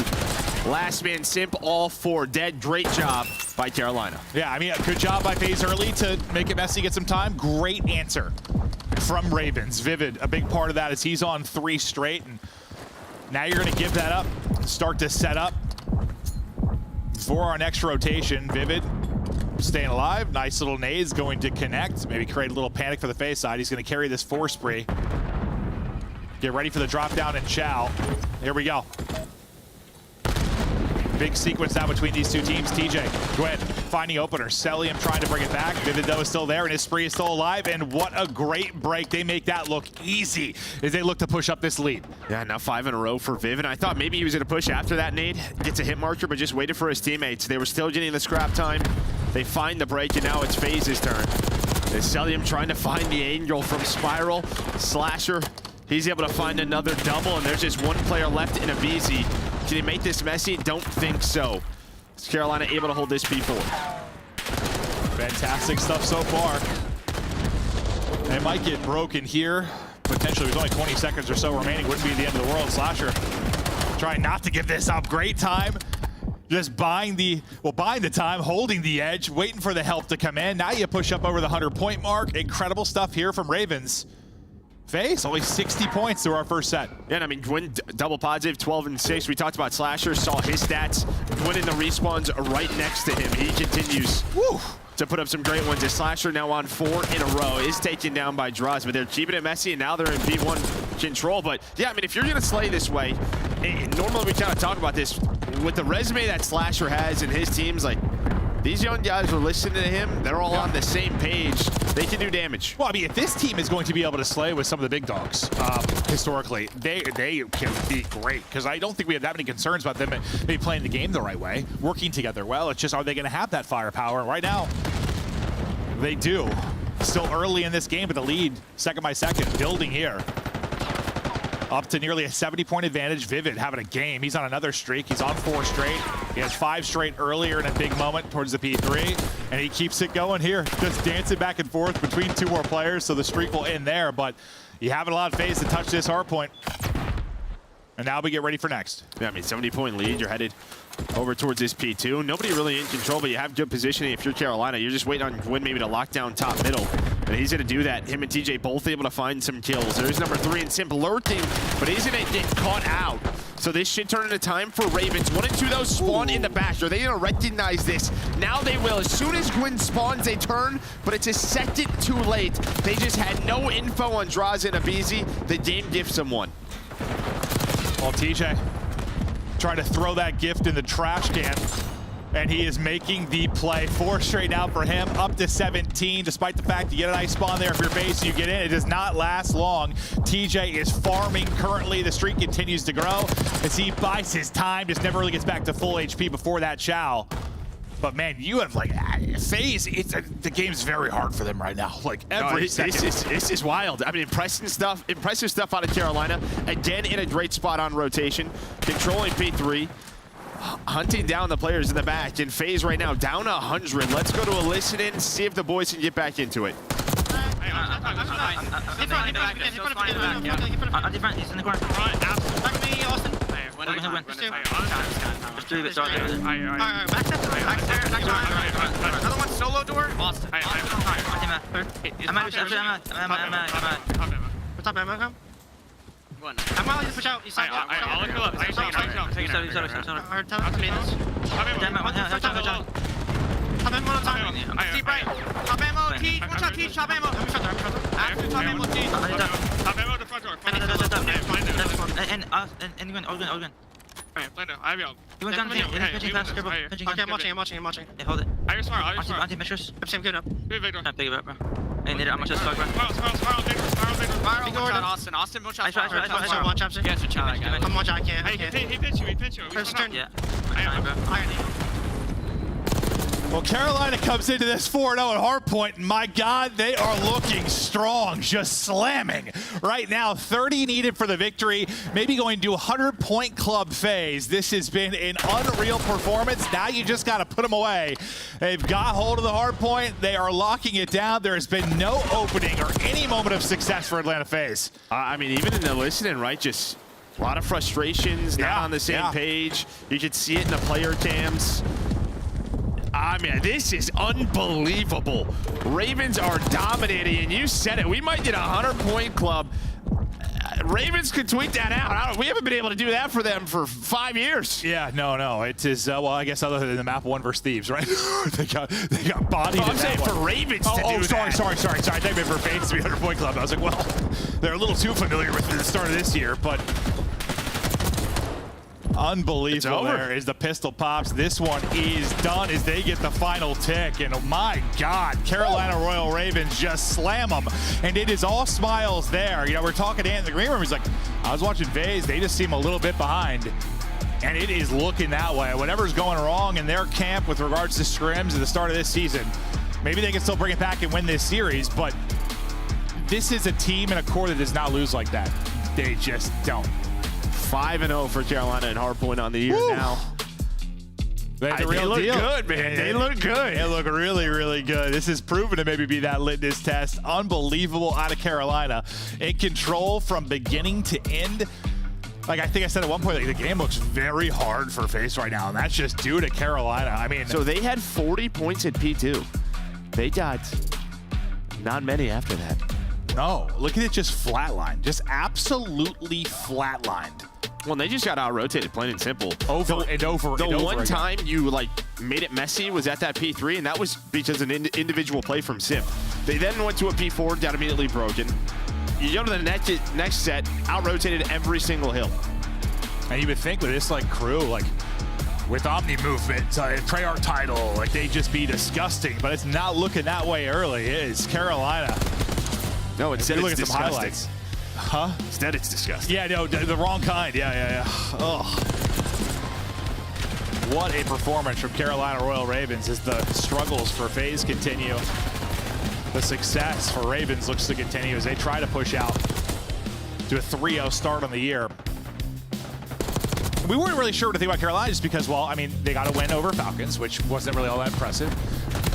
A win over Gentlemates that, I mean, they haven't won. It doesn't look all that impressive, so we weren't really sure. But, you know, you have a map 1 like that, I'm starting to think, well, goddamn. Well, yeah, I mean, even the roster coming into the year, right? We knew how good Win and DJ were going to be, but there was just question marks around sort of the AR duo. Slasher was out of play for a little bit. Vivid in an AR role. What the heck? We haven't seen that. It was working there. No, but I mean, they are, listen, all the props in the world in Carolina. We can talk about the negatives as much as we want with FaZe, and it is a huge surprise. But this Carolina team is rolling. They are all on the same page and looking good. Oh, I just think after that one, it feels like a little bit of both. It feels like FaZe are having some struggles and they're not playing very well, and also Carolina are clicking and making them pay, punishing in those moments. And props to Ant, this guy we said on the desk, is I think there's going to be moments like that where they can actually absolutely punish them and put them away in hardpoint. And, well, they did it there. And you saw the frustrations on their faces. You heard the frustrations in the listen-in. It was not pretty for the FaZe camp, and neither was the score line. What a start, 250 to 88. We stay on protocol. We now go to search and destroy, and now we go. I mean, FaZe have yet to win a search and destroy, right? They're 0-3. I mean, you lose 2 to Thieves, around 10, around 11. But, I mean, you know, you can put up the excuse, hey, they played Thieves, they played Ultra. And even if Carolina are playing well, I don't know, any excuses kind of go out the window after this. If you lose this series, you're getting slammed like that. No doubt about it. Yeah, I mean, there's obvious work to be done on that side of the camp. And then, you know, in the past, when we talked about CDL and Atlanta FaZe, normally if they've had respawn issues, what do they rely on to keep them going? Search and destroy. But now you're a team that start off 0-3. Yeah. I mean, maybe your catalyst or your X factor in Draza really started off slow. He's got a 0.6 through 3 map. So he's a guy who puts in so many hours. We know that. And if he's not on point, then yeah, things do not look good. It doesn't look like a word's being said there right now. They have got to be so frustrated, but we look now at our stats. Vivid had a terrific map 1, but both these teams haven't really been super in he's search. got 2 maps. He's got 2 maps. This is just an S&D. Yeah, it hasn't been great for Vivid. The good thing is well, they've won both their matches. So, yeah, 0.15, if that was for a long stretch, yes. hideous. That would be one of the worst, well, the worst probably we've ever had, yeah. But 2 maps is not much to write home about. You're coming off a fantastic map 1. Draza, you expect to see him improve there. You know, he can be an absolute grinder. Got to see if you can turn the vibes around the FaZe camp, because they were just stunned and silent. And it was nothing but laughs and high fives on the other side. And it's just, you know, when you're, you know, there's egos involved. When you're a team like FaZe, it doesn't lose like that. Now you're getting slammed. I'm sure it's just more frustrating than it is maybe to some other players. Well, it could just be as simple as if scrims aren't going well, you lose the first match. first map in a match, vibes are going to go down. Yeah, right. We don't know those trends at the moment. We have no idea. Just with regards to the scrims, yeah. I mean, I know we watched like 3 or 4 from their POV, and they were mostly winning maps. I mean, that was a while ago. That was yeah, no, you're right. It's been a couple of weeks. But into round 1 we go. TJ, he's going to have a quick trade onto a Civ, and then Abizi there for the double. So Abizi doing what he does best, able to find that first blood, give them the man advantage. That's a tough one. Yeah, Gwen gonna dip out of that. Wants no part of that gunfight. Able to stay back and get up to full. And now he goes hunting, draws it, is holding it once again. Gwen just seeing how much damage he can take in this round and still stay alive. As we chill for a second, Gwen and Slasher trying to bring it back in this 2 versus 3. They have bomb as Gwen will be holding onto that, just seeing where this next attack is going to come from. He gets eyes on basically everybody. All of them. Adios. And now it's just how to FaZe want to play this, right? They still have to plant the bomb. Slasher going to slide in. He's going to find one. Get out. And then just gets out. Then Gwyn comes on through. So you catch all the timings. Cell now in a 1 versus 2 hits the snap, but Gwyn full HP in a 2 versus 3 round that Carolina able to clutch out. You think they were frustrated already? You 2v3'd in round 1. Those frustrations grow. You know, and you get Gwyn like a bullet twice. Like that's a frustrating round to compound on the already having the frustrations for the map 1. Yeah, I mean, it's a tough room to fight in. You know, you have the man advantage. You can let them plan B and retake that way. They opt to just go hunting, and the timings don't work out. I thought Slasher was going to like chow another fight at first after that and get traded, but he did a good job getting away. Good job just playing their lives. Great round from Gwyn, considering, yeah, he took 200 damage. But we'll flip it. Now he'll try offensive Bureau phase. Nice shots from Abizi as he's going to get another first blood. Yeah, he's doing his thing. He might be the only one, but nice trade there from TJ. Same can be said then for draws, so they'll take numbers. Bomb getting planted at A as well. It's the exact same scenario. And well, are they going to do it again? It might, because that Nate got one and it almost got draws. He's down to 25 HP. Same duo trying to do it. Slasher and Gwen. Bring it back in a 2 versus 3. Stun in. Hits both. Trying to hit shots. He's toast. Gwen tagged. 3 bullets in it. Trying to get the reload. Not going to happen as Gwen and Slasher with another 2v3 special. Lordy. Oh, Lordy. And well, yeah, you get the first blood, you get the trades, bomb down, everything's looking great, but early in the map, guess what you don't have? Trophies, and they hang on to their nades, and you see what that extra utility does. Gives them every advantage in those fights. Well, yeah, it brings it to a 2v2 and draws us out of the fight for a while because he's so weak. Never gets the reload in. Yikes. Beautiful stuff from Carolina, though. Back-to-back 2v3s, up 2-0 in the search.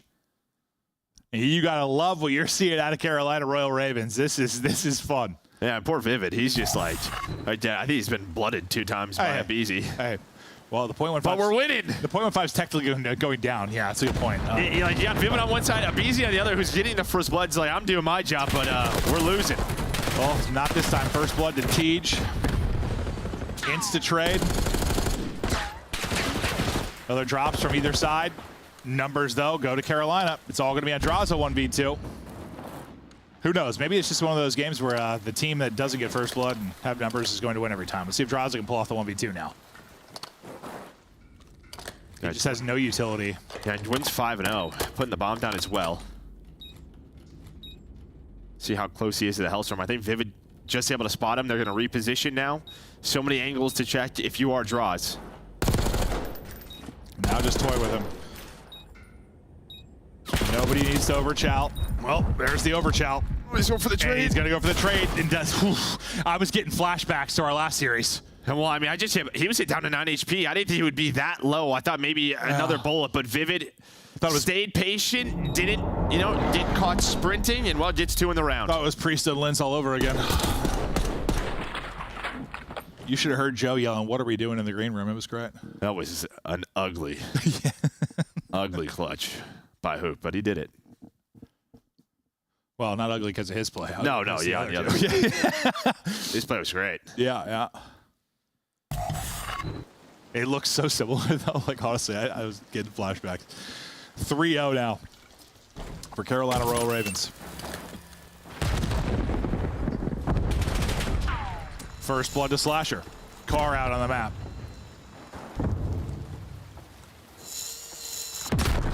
Well, that'll be gone for now. Got numbers, though, if you're Carolina. We'll see what Slasher gets. Yeah, what is the timing like? Movement is great, though. Nice job there. Nice gunny. Slasher beating Father Time. 4-2. Right back to him. Got one right in front. That's going to be a tougher fight, but he has a buddy to work with. All on Celium now. Cell does get one, so from 1v3 down to a 1 versus 2. 30 seconds to go. Nowhere to go. It is all Carolina Royal Ravens. 4th round up. Yeah, I mean, just Slasher winning that 1-on-1. I mean, that would have been a 3-on-3. You had to work the back part of the map if Draws is back there. But you saw from Draws' POV, like, there was just both the trees, or from Slasher's POV. So he hits a slide, Draws hits a slide, and then just the snap out of Slasher. Then you use those numbers, and then Cell's just across the map. And, well, he's not playing Falcons, so that player's going to hop the bomb. Has there ever been a year since that Core 3's been together where they had, like, a slow start or, like, they were a little behind when the game came out? Not that I can think of. Not that I know. Not like this. No, like ever, right? And I'm not trying to take anything away from what Carolina's doing. They've been incredible, but, like, you know what I mean. Like, it's just, this is not how it happens. Oh, my God. Gwen, 6-1. 1 nade hits onto Slasher, but still alive and well. You get a much-needed first blood from FaZe, but so far, the 2 that Abizi got have not turned into round wins. Can you turn this one into a round win? I swear to God. Well, yeah, I mean, Abizi, started off so well. 2 first bloods, then he gets 2 first deaths in back-to-back rounds. You're just hoping the first bloods turn to round wins. Ooh, that timing. Holds it for a second longer, may be able to get the headshot in the pick. Slasher, just looking for info. Clearing out back B. Taking a look at the defense over here today. That trophy would have been nice a couple rounds ago.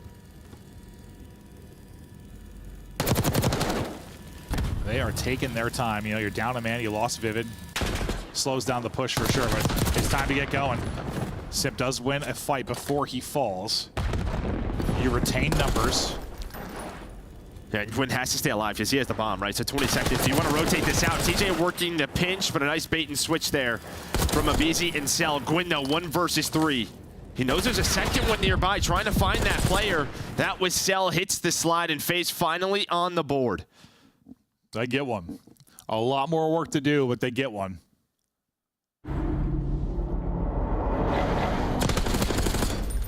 You sell him. You see he closes out. A little swap to the pistol. Looks clean there. She leads the team with 5. Can you take one moment, one positive round? Maybe like, I know. Listen, I know like mood and demeanor and stuff aren't everything, but like they just, I don't know. The vibe has not been good. Right? Yeah. Since that map 1, like you need something to turn that around. Yeah, that's a 1 on the board. Yeah. Better than 0. Yeah. I don't know if it helps at all, but Lord. Just don't like the body language you're seeing if you're a FaZe fan. Sip trying to send it Draza. Another first blood. Draza finds a second. TJ gets 2 as well, though. So we go to a 2 versus 2.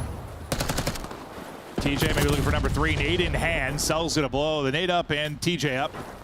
And maybe you're looking at back-to-back rounds. Vivid battling against his .15 and search and destroy. He's ready to clutch up at a 1 versus 2 now. Yeah, let's say he took a shot. Cell all the way back to the attacking spawn. Simp just going to get together. Maybe work that B. Site is, yeah, Vivid's just going to maybe play a corner. Looks like he zips back up, so trying to find some info. I think just get some bad timing. Maybe it'll turn to good timing. You see number 8 starting to work up. He got a 1v1 with one planning. It's just he had to hit every bullet there. They're both weak, though. Uh-oh. Cell slides out. Uh-oh. Sip pops up and bails him out. My God, why is that so stressful? I mean, you get the fight you want if you're Vivid. There's 1 on plant. You get a 1 versus 1. And just you do enough damage, you're ready for the second shell. He hops off it, but like, jeez. Yeah, just not on the same page, right? No, Cell slides out. Sim's just probably thinking, I have a Jackal. This is not an easy fight for me. Luckily, he gets the slide behind the bomb, and then nice little pop up. It just rips his face off. Oh, God. Nearly a... That would have been what? You'd have a 2-2v3s, a 1v2. God, Simp bails him out. Vivid nearly a great clutch, but even the round wins are stressing me out. Cell, first blood. Nice little stretch here. You know, Draza gets a couple first bloods. Now Cell, you're getting these massive number of advantages. Honestly, if you took care of business earlier, like, well, I think this is flipped. It's 4-2. You're getting your ARs active early in these rounds. Right? Yeah. I feel like that's what Draza was so good at last year. You're starting to see it from him and Cell. Early on, it was all about Abizi. But now it's the entire team. Is Gwyn trying to find a couple of picks. Number 5. And Slasher just trying to find any opening that he can, but now it's a 1 versus 4. Feels like you're going to take shots from that position. You better have a kill because everyone's swinging on you.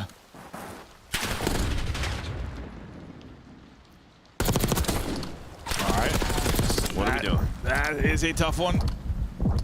He's a bullet, but he gets away. What are we doing? I mean, what's your thing? You don't like have to fight. You don't have to. You don't have to. He's got to plant the bomb. Like, he still has to plant. You don't have to challenge. All right, we're good. Joe's getting stressed out. Yeah, some of these guys. Well, there's been a couple plays today that are just like, yeah. I used to want to like take their controller and just launch it across the room. Maybe sell a little heat check as well. Like, literally, honestly, if you fell asleep in that position, you would have made a better play.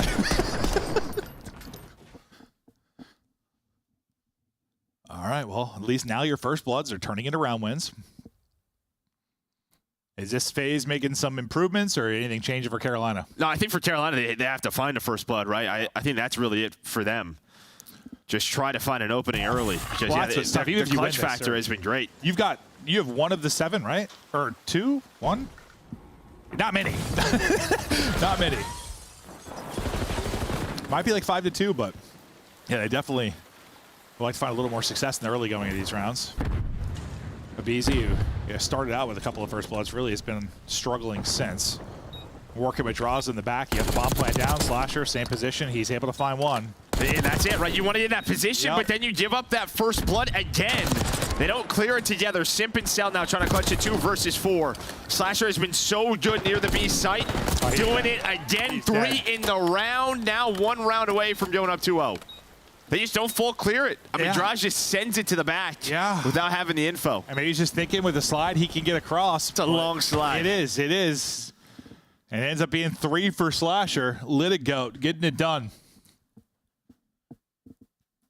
I feel like normally in that position, what you want is kind of your sub to clear that first, right? Or at least have Abizi in a spot where when you hit the long slide, it's a quick trade, but he just wasn't there. Yeah. No, and that's what, honestly, Carolina's been doing really well. They've been trading very efficiently for the most part.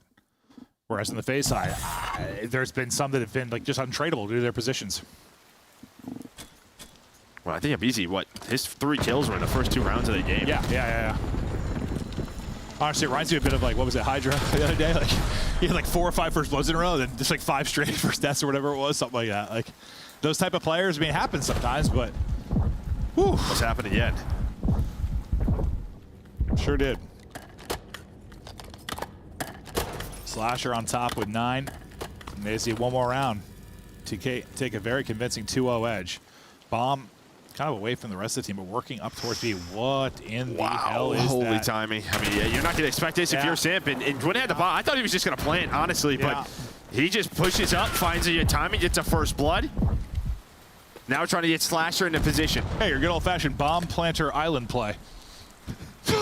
Yeah, if he dies there. That's basic. Look at the map. I'm like, all right, well, hey, it's working out, right? Abizi, now 1 versus 3. I just did a lap on the outline of the map. Yeah, no, 100%. Sip's probably like, what the hell? But he dies. There's a nade hit. It hits, but won't matter. Carolina Royal Ravens up 2-0. I mean, it starts with a couple of 2v3s that really just fuel them forward. FaZe make some improvements and have some nice plays maybe in the middle game, but threw away far too many rounds, too many clutches for Royal Ravens. Wow. And you did that when you got dominated a bit in the first blood department, because what did it end up being? So it was 5-4 because they got the last 2. So 5-4 it ended. So that's not too bad. So it was 5-2 when you thought. Yeah, it was 5-2, yeah. Yeah, but again, I mean, Abizi start off with 3 kills the first 2 rounds. He really slows down on the other side. It's the same duo, Slasher and Gwyn.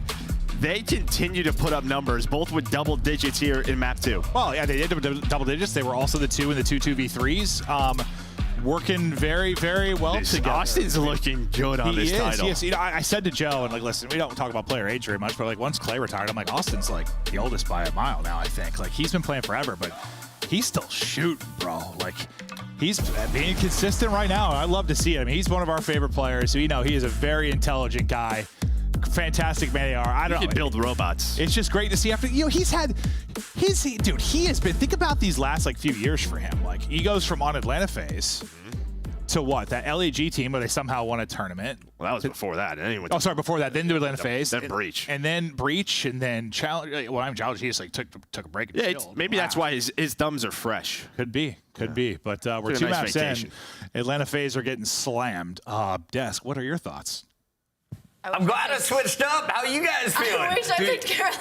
You know what's crazy? I was going to do it, but I thought talent alone, maybe some search and destroy prowess, like coming into this one, FaZe would be able to push to the game 5 and close it out. But kind of like what we were talking about, they are not good at this game right now. No. Atlanta FaZe has a lot of improving to do. Abe is getting shut down in search and destroy. It looks like the team is just slower than the opposition, so it's only a matter of time before things level out. But right now is the scariest we have seen if you've been an Atlanta fan.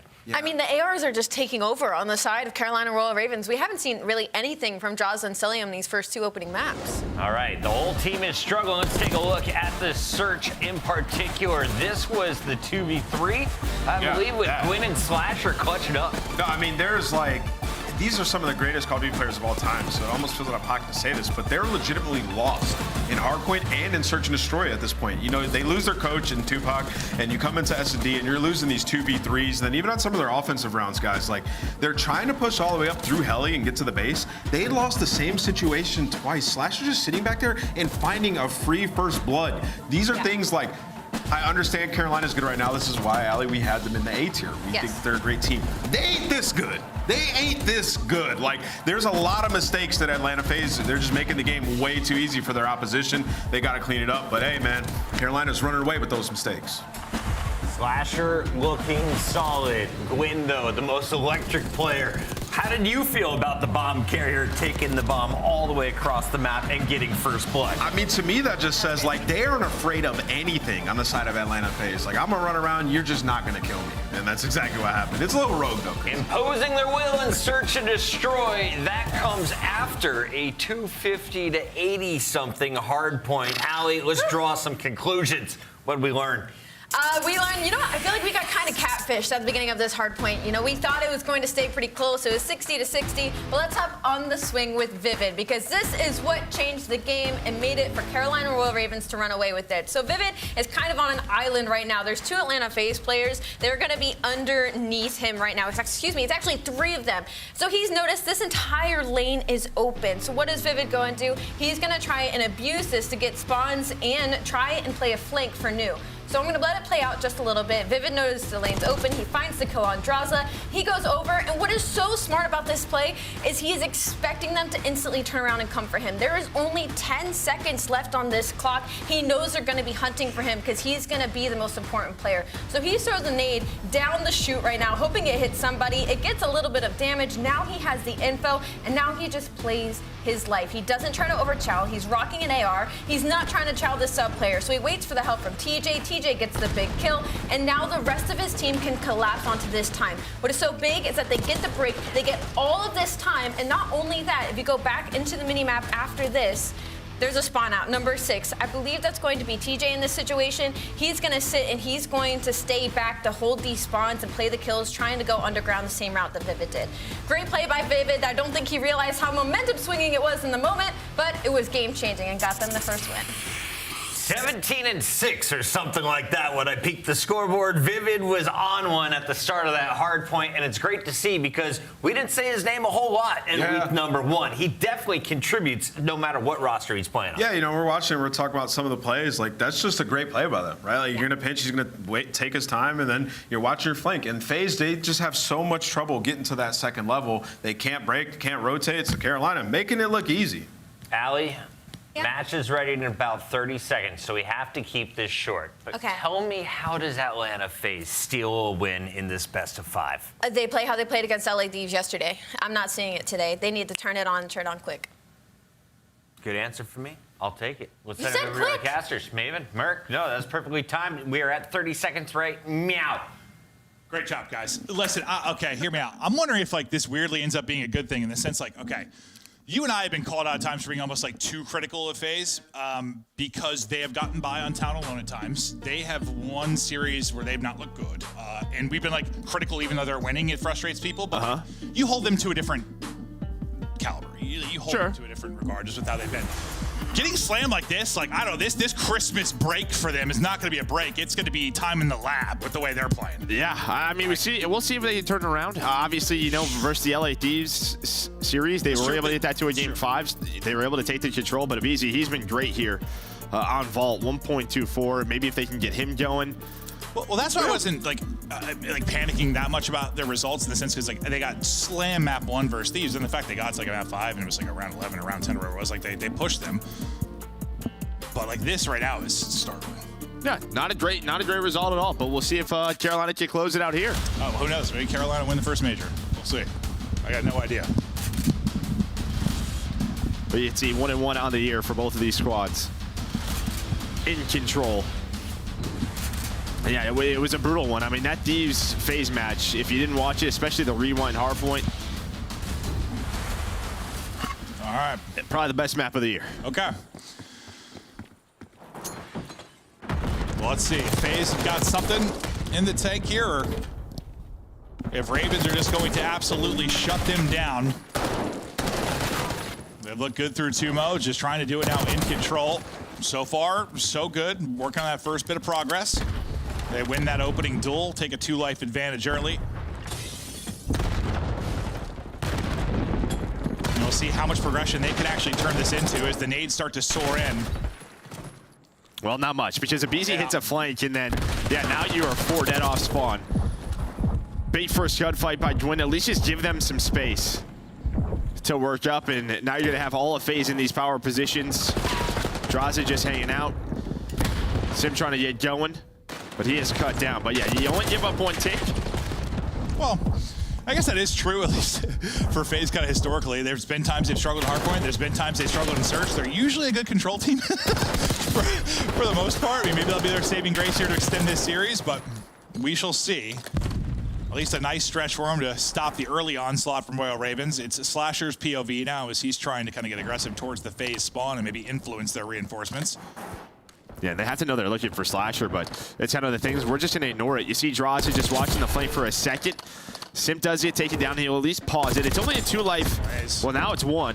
He's able to find a second one. He gets his team onto the 8-point. Nice plays there from Slasher. Heads up, tracking back to get that final kill. Good read off the spawn to find another one. And there's that extra minute extension. Minute 20 now to work with. Not too much of a disparity in the lives department, but it's growing a bit as Celium finds another pick and gets his 6th. Slasher wants to be the difference maker. Not an easy gunfight. Nice damage in. The seconds there, they're both a bullet. They are both so weak. He's probably screaming for the boys to get forward and clean up those kills. Who's that? Simp trying to get lost. Well, not too lost because Gwyn's been able to spot him.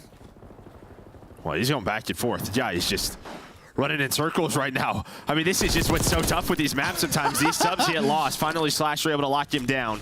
But with Slasher's play and them able to get A, this is still a bit of a round. Winnable for Ravens, 9 versus 6. Definitely milk some time off the clock. There's 2 of them who are trying to deal with Simp, though.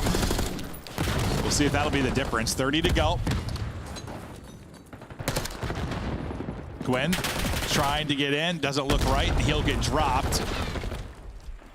Celium shots from top Art are on point. Simp then from Art right into the point. Him and Cell are going to clean up all 4, and that will likely close out the round. You just have the 2 lives remaining in Slasher and Gwyn. What are your thoughts just from the opening round? Well, I mean, I think this could have been cleaner if you were FaZe, right? I mean, honestly, if it wasn't for that Slasher play on the pinch, it's probably over. Maybe they have 1 tick, but for Carolina, you get the 3 ticks. And, well, you're in a solid spot. I mean, we've seen some defenses where you just get run over. We've seen just about everything on Vault. Yeah. Probably because we've had a ton of Vault to start the year, but we've seen just about every type of result. So, yeah, I think it could have been a much worse position if you are a Ravens. But it was kind of this play that gets him out. Yeah, that just looks so clean. Just kill, slide, preempt on the door. Easy peasy for Slasher. I think he only gets like 1 kill in the round after that, but 1 or 2. A hell of a map, too, though, for him, as he puts up 10 with Gwyn. And, I mean, even if FaZe are struggling right now, I think anyone in the league probably knows put them away. Like, try to shut this down now. Get it done 3-0 fashion. Like, you do not want to go the distance with them. Just get this dub and look forward to the rest of the week. Habizi, though, just sending it, winning the fight against the stairs. Sip doing the same as the subs are starting to move. I thought he had that gunfight too, but Slasher actually ends up getting 2, and that's a big 2. Yeah, it's, again, another multi-kill. Almost was their 3rd. The headshot able to connect. Nice little jump, but yeah, FaZe are here. And again, if it's not for Slasher, maybe A's captured, or at least on the way to being captured. So Carolina can come off spawn, hit a long route from Vivid, and really slow this down for FaZe. Ooh, 2 catwalk. I thought Cell was maybe going to get both, but TJ wins the fight. Still got a presence here if you're FaZe. Habizi, both guns now to work with. Stun out to delay the push from the doorway, and Simp and Habizi, the Tiny Terror, starting that's a before dead. To seem to find some rhyme and reason. They've dominated within this round. As you said, 4 dead. A will get finished. And they're trying to pick up some of those spawners so they can just transition this out. Simp gets there a second earlier, and maybe he's able to help and get that kill, and you've got 2 people on the point. This might have got real bad. Yeah, you should always tell it, right, when you get that 4 dead, you want to get inside of hard, so they try to get pushed forward. Just tough. Like, you just all 4 want to stay alive, get towards B, but if you don't have trophies, so difficult. But they're just going to keep playing with this man advantage. Still 2 minutes, a ton of time to work with, and everybody trying to shoot toes through under the cars. Could not connect with the toes. But yeah, you still, I mean, it's a little different. You have a little over a minute to work with your Ravens. You still almost have 2 minutes here. And a 5-life advantage. Like, you have every advantage in the world right now to take a 2-0 edge here. Well. You need more of that. You need more of that. Wow, okay. Well, but before I finish talking, they get 4 down. All right. I flipped that big time.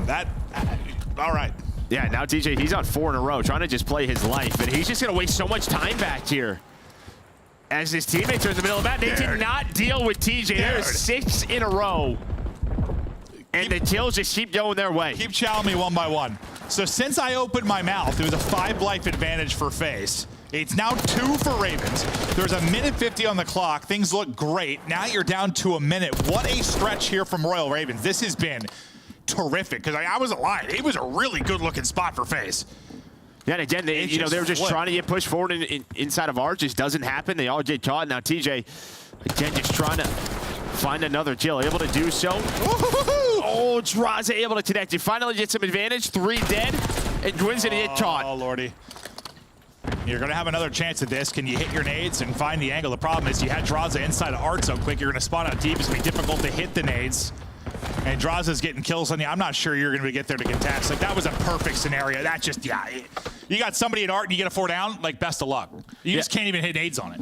Yeah, we've seen some, like, incredibly impactful multi-kills throughout this map from Slasher. You get one there from Draza because, yeah, he's able to connect on to TJ. And due to his position, as you said, he just gets right into Art. Yeah. Influences the spawn. They spawn bottom left. And, yeah, from that angle, you can't hit nades. I was thinking you'd get one more crack at it at least, but you didn't even get that, really. He didn't even get an opportunity to clear them off. That's crazy. It was like a perfect play from Royal Ravens to kind of give them a chance in that, into, yeah, that perfect ending from FaZe to close it out. I mean, that is the ideal setup to close out B. So, at least they still can look like good in control. Look pretty solid on this map. Yeah. Oh, wow. That's a long time. Holy hell. What do you mean 0-3? The last time they've been 3-0 in a match. Oh, 3-0. Oh, I was thinking like I think 0-3 start. Oh, I read that wrong entirely. Oh, God. No, the last time they've been 3-0 in qualifiers was in MW2 Stage 5. Oh, my God. Yeah, I guess I was just thinking about the fact they have 0-3 record. And I was like, huh, what am I reading? That, okay, I'm glad you can read it. That's a long time. Jesus.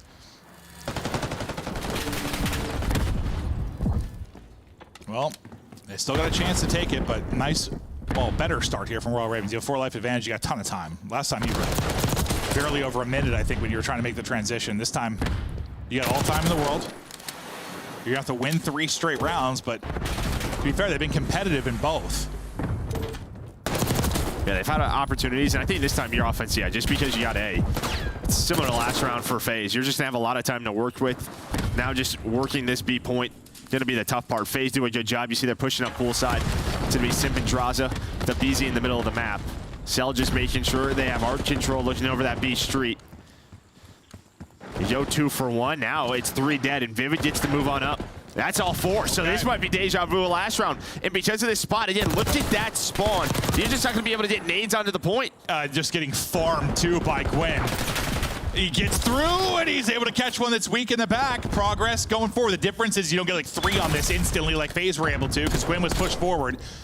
So you just get 2 on it. It's moving a little bit slower, but you had 2 people in a position to get kills. Finally, you're able to clear them out or begin to.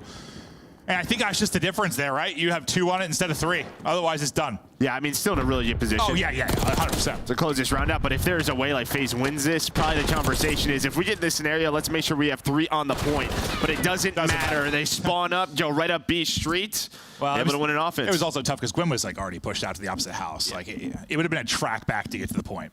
And they get it done.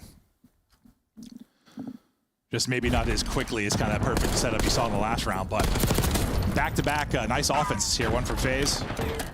Now 1 from Ravens. Can Ravens hold on defense to get us to a round 5 and maybe close this 3-0 and shut down that streak?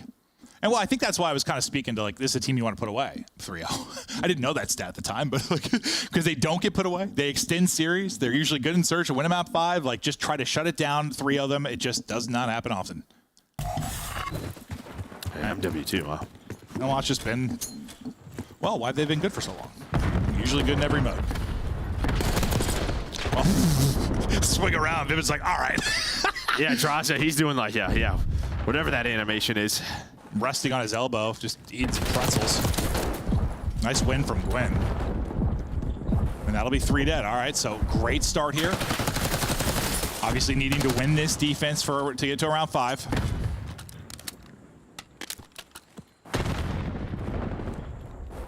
Just try to avoid those 3-4 down scenarios. You have 2 dead right now. Gwen should have a freebie though, and yep, he'll be able to get that. Nice movement and chow there. Gwen moving 24 and 18. Love to see it out of him. Still really no progress here for FaZe offensively. Yeah, and then you have 4 dead behind Gwen. And TJ's able to find 1 off spawn. You see FaZe again, just trying to work cat and poolside. So you can get some angles onto this A setup. Now Abizi gonna maybe try to find Slasher off spawn with him in that spot, but this time it's Simp. He's up to 20 now, 3 dead, 3 on the A point. Only real good thing is, yeah, maybe Slasher can pinch and make a play out of this. Nope, he cannot. Yeah, he's trying to find Abizi off spawn, just hit some really tough timing. A second late. 20 to 20 lives, 90 seconds to work with for FaZe. Ravens have got to hold. They still want hope of this 3-0. Cell sends it. TJ's like, all right, come into my hole. Wins the fight, shuts it down. Vivid, weak, tagged up, trying to reposition. Wins that fight. It's a huge gunfight, wins for Royal Ravens. Just keeping the offense of FaZe back. Hey, now you have a minute left, and again, you get map control like this. Another double on Slasher is just going to slow things down. Last player is going to be Simp. They don't spawn poolside. Maybe they're thinking they were. See what Vivid's able to find. Top side of the map. They're able to spot Simp, and they just hunt him down. They just don't even leave him. They're like, screw it. Don't let this guy make a play. They've really avoided any kind of like 3-4 down throughout the course of this. It's been a steadfast defense. 40 seconds now to go. Abizi trying to make the play on one side of it. But the kill feed continues to go the way of Royal Ravens. A great team effort out of him as Abizi smokes 1. There's a chance here. I mean, if Gwen doesn't get a kill here, you could have multiple players from FaZe on the B, but he finds 1. Slasher's able to come off spawn and deal with the BZ, so nice picks there. I thought with maybe the BZ in that spot, things could get scary. You saw all the red arrows starting to work up the street. And now you got no lives really to work with. Just 5 remaining for Atlanta FaZe. No time to work with. Just about 10 seconds to go. Slasher with another multi-kill. He's had so many in this round alone, it feels like. I know he's basically around even, but some big moments. BZ with a disgusting little one there, but will it actually end up mattering? Because it's a 2v10, unfortunately. They got 2 on the point, but second one of these guys surely It is done. Just too many numbers there for Carolina. That looked insane, though. Yeah, I mean, the numbers were there, and then also the cars were just exploding. Yeah, so it was just you saw him dive away from that, but doesn't matter. But Carolina, they were down 0-2. Able to take this to a round 5. And yeah, just really, really good stuff. Just avoiding the 3 or 4 downs. Somebody, when they need to step up with a multi-kill and kind of stagger for phase again, they were able to do it. Slasher several times. TJ with a couple big moments. Feels like they always had somebody be in a position to be a threat. Never got pushed back or turtled that bad. Always had pretty solid map control. At least once it got over to B. Round 5 now. Here we go. Ravens going to have to win another offense. They have to win 3 straight rounds. And the nade combo with the shots there, it is just heads getting plucked as Draza sent back to respawn very quickly. Yeah, so they do this opening to try to get TJ in hard. He's there. See number 6, and well, this is what you want him to do. Just kind of annoy them. And now you have 3 dead. Selling him the last player alive. That's going to be all 4. All of Ravens now get a fight and get on this B point. You won every single fight. You won the fight on B, you won the fight in Art, and you won the fight on A. You won every single fight. Draza maybe the one player to stop this. There's only 2 on the point. That's the one good thing. He does get a pick. So Draza takes the long round. There's only a tick complete. You don't triple stack it. Slasher's still alive, but that could have been way worse for FaZe. Gwen's just crawling out, just trying to see if he can get the second bit of progress done. Gwen wins a fight, and there is the second bit of progress. So you at least get another tick there. Could prove massive. They're still here and fighting, though. Slasher is on 4 straight. He's gone absolute god mode over this stretch. Now TJ back into Art. He's finding kills. A sliver away from getting the cap. Slasher is up to 5. They're going nuts, and B is done. What a start there from Carolina Royal Ravens off the 4 dead. And now you have an 8 life advantage. You only have to work A. All of FaZe off spawn. Gwyn's controlling Cat. Again, Draza takes that long route, but you gotta deal with Gwyn here. On the other side of the map, it's gonna be a BZ and Simp. They're gonna have to try to work something. They're not working anything. Get out of my hole. Gwyn locks it down. He goes on a tear. It was 5 straight from Slasher, now 4 straight from Gwyn before he drops. You almost have the second bit done, stunned up, but the progress is through. TJ pops, gets 2. That might end up sealing it. Numbers are here. Final kill in. The nade will get 1 out of it, but you still have a body on it. Gwyn's got to win the one-on-one here around the point. He's dancing. My God, Draza looks like an absolute demon. That was Simp. Oh, Simp, sorry. Yeah, no, Simp was just going pillar to pillar. I saw him got the kill. I thought it was Draza. Like, that didn't look like Draza's movement, but all right. And if you're facing it, that looks great, but the problem is they've been on the objective for so long. They're still at minute 30. You only have 7 lives. They are still in the round, though. They have map control. Well, if they somehow win this, yeah, give it to Simp for buying that much time on the point. It's still possible. Gwyn, another big entry, though. Pretty soon here, you got no respawns remaining. Yeah, that's the issue. I'm not sure if this is possible. Yeah, I mean, it is technically, but odds are definitely with the Royal Ravens, and then it gets uglier. TJ, another big play.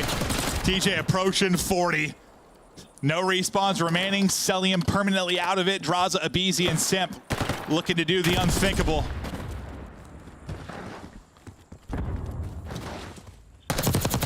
And they're just looking for the kills. TJ, some great damage in, but now you want to be able to play your life here. It just needs 1 more bullet, I think, on both of those players. Yeah, it was close. 3v6 now. But Gwyn, there we go. He's able to find the Angel, finds the double, all down to draws. We talked about the 3-0. It's been a long, long time. But it's finally happened again. It's like you see it like a business. It's like that day since a workplace injury or whatever. They reset the clock. Like we're resetting the clock now for Atlanta FaZe when it comes to that lengthy period since they have been 3-0'd. And Carolina Royal Ravens do it in every possible way. I mean, they dominate them in the hard point, they dominate them in the search, and then the control. I mean, they are down and out, but they fight back. Down 0-2. You gotta love what you're seeing out of the subs, especially. Well, I mean, all of them really are having their moments, but if they're going to be contenders this year, I mean, we were wondering with TJ and Gwyn if they were going to carry over kind of what we saw last year into this year, and yeah, it's looking good. This is a great Ravens squad so far. Now up to 3-0. On the other side for FaZe, 0-3. Yeah, I mean, good thing for them is what we're going to go into a break. There's going to be some changes to the game, a map added in, maybe some time for them to dial things in before like our first minor. because there's not really any positive to take away from this. I mean, you're 0-3, and yes, I know 2 of them were tough matchups. Well, 3 of them is Royal Ravens are looking like a team to maybe be a contender. They're looking great, but like, ugh. Doesn't feel good or look good for FaZe, that's for sure. No, I mean, great damage out of Slasher, but yeah, it's TJ up to 38. That's, yeah, I mean, down 0-2 in the control, and then you win 2 offenses. Win 2 offenses there. I mean, yeah, you get the 4 dead, but then in that last round, just their ability to stay alive around B, just great positioning out of Carolina. They just look like a complete team. Oh, I think Nameless pegged it perfectly. FaZe are behind right now, but I don't know if he's right. But Carolina might just be the real deal. They might be great, but that one's done. Desk, thoughts, please. Nameless has been pegging predictions since day 1, but today we finally get a slip up. I switched over to the Carolina Royal Ravens. You 2 held strong with Atlanta FaZe. What just happened, though? I didn't even see a 3-0 coming, Nameless. Yeah, you know, I predicted Atlanta FaZe. I thought talent alone would get them to that game 5, and maybe they'd close it out. But yeah, they're just behind. So many mistakes. But we're going to take this time to talk about Carolina and how good they've actually been. I mean, Slasher looks phenomenal on this game. The cerebral plays out of TJ. We've been talking about it since their first match. He has been unbelievable, seemingly making every right play in every moment. And this team just gels. It works. Like, the combination of Vivid and TJ is fantastic. Win being able to do whatever he wants at any point in time on the map. Like, this roster, Dark Horse, could end up being one of the top 4 favorites come Major 1. Merc and Maven getting a speed run here as a holiday present. For the fans at home, though, I feel like we could be wanting more. I want to see this play out in a Game 4 hardpoint, because Game 1, Atlanta FaZe was nowhere to be seen. You 100-point club them back-to-back days to open up a match. This is more than just a search and destroy coach that's gone missing. I never in my life would have believed you if you told me Carolina Royal Ravens 100-point club Atlanta FaZe in this series at any point, map 1 or map 4. I think Ant said to it perfect that they just don't understand the game just yet, and this is not something we're used to seeing from these caliber of players, because now the clock has reset. It had been 500 and something days since they had been 3-0'd in a qualifier. And now it has been done by the hands of Carolina Royal Ravens. Slasher got his revenge and solidified himself as an AR. And been like, you know what, you guys dropped me? Watch this. There were, I mean, this is an easy way to put it. There were more slip-ups in that series from Atlanta FaZe, in that series alone, than we've seen from them in some stages entirely, which is just wild to think about, just between maps 1 and 2. And then you blow a lead in the Game 3. Man, Carolina turning it up. Just when I expected for all the teams to kind of even out in the middle of the standings, we are starting to see some pull away. Carolina Royal Ravens currently at the top of that list. Alley Cat, final thoughts on this matchup? I mean, chat, respectfully, like, Falcons played better versus them than Atlanta has. Like, that's concerning. That's concerning. Let's take a look at our scuff play of the game. It's the double-digit duo. And search and destroy, Gwyn and Slasher, 10 kills each. And not only are they dropping the kills, they're doing it together. They seem like a 1-2 punch at times. Yeah, good call there. I mean, the first round, right, setting the tone right away. It's a 2 versus 3. Gwyn gets noticed, wraps around, Slasher comes in to help him. And, you know, obviously Atlanta just getting lost in translation there, just loses sight of Slasher. He ends up finding a kill. And just throughout this map, like, Gwyn just having the green light, like trusting him to make the play, whereas maybe last year he was frustrated, kind of having to sit back or not play his full play style. He's got the green light on this team. Slasher dropping 10+ kills in search and destroy, a 1.2 coming into today, and you finish this matchup with a 3-0 over Atlanta FaZe, the EWC champs. Slasher, why is your team better? I don't know. I think we're just really good right now. We're gelling. Like, our practice overall has been pretty good. Obviously we have our off days, but most of the good days we have, like, we be playing really good against like the top teams. And I knew, like, just like that coach's poll was an absolute lie. Like, I don't know who's believing that, but based on our map records, like, we just been doing good. Slasher, come on, how good did that win feel? Be honest.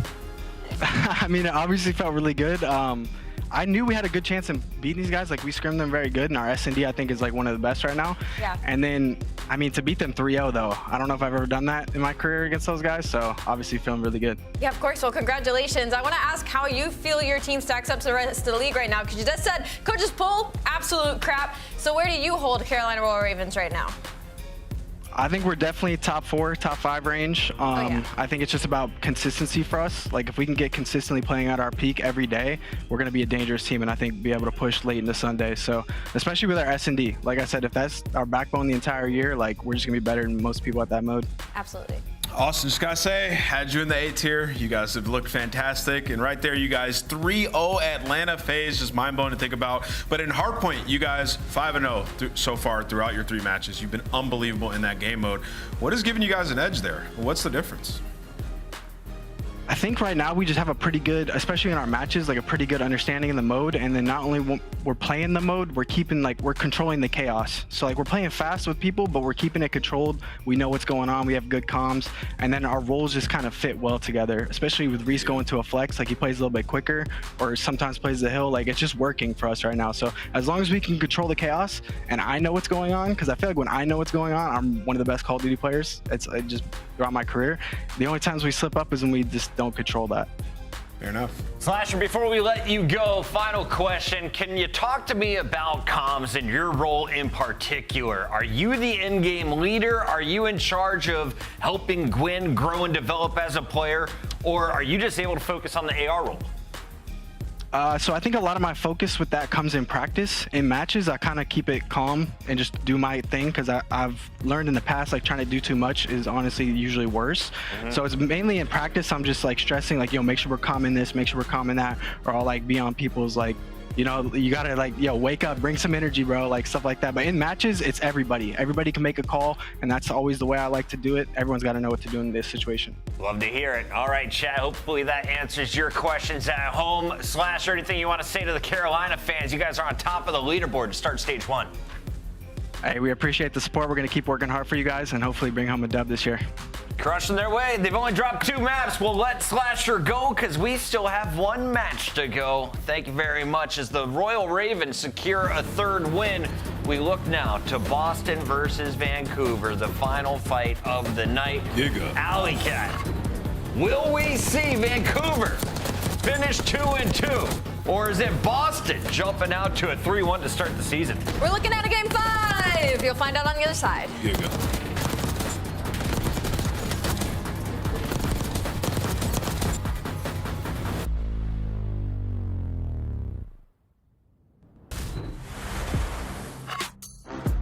The Esports World Cup is an official partner of the Call of Duty League. Upgrade your game with the Scuff, the official controller of the Call of Duty League.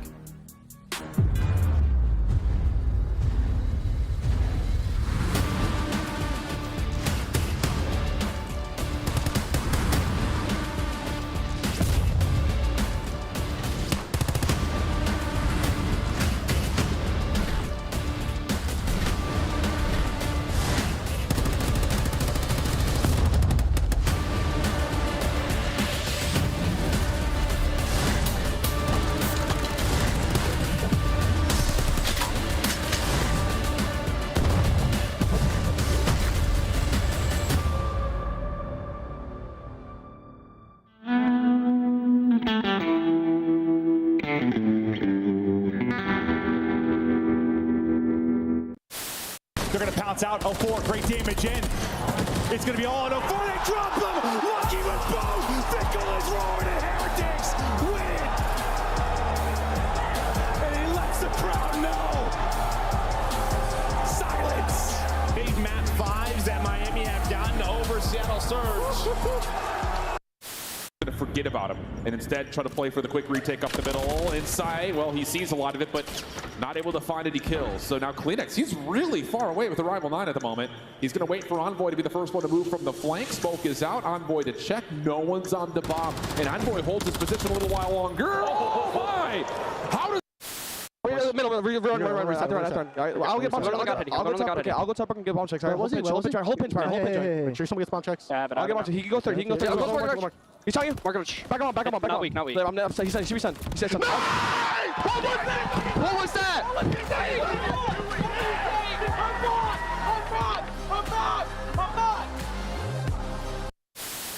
One clean break, 1 set of kills there. Afro sneaks in and steals the victory.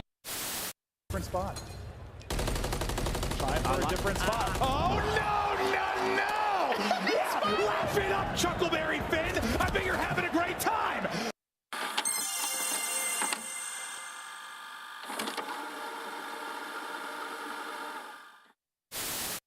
Nice, good shit. We win up this. Right, I got you. Win up this. I have it. Dead. Nice. Dead. Let's go, guys! Let's go! Let's go, Bruce! We're gonna be really good. I like your trophies. Which one's your favorite? Yeah. Honestly, I don't know. This one seems like insane. Look at this one too. Like this is crazy. Like the golden nut, baby. The diamond nut. Excuse me. You know what I'm saying? How could I not be like? How could I not feel like I'm not gonna lose? You know what I'm saying? Like, come on. Yeah, and that's what I was gonna ask you. Is like, Sib, you're coming into a winning culture. These guys won champs. We obviously.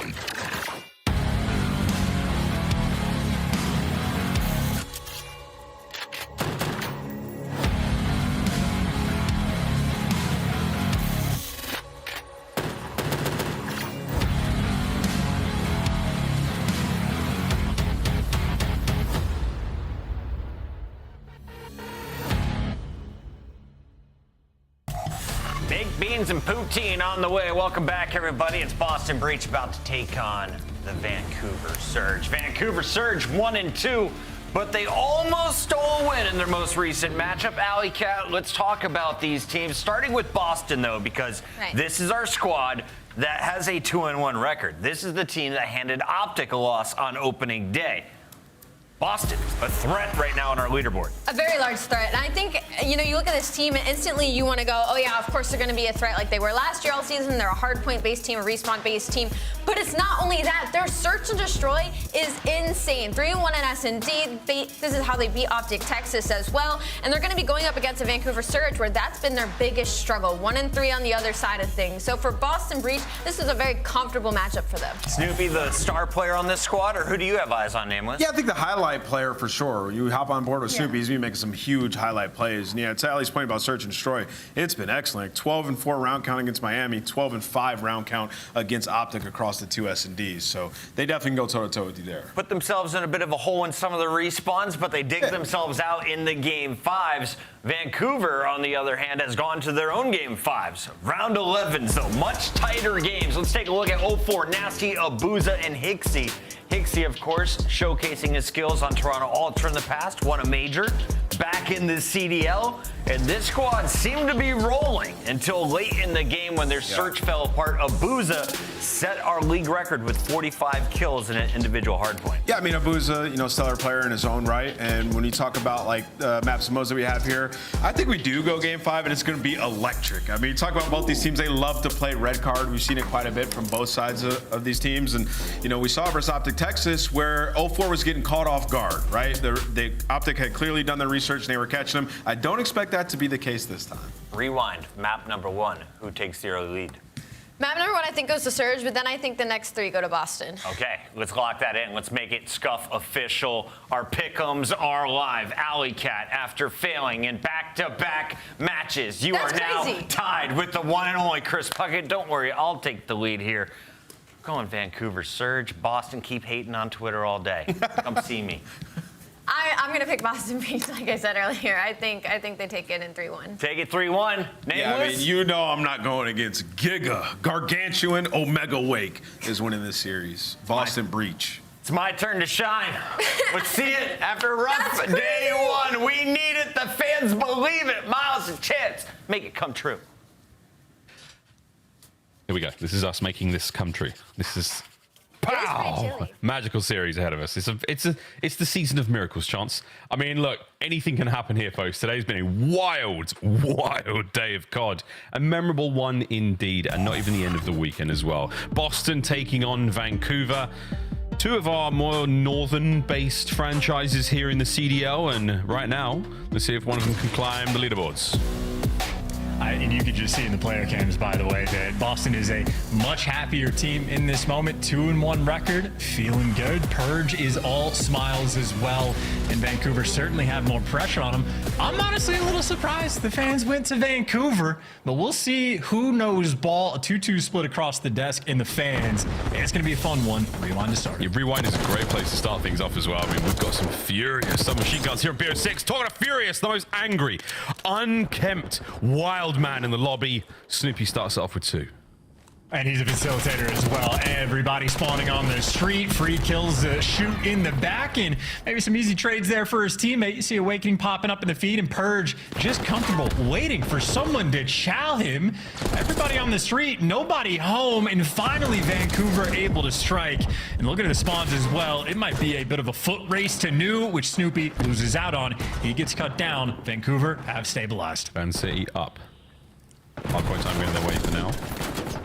Smooth moves across the board here for the rest of Boston as they try to reposition over towards P2. Vancouver with the numbers, not necessarily, but do they have the positioning, the timing? 0-4 doesn't have the gunny, but a lot of damage in the Purge there. Allows the trades. Backline now, Cammy. Got to win a big fight here against Abuza. He's stunned up. Abuza somehow walks away on top. Oh! That's disgraceful. Big Wake in trouble. Here come Vancouver. Yeah, every single player on Boston just got massive tunnel vision. Don't get me wrong, Abuza was the man he needed to take down, but they just let everyone else on Vancouver push up towards the end. So Abuza right now, smooth moves, nasty as well. Nice little slide. Cammy's there to drop him, but wow, maybe Cammy there just to be the impact player. Boston, that is a nice response for how bad that could have been. Could have been way worse. Lead change, no. Surge. Another attack at this one. Don't want to commit too much time because we're very close to that new rotation. So there we go. Awakening in the feed. Purge keep pushing them out, but Vancouver committing to this. They're still going to be spawning in the right place, so happy to take those fights. Happy to try to make that time a little dicey. Now, a quick setup, boys, because here come Breach. And a 25-second lead as well. That is interesting timing. And Cammy, yeah, you always want the high ground. So number 5 on the mini-map, he's going to spawn out. Vancouver, everyone else going to be tucked in the back right section. So Boston will have the time. Maybe a long-term advantage for Vancouver, but they still got to break through the front. Yeah, got to break through the front. You still got to try to claw this lead back. Nasty. 0.4 seconds. Oh, wow. Catches Purge out. Nasty. Lovely 2. It's a 3 in the feed. And now it's the hard point back to Surge. And 3 on the mini-map gets cut down. That is good awareness there out of 0-4. I think him and Abuza pretty heads up there in that moment. So able to break through the front. You've done the more difficult thing, and you definitely want these final 20 seconds as well because the back spawns should be secure. You see Purge getting traded out as well. Abuza, all the extra attention to make sure that they keep these spawns. Trade away a little bit of a scrap. You get set up towards New. It is the money hill we're going to, and frag grenades make Vancouver's life that much easier. Well, we'll see if this is Surge's turning point.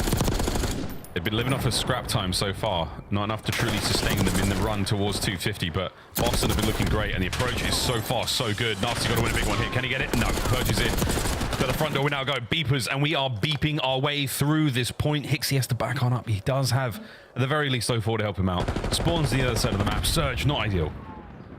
This is a tragic look. You got the wrong players in the hill at the wrong time. You got Hixie, 5 and 12. It is a player with a lot of attention on him, and everybody talks about the slang. That was a money hill. That was an early rotation, and you are just getting bodied by Snoopy. 16 and 6. The SMGs on the flip side cannot keep up. We've been talking about it, and 16 and 7 now. Wow.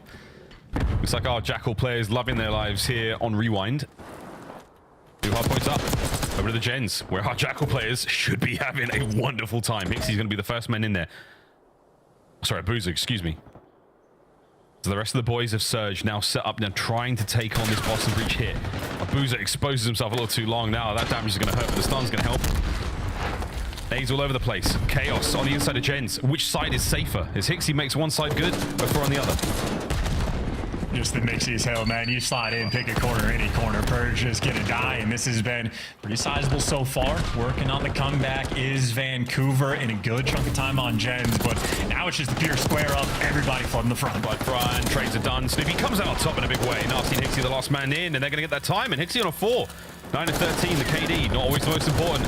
Trying to win these fights, important. Awakening gets it. 15 seconds to go. Lovely scrap time. As we come to a close, the first set, an even race at the end. Oh no. I mean, that's the difference maker, though, right? The foot race might still be the comeback potential, but the moment Hixie starts to give you that killing production is exactly when the comeback starts to happen. So that's the man to pay attention to the kill feed, but Purge and Snoopy there to make that appearance. This is quick work for Boston. Admittedly long-term, 0-4 is going to be turning some heads, and this is a chaotic moment for Boston to try to hold on to time, but Awakening picks up a freebie. Now you might just be able to collect the extra couple kills, and you see in the feed, Awaken Cam and the ARs ever present. Boston still in time. Boston running it now. They're starting to walk away on Rewind. Surge being left in the dust. They're moving on. We've gone for VHS. This is the laser disc for now. How far will we take this technological prowess? Is Awakening. Can you find another one here on the point? The shots are decent, but Nasty. They're still alive and kicking. Traded out. Endless chaos here on the point. Boston Breach with the lead. Boston Breach, listen in. Alright, in you, 04. No, right here. He's my They're gonna try you on O. He's not tell me blue. He might hit it. He's burger, yeah. Give me right on him. I don't see him right. Pinch me Zig, 04. 04 was Zig. Okay, Nasty might be burger. Yeah, he is in burger, he is. He's still in burger.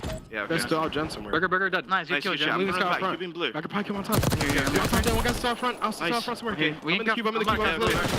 DVD, Hixie. Yeah, DVD, Hixie down. He's out front, he's close right in the cube.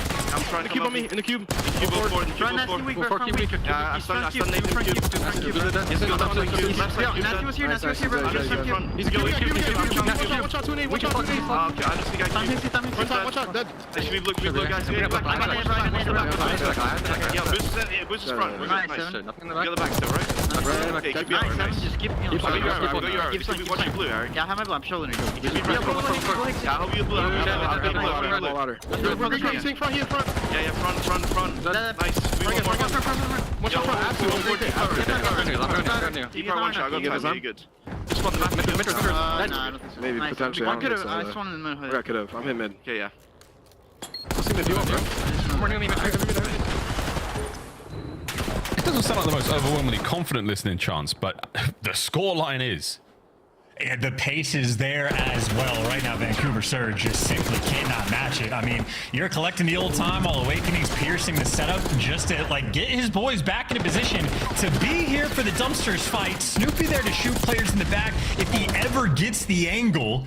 But while Snoopy's going on the world tour, Nasty is collecting the time. Took the time and holding down that hard point with an iron fist. Hixie, bit of a roundabout. Somehow gets spotted out by Purge, finds the kill, and again, lovely transitions. Cammy though in the feed, finds the final 2, and there's 20 odd seconds remaining here on this hard point, so you don't want to give this time up. 0-4, up close and personal with the aims. To the Strider, to the nade. He's throwing everything in the kitchen sink at this hard point, trying to stay alive in the contest, and he's there for a minute. Man, absolute pandemonium. Boston Breach though, still firmly in the lead. Over 200 points now, Chance, and it's starting to look dire. Yeah, and that scrap time is also very nice for Boston to get. I mean, this lead is really looking insurmountable. And we go back to a P4 that can be a money hill, but look who's spawning out. Nasty on the opposite side of the map maybe can be a blessing in disguise because he gets a freebie kill in Vancouver. Maybe a bit more comfortable this time on the setup. Things are looking bad, but you're not wrong. That comfortable moment. Is it enough to get some going, boys? Surge. What a battle against Snoopy. They just felt like it went on for a long time, and this is it. Hixie down and out. Hard point break. Boston in. Can't win the game from here, but they'll get close. Yeah, I mean, look, that's a money hill that Vancouver Surge has been able to get a full setup on 2 different times, and they just get broken down. That is not a good look on Rewind, and Purge right now maybe only gets 1 before he gets dropped, but this is just too big of an advantage. Cammy loves to be on top of the 18, and for good reason, the overseer of everything. He really is. He's top 18 more often than not. That stun doesn't connect, but he knows Nasty's coming for it, and Nasty gets it. Here we go. New hard point up. Boston in position.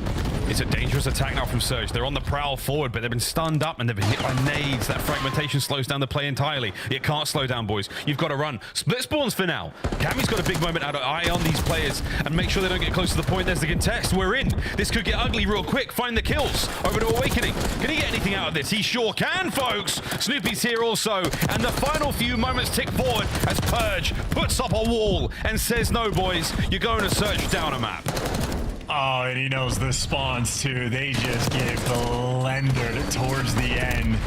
One last ditch effort, but you are just gonna flood into absolute death, maybe come out on top. That's a 2-piece from Hixie that, I mean, is just not gonna be an impact. 248 Boston have.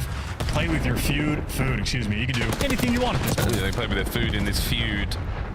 Purge is waiting for it. It's only 2 seconds. Snoopy to the front. Snoopy! Oh, wow. 4 turns at the right time, but it's not enough. Boston breach a confident opener there on Rewind. They take the lead in the series. And just sloppiness out of Vancouver as well. I mean, the way the game started off, like Vancouver get a Booza, back into Cube, as Boston call it, dumpsters, Godspot, a lot of names for it, but back P2, Abuza makes a nasty play. I'm thinking Vancouver like, hey, that's the nice ground, getting the sweet spot, and after that, no signs of life. And they are showing it in the player cams. There is no vibes on that team, and without vibes, you're not going to be able to hold a P4 either. 2 complete full setups that they were able to get. The first go around, they didn't even know who they wanted to put inside of the time, and the next time they had it figured out, and they got broken down either way. 19 and 30 there out of Hixie with only 5 assists and 0-4. I mean, a one-man army only 1 assist is honestly, that's pretty nutty for a hard point. Yeah, that is wild for a hard point. Low damage across the board as well there for the Surge boys. Nasty, the only AR really putting in the damage, putting in the work, but everyone's struggling certainly on Rewind. And if you're struggling in the kills department, typically, you know, a great team can keep the scoreline close. That felt impossible. That really did. Boston Breach just suffocating them every step of the way. And it was this man on your screen, Snoopy, another ridiculous opener for him. The submachine gun players here in Black Ops 6 loving life. And I think Snoopy also had 16 objective kills as well. So, I mean, he was a titan in the lobby. He had nearly as many objective kills as Hixie had total kills. And then Awakening had something like 19 assists or something obscene. So, Boston had found their flow. And if we've been, you know, purveyors of their S&D gameplay, their teamwork is on point. Like, they're at least going to be together. They're going to be active. They've shown that they have good comms as well. So we're still waiting to see exactly how strong this team truly is. But those guys, when it's good, it's real good. Very good indeed. Final few moments of the highlights here. Wild map for Rewind. I do thoroughly enjoy watching it. This has definitely grown on me really quickly here in the BO6. Purge and the boys doing what they can to walk away with that win there. Name was called for a Omega level Awakening. His final stats weren't bad whatsoever, and again, we're just seeing Boston get better and better as a team. More confident, more sound when it comes to the game modes. We'll see how the search and story plays out, because the long run for them, I mean, what a look for the organization, a total transformation. A brand new roster. The EWC debut was real nice, and practice is starting to pay off. And we'll see how well the practice can be, because you're going to certainly need quite a bit more if you're on the side of Vancouver. And again, I'm going back to sort of the death space. I was very surprised that the fans were like siding with Vancouver. Yeah. Maybe that's just shades of like Boston's, you know, performance from last year, that they just don't have that like sort of thing accrued just yet. But from what we've seen this year, they've been on point, and Boston's strongest point, without question, has been their search and destroy. So I do like what Vancouver actually did in the pick and bans, getting rid of rewind. It's too many R's for me, but I think that's a very wise decision. Boston have been incredibly confident on that map. We get to see if they can have that on a map like Skyline as well, but we already know they're going to be making plays. I think there's something about the fans, maybe they subconsciously cannot associate Boston Breach with success or winning, and that's something that is changing slowly but surely. Right now, the standings are not bad at all for them. But hey, that's what happens. He was on that team a while back, I think. I mean, that might have done it. I don't know. That's a deep cut. It's a low blow there. But hey, we're not above anything here in the studio, folks. Search and destroy coming up in a moment. We'll see how this goes. Breach, strong looking game mode for them. Snoopy's been in great form, folks, and that is good reason there. 121, the KD chance. Opening duels. 56%? I mean, above average, above half. You're doing great. Respectable. Very respectable. Not bad whatsoever. Snoopy's just been a strength and strength with a lot of criticism coming into the league. A lot of criticism. He's looking fine. He's also been respectable on the objective front as well. He's occasionally the bomb carrier for this squad. And again, a 4-2 record overall. They have been the best team on defense, and a few different maps that have been in the mix. We've seen them on Skyline as well. They've shown the goods, picked apart Miami Heretics on this map. They look incredibly confident with the 6-2 victory, so we know they're going to bring it on this map. And again, Snoopy, bomb in hand, leading the charge. We'll check him in the opening duel. It's a bang out, and it's whoever gets the most damage. If you get an opening hit with a nade or something, send it, just go. There's no trophies, it's damage. Try to get the trades. Start the trades, end the trades, win the map. Purge, there'll be no trades here. He is on the flank. Purge 2. Huge work. Towards the front line now. You are down a man and you are in dear danger. Nasty though. Whoa, I like the attempt. Boston Breach. Start with a bang, end with a bang. Yeah, and Purge is absolutely fearless in search and destroy. I still have memories of him on Karachi where he is just flanking through the middle of the map or going on full flanks every single time. If he senses any bit of lack of pressure on the map, he will be hitting something out. So you saw Snoopy and Awakening sort of get back down off the rip, but that's just an open door. They were all but a distraction. Boston, again, playing with confidence. They will be endlessly making plays. Round 2, another opportunity for Boston to continue their playmaking streak. We see Surge. Oh yeah, get in the kitchen real quick. Hixie's got the bomb right behind 04 here. That's going to be the plan. So now you have a major flank taking place right now across map. Snoopy will be the man to open up proceedings. Nope, Abuza deep back finds the first. Those are electric shots, but while the back line is nice and strong for Vancouver, 04 does get caught down in the front. And I mean, site control for the moment. Boston have it.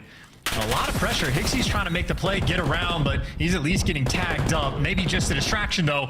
Nasty gets set up for 2 huge kills. This is Vancouver's round. Van Nasty going Van Wild. This is definitely their round. They got the opening plant very quick. Close plant position has not been strong enough as Purge might continue a bit of a run here in the kills. That is going to be it. 1-1. Vancouver Surge. Success on attack. Yeah, and all things considered, as Hixie gets that final kill, but all things considered, I think I did like that strat Boston had. I think there was an underground flank coming through as Snoopy was working the steps, and maybe the idea to try to get some sort of bait and switch double chow on Abuza on that patio furniture, whatever we're calling it. But Abuza simply just elite shots zap Snoopy before he can react. So he sets his team up, and Hixie and Nasty, that European tandem, there to take down that middle half of the round and seal the deal as well. So the strike back is there. Back-to-back offensive round wins. Skyline's a fun, fast map to play search and destroy on, especially for the attacking teams. It really does come down to who manages to take the initial fight, who manages to open up the trade battle. And Nasty, you have been spotted. Run, Nasty, run. They can smell your fear. Oh, and they've seen your teammates as well. It looks like they can smell a whole lot by the looks of things. Cammy, perfect timing. Yeah, great job. Just about wins the fight and gets the Jackal. They also know it's 2 players, so this is still a lot of Boston areas that were worried about the flank. And you had 04, I was going to say, he just took a very long route, and guess who's there to break it down? It is Purge in perfect position. And now Nasty left in a 1 versus 3. and he's chasing a ghost, and it is Purge in your spawn. Purge single-handedly winning them that round, gets the intel. I mean, Nasty peeks in top hall, so that play just gets killed. We're not going to be anymore. They're going to be responding to this. Purge drops down. The timing is beautiful.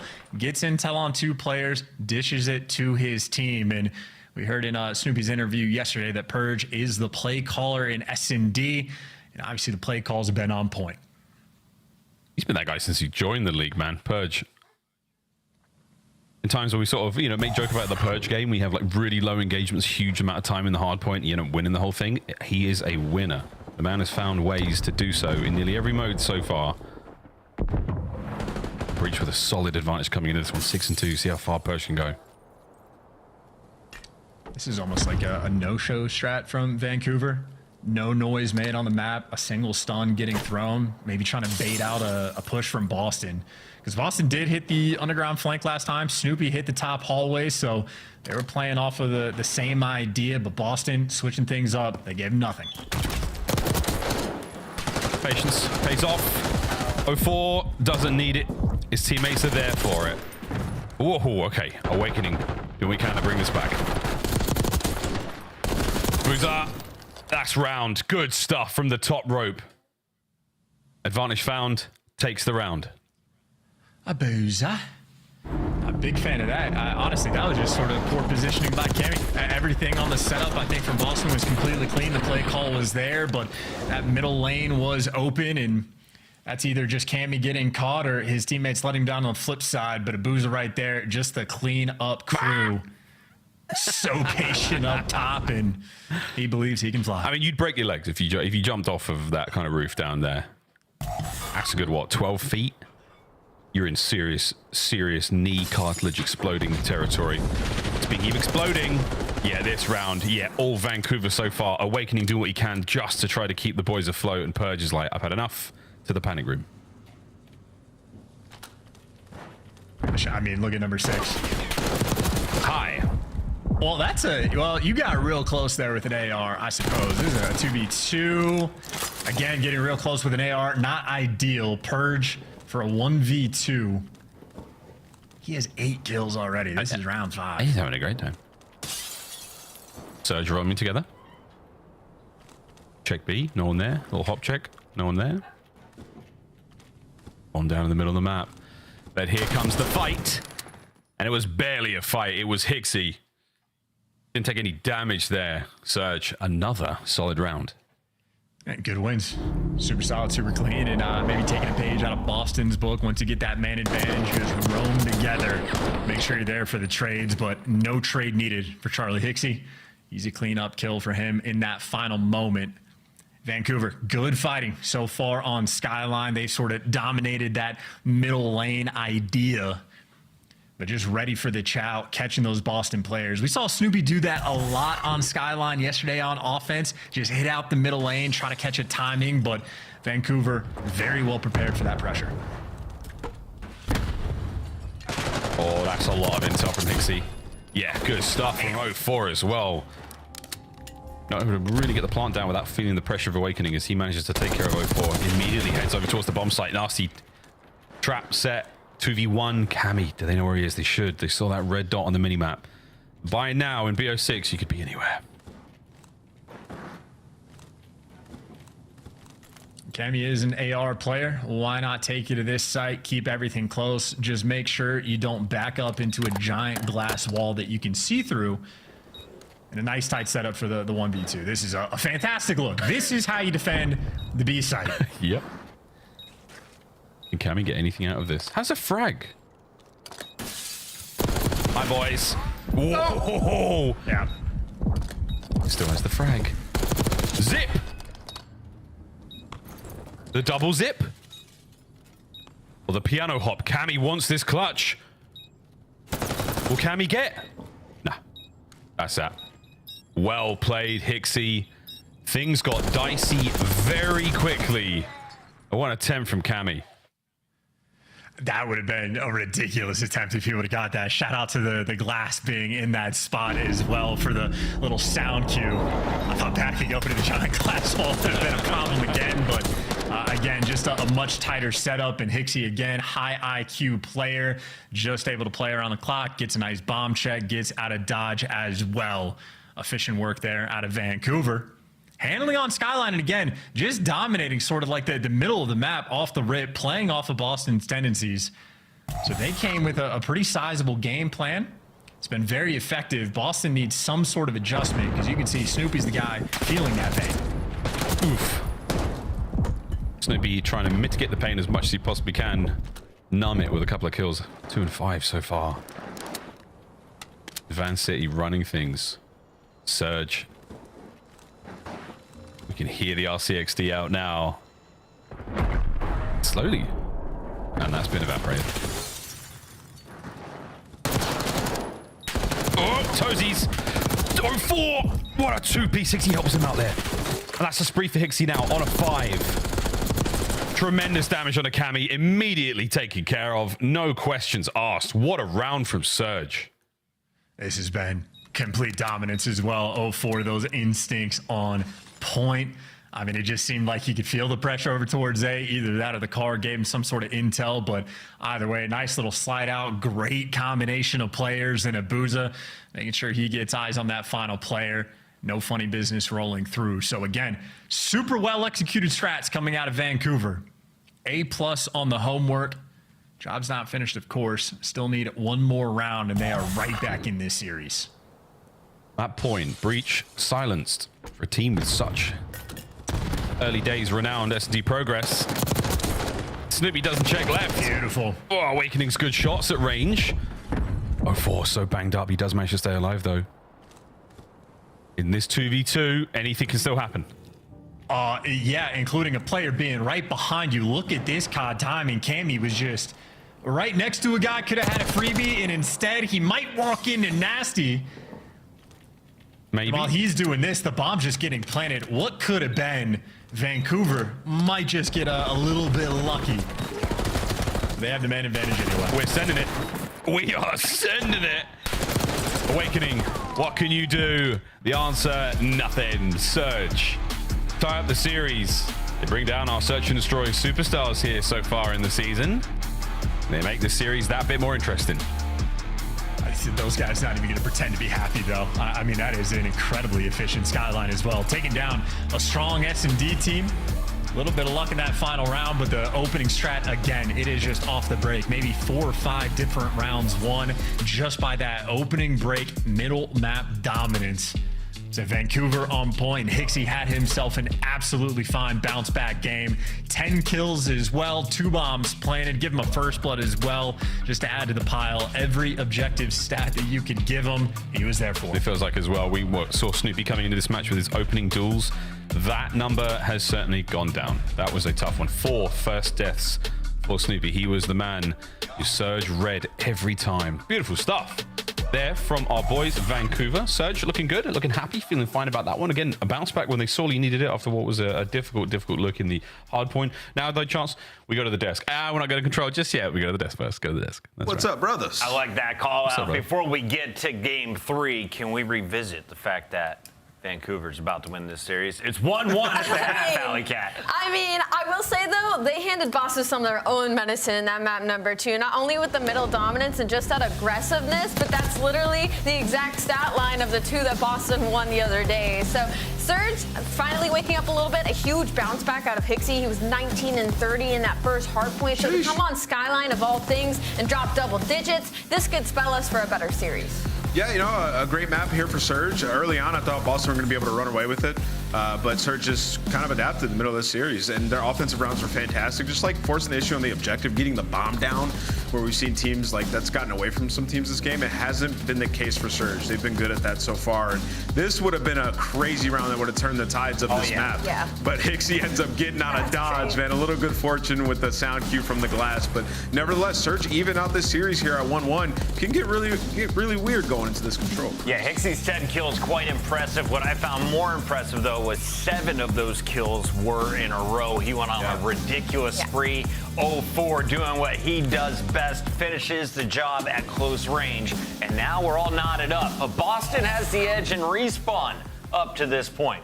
Game 3 is a respawn. It's going to be Vault, I'm pretty sure. We're going to Vault. Yep. So who's our player to watch on each team? Is it still Snoopy for Boston Breach, the SMGs? Yes, absolutely. He's gotten so much better coming into this year. He's been lighting it up, man. And his comms were phenomenal and super chill as well. Alec on the other side for this Vancouver Surge squad. Who do we need to look out for? I think it needs to be Hixie. I think he needs to continue what he did in that second search and destroy, because we talk about pace and SMGs in this game, and they have to be on top of it, on top of these engagements. So it's got to be Hixie.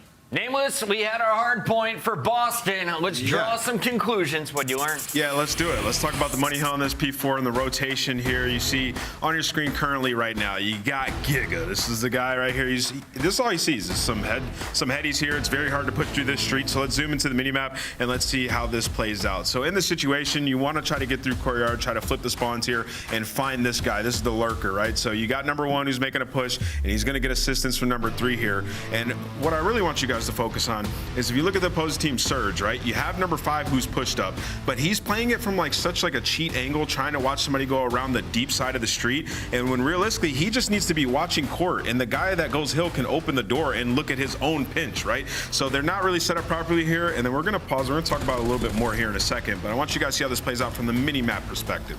So number 5 turns around, misses a couple shots, he gets identified, and then he gets taken out. So now you're in a situation where you gotta play tight, you gotta find some kills. They do a decent job here of like playing their kills and like buying time if you're Surge. But now what I want you guys to see is how Boston approaches this situation. So they found a couple kills, but they noted that they didn't exactly push out the spawn just yet. And there's going to be some players that are still remaining there. So you have to play aggressive and converge onto the spawn and kill those guys quick. While doing so, you have to watch a guy for the spawn out. So 2 is going to redirect his attention towards middle, play for the guy who could have potentially spawned out while they converge for the back spawns and secure a ton of time on this hill. You saw it was tied coming into it. Well, they pull away, which ultimately they dominate the rest of this map from this very point in time. Which was a really huge play by Cammy, because you can see Awakening is in gunfights in the back side, but Cammy still commits to watching that front side. He only ends up getting 1, but just the fact that that pressure was there to slow down the push was huge. Yeah, just a bad setup by Surge on rotation. Like the guy that's in courtyard, he has way too much to watch there. Got to cut it from a different angle. They make up for it in S&D to tie up the Series 1 apiece, but clearly some issues to shore up in the off-season, or I guess during the holiday break. Game 3 is coming up right now. We got to send it back over to Miles and Chance. Miles, take it away. Thank you very much, Chris. Pocket, Miles Chance here, getting you through the next game of Control. And what map are we playing? Whoa, we're playing a little bit of... That's going to be absolutely fine. We did get to see some Protocol today, and it was a good time, but it was a short time. Yeah, shout out, Clay. We're going to be talking about Awakening, though, coming into this matchup. Giga, who has looked pretty solid so far in KD. It's won a series, there has to be. It's just the way it is, man. 1.12 chances KD. Not bad from Demon Joe. Actually, the most names in the league, bar none. And honestly, we need to give him more. Maybe that Omega Final Form will be his, or we're going to have to start digging into even more different languages. Greek, Latin, throw some more in the mix. But the 1.32 on defense is especially key. Your AR players have to be able to thrive on defense if you want to win these vault controls. And Awakening, he has been super solid in that regard. Yep, very solid indeed. Almost ready to get into this one, folks. We're loaded. Who takes the lead in our series? Boston Breach, Vancouver Surge. I think on paper this was always going to be a very, very solid series. Could be another Game 5 on the cards. We've got a bit of momentum here when it comes to the respawns. Boston look a little tighter, a little stronger, but they're going to have to win this. And at the very least, a hard point, because they want to go to that search and destroy. 6-2 was a tough scoreline there on Skyline. Yeah, it really just inverted. Yeah, that was a pretty shabby look there from Boston. More or less just getting picked apart and never able to make that adjustment. But opening break, no trophies. Be fearful of the frags and Purge. Able to get up the steps, but I was going to say, if you're forced up the steps that early, almost certainly running into a pre-aim, and that is a perfect opening break for Vancouver. Awakening the only one on defense with the presence, but Boston still going to have to adjust. That A zone is flying. Great job, though. Two-man stack has got so much work done. Second segment's complete. Now you get ready for the hit. Dixie certainly helps out. That is a delight. Can we get 3? No need. His teammates are there. Doesn't get greedy. Doesn't get greedy. Goes for the big brain. Plays straight in a spawn. Finish A first there, boys. You've really done all the good work here.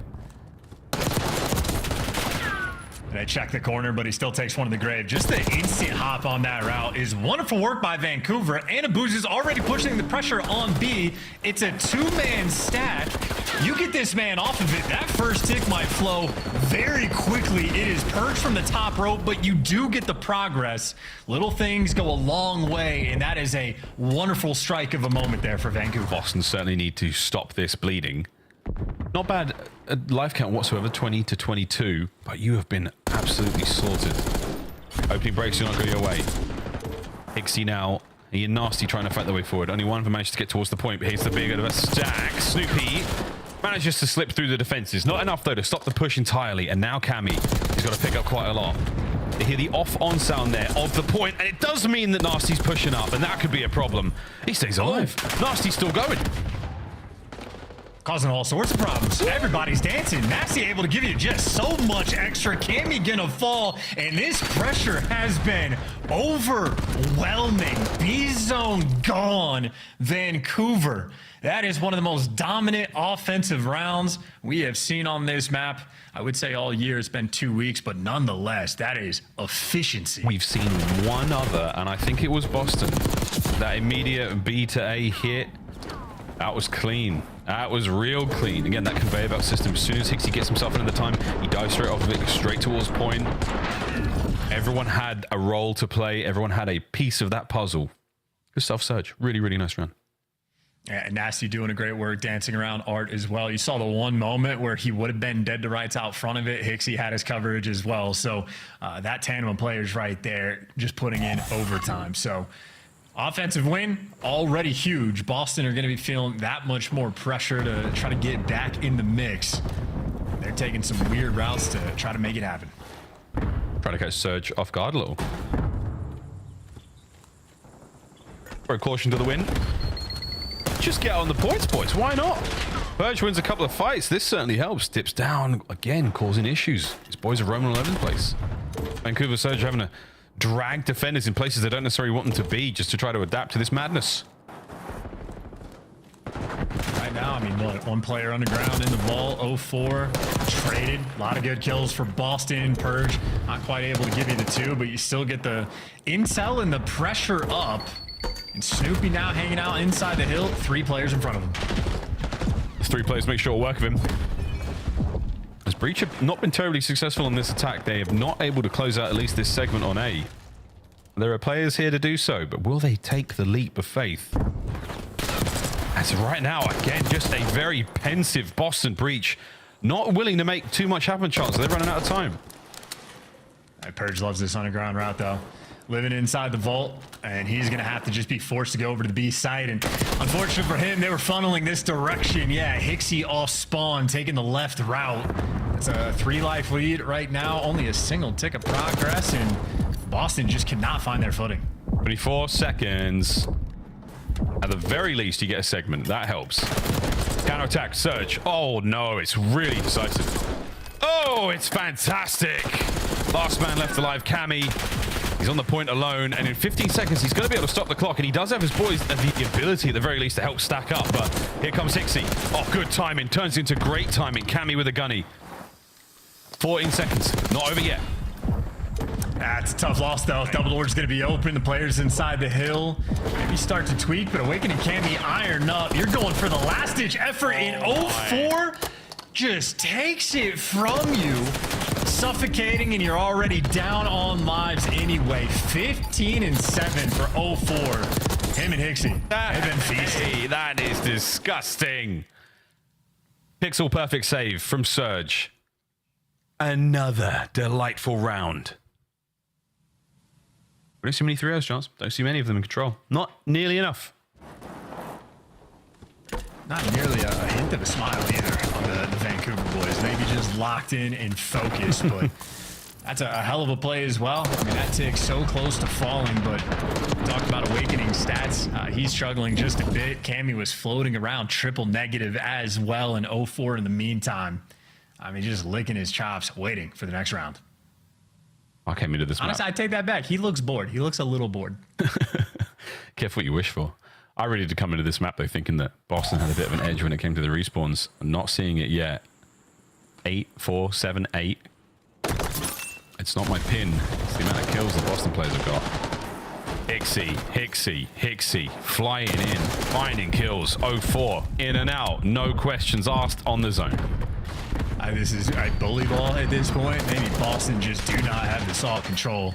It is shaping up to be a 1-3 record, and even on defense struggling just a little bit of life there in the kill feed. Awakening, giving you that little bit extra, and Hixie forced to turn tail and run it back towards his own spawn, but a good route as well just to get the intro kill. Cammy, weirdly enough, is low vault with a Jackal. You're not prepared for that. As the mixy moments, Vancouver at least able to fight out of their spawn. The unreadable. Snoopy slides, dives, finds his. 50 seconds to go. Boozer now playing for that space. He's got 0-4 to back him up as well. It's a massive win. That's 2 dead for Boston. That's the opportunity to get on both zones. Oh no, Cammy in the middle of the map causing problems. Gotta get at least one here. Gives you Purge, instant trade, pressure for his teammates to get on this A zone. Nasty. There's a freebie. Plenty of pressure on A, doesn't give you anything extra, but actually Cammy's gonna be behind you, so Cammy shows up in the feed, and it is not a good look when you are solo capturing B. You're just praying your teammates can get nearby. Ooh, Awakening gets his. That's definitely gonna be an A zone capture, surely. Trophy down now. They're gonna invest that here and not at B. The 2-man stack's gonna go by pretty quick. Hixie better still be on the capture point. That's that. Minute 25. 15 lives left to throw at B for Surge. And Boston just a little bit slower to snap in position. I mean, we're seeing those moments where like Hixie reads the situation and it is just instant for him to go wherever he needs. But Boston right now just slightly behind the pace, but Cammy's at least heated up in the kills column. Has 6 this round already, and Awakening showing up as well. 4 life advantage. Sizable hold so far on defense for Boston. Yeah, really nice looks. Snoopy the man through mid-map is going to be a very important piece of the puzzle here. 0-4 is still trying to do laps towards the back end, and Awakening, what a win at range that is. No one can stop Demon Joe at the moment. 16 and 14. Big wake. Knocked down. Out. Hixie, the man of the moment. Get themselves on a B. Oh, those are big wins, though. You were down on lives, but now it's close, and you got a lot of pressure on this B zone. Snoopy, trade it out. It is all guns forward. Forward, up, nades, you name it. It's all soaring. Here we go. Still keeping the capture alive. Trophy's good. No, 0-4 he exposes himself too much, and it's a 2-piece from Cammy. Nasty might be there, but that's range, fellas. Nobody near the point. 30 seconds, no lives left. 5v4 Awakening, spots out 1, everybody else through mid. Boston are very much turtled up in spawn, but this is still very difficult to break down. But keep in mind, it is just an extra tick, so Boston, you gotta push the pace. Here we go. No lives left out of sight. Awakening. Oh, down! Oh, down! Vancouver Surge. They will get the capture as well. 3-0 in control. They take the lead. 22 and 14 was Hixie by the end of it. That is destruction on vault control, and that might end up being the biggest pain point for Boston. The third game mode not shaping up to be their strongest, and Vancouver, maybe it's just like the vibe, like the lighting being a little bit dim, but these guys yet to have a smile on their face. But I suppose if they have a 1-2 record, they need to get some W's before they smile. But looking strong so far now in this series. And again, 22 kills out of Hixie. I mean, 0-4 was 15 and 7 to start things off, and he might have slowed down, but not in a way that made any bit of difference. That was an incredibly clean vault control. 7 minutes and 32 seconds. All Surge needed. All they needed. And man, they got it. A quick one, a fun one, and a very speedy map. Oh man, I'm loving the shot punch there from Nasty. I don't think we've seen too many of those. He and Hixie were running this side of the map, start to finish, but that was 3 clean rounds. I mean, the highlights is just all going to be Surge, right? I mean, we saw some plays from Breach, but not really enough. They were getting outslayed big time. Both the first and second rounds. We saw some life in that third. But man, the boys of Vancouver, they got the moves. And that's a very comfortable lead in the series now. It's going to be a fun map as well, because we're going to be staying on vaults. We've seen looks for both of these teams. Just going to be fun to see if Hixie can keep up the hot hand, because, you know, Snoopy can absolutely thrive. He's had some highlight plays on the hard point, but this is just a ton of Jackals showing up in the feed. really on both sides, but I just love this snap at the final moment. I mean, a 5 versus 4, effectively a round of S&D, you think, but I mean, they just walked straight through the front, got the pressure on the point, and it just turns into a blender. Boston maybe a little bit panicky in that moment, and Surge, I mean, striving, thriving, looking good, and more energy than we have seen from those guys all series. Yeah, they're reserving it, mate. They're keeping it together. Focused. So it's not over until it's over. Vault Hardpoint up next. Again, Boston, they look good in the rewind. They did not look good in the Vault control, but will they be able to turn that all around? Is Vault the problem for Boston right now? Maybe. We'll find out if Surge, if they've got the edge here. I mean, this is going to be a 3-1. Otherwise, red card S&D. We've been there a few times. The game 5, we've been there quite a few times already in the last 2 weeks. So who knows, mate? This should be a good one. I have got no idea which way this is going, Chance. Not a clue. Fans might be right, might be eating my words of what I was saying after map number 1. The hot takes might just be out of control this year in every single direction, but 10 CDL points right now, pretty impactful seeding when it comes to the major. Got to start pushing that as soon as we can, because these are 2 teams directly in the mix in the middle of the pack. Boston, if you win it, you do get a little bit of separation, but Vancouver, if they do, then it is just going to be everybody in the middle contesting to get in the top spots. It's wild to think about, you know, the way this season has worked out. I mean, our standings right now, I mean, whether it's the power rankings you're seeing on the flank or whether it's coaches' standings, everything is a little bit upside down. Nothing is exactly as you expected it. The performance is a phase right now. I mean, LA Thieves being the top of the top dogs. It's just been so interesting. And it's the middle pack. I think this might be the most competitive and extremely crucial, dangerous race towards champs we've ever seen in the COD League, just given how solid all these teams are. We'll see if they can keep it up or even find more improvements. Seen a good bit of Vault Hardpoint, or maybe before we get there, actually take the overlook at what we have so far in this year. Uncharacteristic to see Carolina Royal Ravens in the top spot, but after what I saw today, it might be deserved. But it is these 2 teams right now just neck and neck with each other, and just so many teams you expect to be fighting, because C9 starting to get some wins, and just this is insanity, honestly, looking at it. That is wild. That's exactly what I'm saying. It's a little bit upside down right now. Like, I mean, Vegas, Atlanta, LA, all sitting 0-3. I mean, you expect 2 of those teams to definitely have wins right now. I mean, you give the Falcons a bit of credence because they've just joined the league for the first time. But man, this is a scary sight, folks. Scary sight indeed. Everything will change over the coming months, and after the Christmas break, I mean, you'd hope to see some of these teams make some drastic changes to the way they're playing. But for now, eyes forward, Vault Hardpoint. Getting carried away here, man. I'm still looking at the table, and it is who's making the champs, Chance? Who's it? Huh? Hey, it's week 2, man. Huh? Rub that the crystal ball. Tell me what you see. I get questions from fans all the time. Like, hey man, who's winning champs? Like, I don't know. It's December. Here we go. Not a end of the game, Nate. That was just he blew up. I think that might be he's cooking a frag and one just lands at his feet and he gets the death. The boom boom. Very unfortunate, but who knows how it actually played out. What I do know is 04 does have the hallway control. And he's got full send. He's getting the one-shot call-outs and he is there for the cleanups. Him and Abuza pick Boston apart. And now the question is, can they read the spawns? Because Cammy gets given the gift. And him and Purge going to be working through the right side.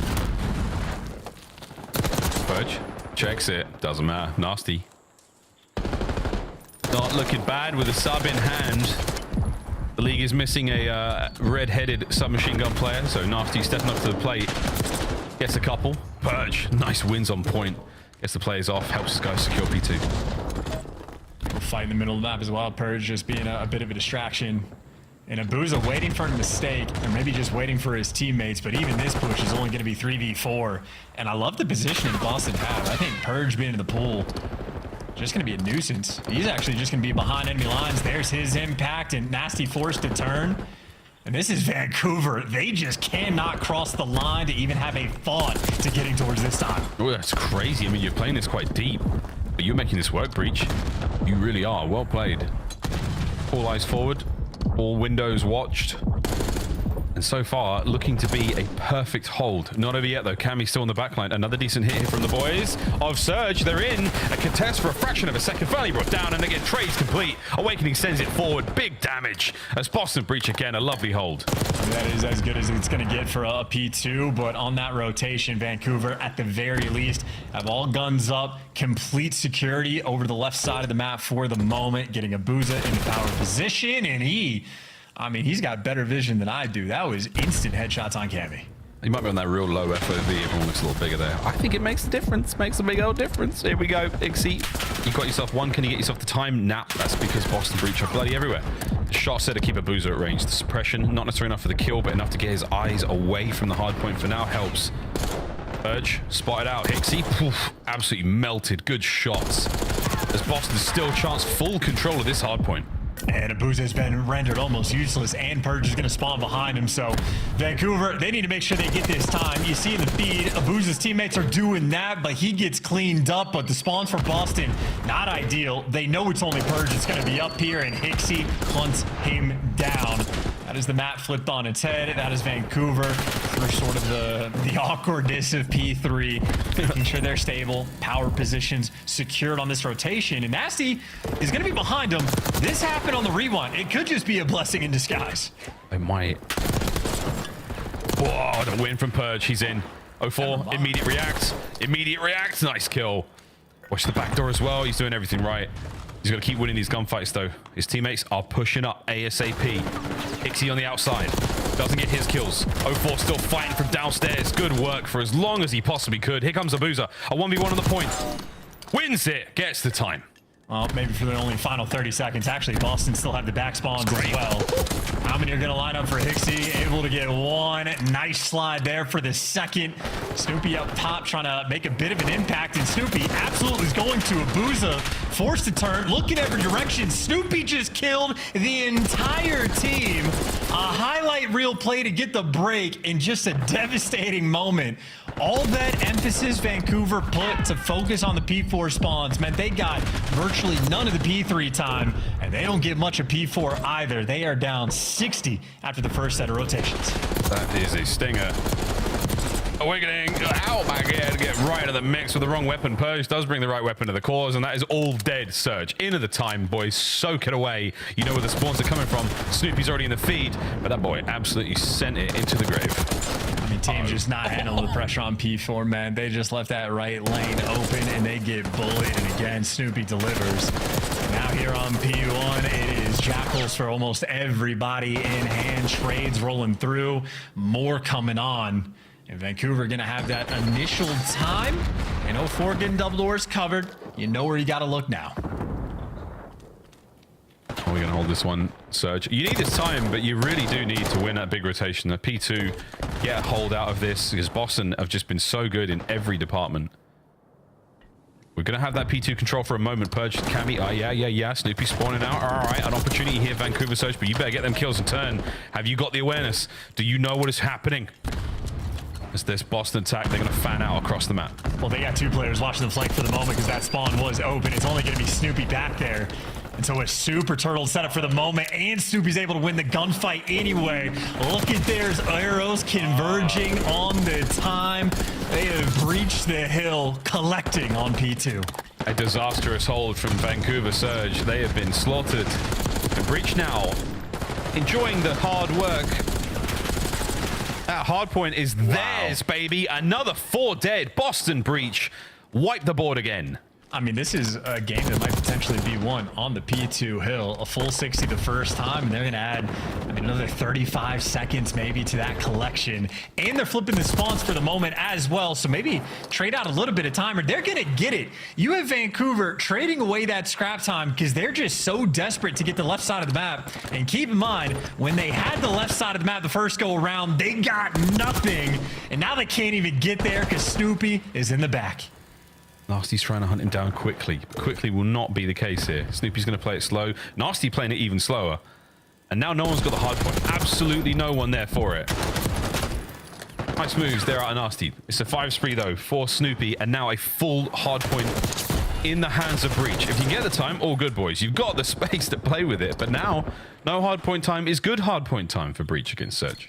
And it just looks like Vancouver are trying so hard to play like, you know, like correct Call of Duty, and they're just having a few of these moments where they're just getting slammed, like a two-piece that is just destructive. Granted, it's not terrible time to get on P3, so maybe a bit of a bait in this moment. You focus too much on the rotation, you lose out on the time, but that is a wonderful moment for Boston to take away the scrap, force those spawns so far out, and you are so much more comfortable on this rotation, unless 04 could be there to pick you apart, trying to make that high IQ play. Oh, man. Wow. There you go. Picks it. Surge, you're in. Snoopy's at the back door, though. Will Nasty spot him out? He's going to wait. Perfect move here. Snoopy just wait for the boys, wait for reinforcements. He knows he can't get it all done alone. Nasty spotted. Here we go. Number one. Player from above. Hops it. Guns it. Snoopy, what a dangerous dog. He finds two. I mean, he just has a big play every single time this hill pops, and it's not just this map, it is every single series. Oh my. Lives for it. 04 last man standing. Oh, and he's doing his best. He picks up another two. Him and Snoopy just having a battle, but 04 right now, just no support. Yeah, no support. And when the support does arrive, they get gunned. Snoopy on the doorway again. Snoopy again. Can he find this player? May as well just send it, mate. Why not? Another great two-piece. 27-17. And we are going to... Not yet, actually. I take it all back. But we're getting real close to that 200-point mark. Good reads, though, from Abuza to take him down. And that's a four-man wipe in the kill feed. You love when these moments happen. You feel like you have that much more room to breathe. Hixie trying to block the spawns, trying to read them. It's Awakening that was first in line. And now Boston are actually converging from every single angle. Yeah, P1 again, so many ways in. You can still get a decent time off of this. Pixie, well, that doesn't help. Snoopy with another two-piece out of nowhere. Pulls these things out of a hat. Boozer, holding the point. Cammy there for the pickups, and it's Boston Breach. Lightning pace once again being set. Purge down, trade still going. Who's coming out on top here? Snoopy finds it. Last kill there. Abuza will get there late, and he might be the last man in, but 20-odd seconds, and you don't have spawns. Yeah, 32 and 20, a minute and 20 in the hill as well. Snoopy has just been a multi-kill machine on this map. And P2 again, been the biggest difference maker, all things considered, for Boston. And we go again. Oh my goodness. Oh my. Oh my. Killer Cam. Holding down the corridors. Oh, okay. Abuza finds two out of nowhere. That was a superb snap. Nasty wins his on the back. That's the break. No, it's Snoopy. What a kill. Keeps the play alive for his boys. Hard point still in the hands for Surge, but the spawns are there for Boston. That multi-kill machine, making sure his team still has the pressure. The break is in. Can they hold on? 04 gonna surge. It's nice work. Is it gonna be enough? Hixie finally there. The back spawn's coming through. Snoopy looking for it. He is hunting with the pistol, and somehow he finds it. Boston continue to finesse on P2. Oh man, they're holding P2 down. Cammy get damage on the players on the cross. Nasty's trying to get anything here. No, not gonna happen. Cammy gets another over to the point, and it's three. Dead again for Surge. Over to P3. I cannot believe this chance. What a run from Boston. Oh, this is the chain, though. I mean, this is the only sort of comeback potential. The P3 to P4. You do have the left side spawns again for Vancouver. You got to find a way to deliver. Hixie sort of piercing the setup. He gives you the entry, kills Abuza the Overseer from top art, able to deliver. And then all of a sudden, players pop out of secret, trying to get you off time, and Awakening gets the guy out of top art, but it is still Vancouver in the time. Oh, nice kill. Gets that player out. Send in Snoopy instantly. Cammy, what a two-piece that was. Can you get the third? Look at these shots from Cameron McGilligan. Time ticking away. Boston looking for the game 5. Don't look for Nasty, though. He's right behind you. Awkward spawns save the day for Surge for now. And Vancouver still, though, they're going to have to flood around P3 because 235 is too high of a scoreline. You've made it past the point. You know you're not going to lose it all, but honestly, they're still so worried about the arrows. Forced to flood in, and it is a 4-man wipe and Purge jumping on it, running towards that new time. Flying, absolutely flying. Nasty has to win this. Will he check the right corners? Has he positioned himself well enough? He has for now. Snoopy's downstairs also. You have to contend with that. Somehow finds one. Backline once again. Awakening's in. Non-stop action here on the point. Over to Awakening again. As there's the time. Sneaks in. Endless battles there on Vault. And now we have a game 5. It's going to be a fun Game 5 as well, and just a painful vault hard point there for Vancouver Surge. So many times, I mean, you putting so much emphasis to try to get that rotation to P4, and then Snoopy just delivers highlight reel play after highlight reel play. I mean, a 4-piece when he was in the time, multi-kill on multi-kill. He had maybe 10 lives in a row where he was just a guaranteed 2-piece. An absolute force and machine on that map. And frankly, I mean, this is when Vancouver's like winning rotation. P2 was destructive. I think that's ultimately where Boston win this game. But I mean, you got to tip it to Snoop. Again, shades of map number 1, 15 objective kills.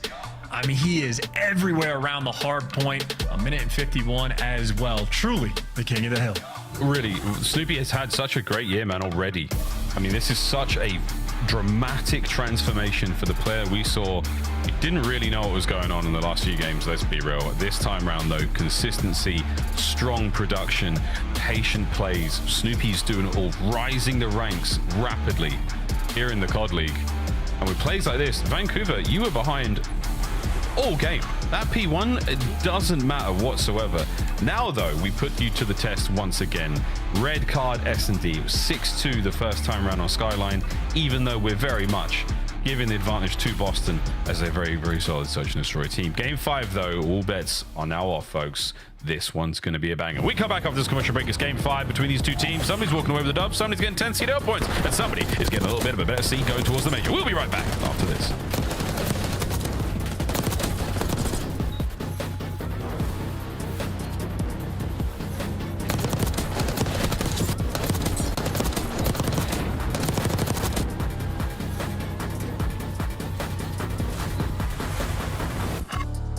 The Esports World Cup is an official partner of the Call of Duty League. Upgrade your game with the Scuff, the official controller of the Call of Duty League.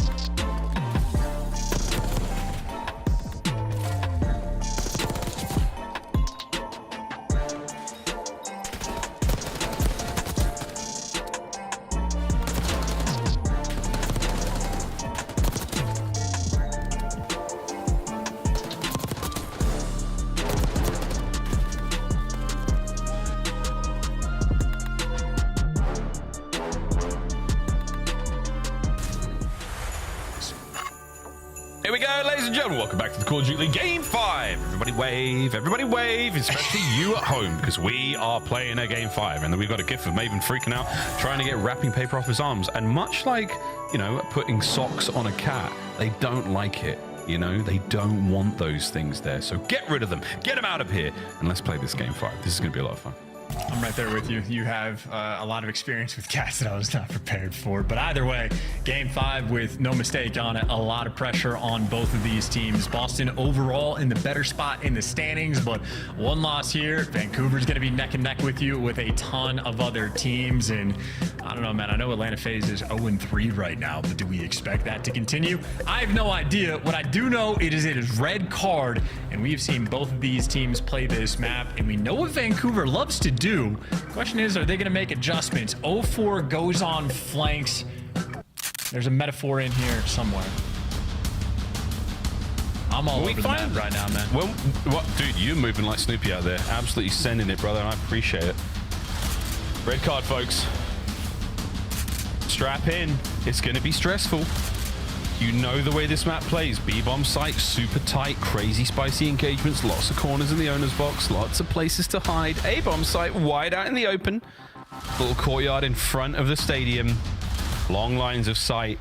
You get your submachine gun players up close and personal, though. That's where things get dicey. Here we go. Boston attacking first and foremost. Let's get it. And it is on the defensive end that 0-4 has been loving to go on the flank. So that's going to be Purge's responsibility. But the play right now over towards the A site. And Snoopy, as you said, going to be the man leading the charge. And Abuza, the man in a pocket. In the depths of A spawn, and it is nasty. Able to strike for that first blood. That is great coverage, but flank man has been dealt with, and Purge just gets caught. Man advantage for Vancouver. That happens so much in this game. You player model falls halfway through the floor. I find it so weird why that happens. Man advantage. Will it mount for anything? Awakening on the prowl. And lovely work out of Awakening. Every possible corner. I mean, this is exhausting. Just for a boozer to stand there at the top of the stairs. Awakening so much work. Cammy moving up as well. Trying to secure that B-bomb site. Bad news though. Nasty's moving in position as well. You are trapped, Boston. What will you do? They also just have to plant the bomb. Yeah, you're going to get picked apart. There's nowhere to go. Unfortunate that it was Awakening that had it, but super fortunate for Vancouver. That is a hyper-efficient round on defense. Heck of a way to strike in Abuza. I mean, just in the depths of spawn. Showing off places I've never done. Yeah, it really was. As soon as they got the red dot from Awakening being over by the steps, the rest of Surge positioned themselves perfectly there. There was no hope for Boston. Complete encirclement. They were routed in round 1. We'll see if they got round 2. The Surge had their number in the skyline. A very, very different map. So far, a lovely start. Got to make sure you pick up that bomb. It's going to be Abuza that has it in tow, so maybe the SMG players for Vancouver are looking to get active. Nasty up in Ticket. Hixie just making a little bit of noise over towards B. Boston have just repositioned to the depths of their spawn. I mean, Snoopy very turtled on the B site. He can be quick on the rotation over towards A once it comes. Shots getting rung out, so noise being made this direction. Vancouver just teasing with the idea of pushing this site. Man, again, a lot of exchanges. Holding on the Semtex though, 0-4. See if that pays off. Oh, you're in. You sneaky devil. Sneaky, sneaky devil. Well, that's his new home. Nice job, Nasty. That first blood certainly helps. Keeps 0-4 in position. Keeps him unknown as well. Oh, and Hixie may have just outmaneuvered Awakening. Will he check his right corner, though? Oh, he doesn't. Yeah, that player cooking an aid. Easy kills. Oh, what a turn. Boston breach. Are we able to make something of this? Maybe not. It's all down to Awakening. Gunned! Surge, 2 in a row. And that is just overwhelming. Got into position. I mean, 0-4 able to get up that ladder, and then we saw the player underneath him just on a slide across. So that is just Boston not ready for the pressure that Vancouver had. And Nasty back-to-back rounds, getting the 2K on it. Clean 4-0 start. Little head nod. Focused up, ready to go. It is a dark room. You're not wrong. So I wonder if Ray, if you're listening to this, can you take a photograph of the boys setup and send it to us on one of the social media platforms? We'd love to see if that room is actually that dark. Here we go, round 3. He ain't gonna do that. We'll see. He ain't gonna do that. He ain't gonna do that. And Nate's not gonna do that either. 04 mixing things up, by the way. A lot of the 04 flanks have just been rolling through the depths of the map. That's exactly what Purge is looking for here. So he's concerned about that pressure, but it won't be there just yet. 04 just a cheeky spot in the middle of the map. Run for it. Before, don't move. Oh, he pops his head up into the fight for a second. We're just making noise. We're trying to bait a play, bait some movement. Everyone will be shuffling. Every day they're shuffling. Awakening shuffling over to the A-bomb site. He's going to shuffle down. That's him. Yeah, that's Awakening. Now he's going to plant the bomb. And they have 0 intel. I mean, it's going to be a free kill for him. Never mind. 04 ready for it. Well, trades are rolling through, though. Boston still have the advantage. Yeah, like a wrecking ball down to Hixie alone. Last man left. Hidely ho. Cammy down. Okay. 1v2. Unfortunate, though. You have a Jackal. The bomb is planted, and you are going against, at least one Ames player. They have a tight setup, though, and they're getting a little bit close, but yeah, just 2 players together. Boston nearby for the trades, and Snoopy, that is a pretty important first blood, all things considered, to be able to get. Surprised 04 was heads up enough to check that, but Snoopy, he has reaction time that can hang with the best of them. Yep. I would wonder what the average reaction time is of our pros if they're all in a very, very similar bracket. Gun skill. 110 milliseconds. We did the study a few years back. Nice, thanks, man. Yeah. Pretty slick with it. You and our players. Much needed around there for Boston Breach. Oh, no. Buzz, buzz. Buzz, buzz. Here it comes right behind the boys. Troy kicking ass over there. Oh, good coverage. It allows it. RC's going, baby. Awakening finally turns for it, and he does get the damage in there, but that's a lot of intel passed over either way. Also, Snoopy's just in your spawn. Hi. Burge is inside stage. Finding kills. Awakening. Oh, Team Joe let it rip a little early, and that's okay. Happens to the best of us. Snoopy's rapping. Nasty's clapping. Pixie's down and out, and here we go. Oh, what a weird minimap. Let's get it, boys. Just try to find each other, get them kills. 04 wins his duel against Awakening. What a dive down the stairwell and dead.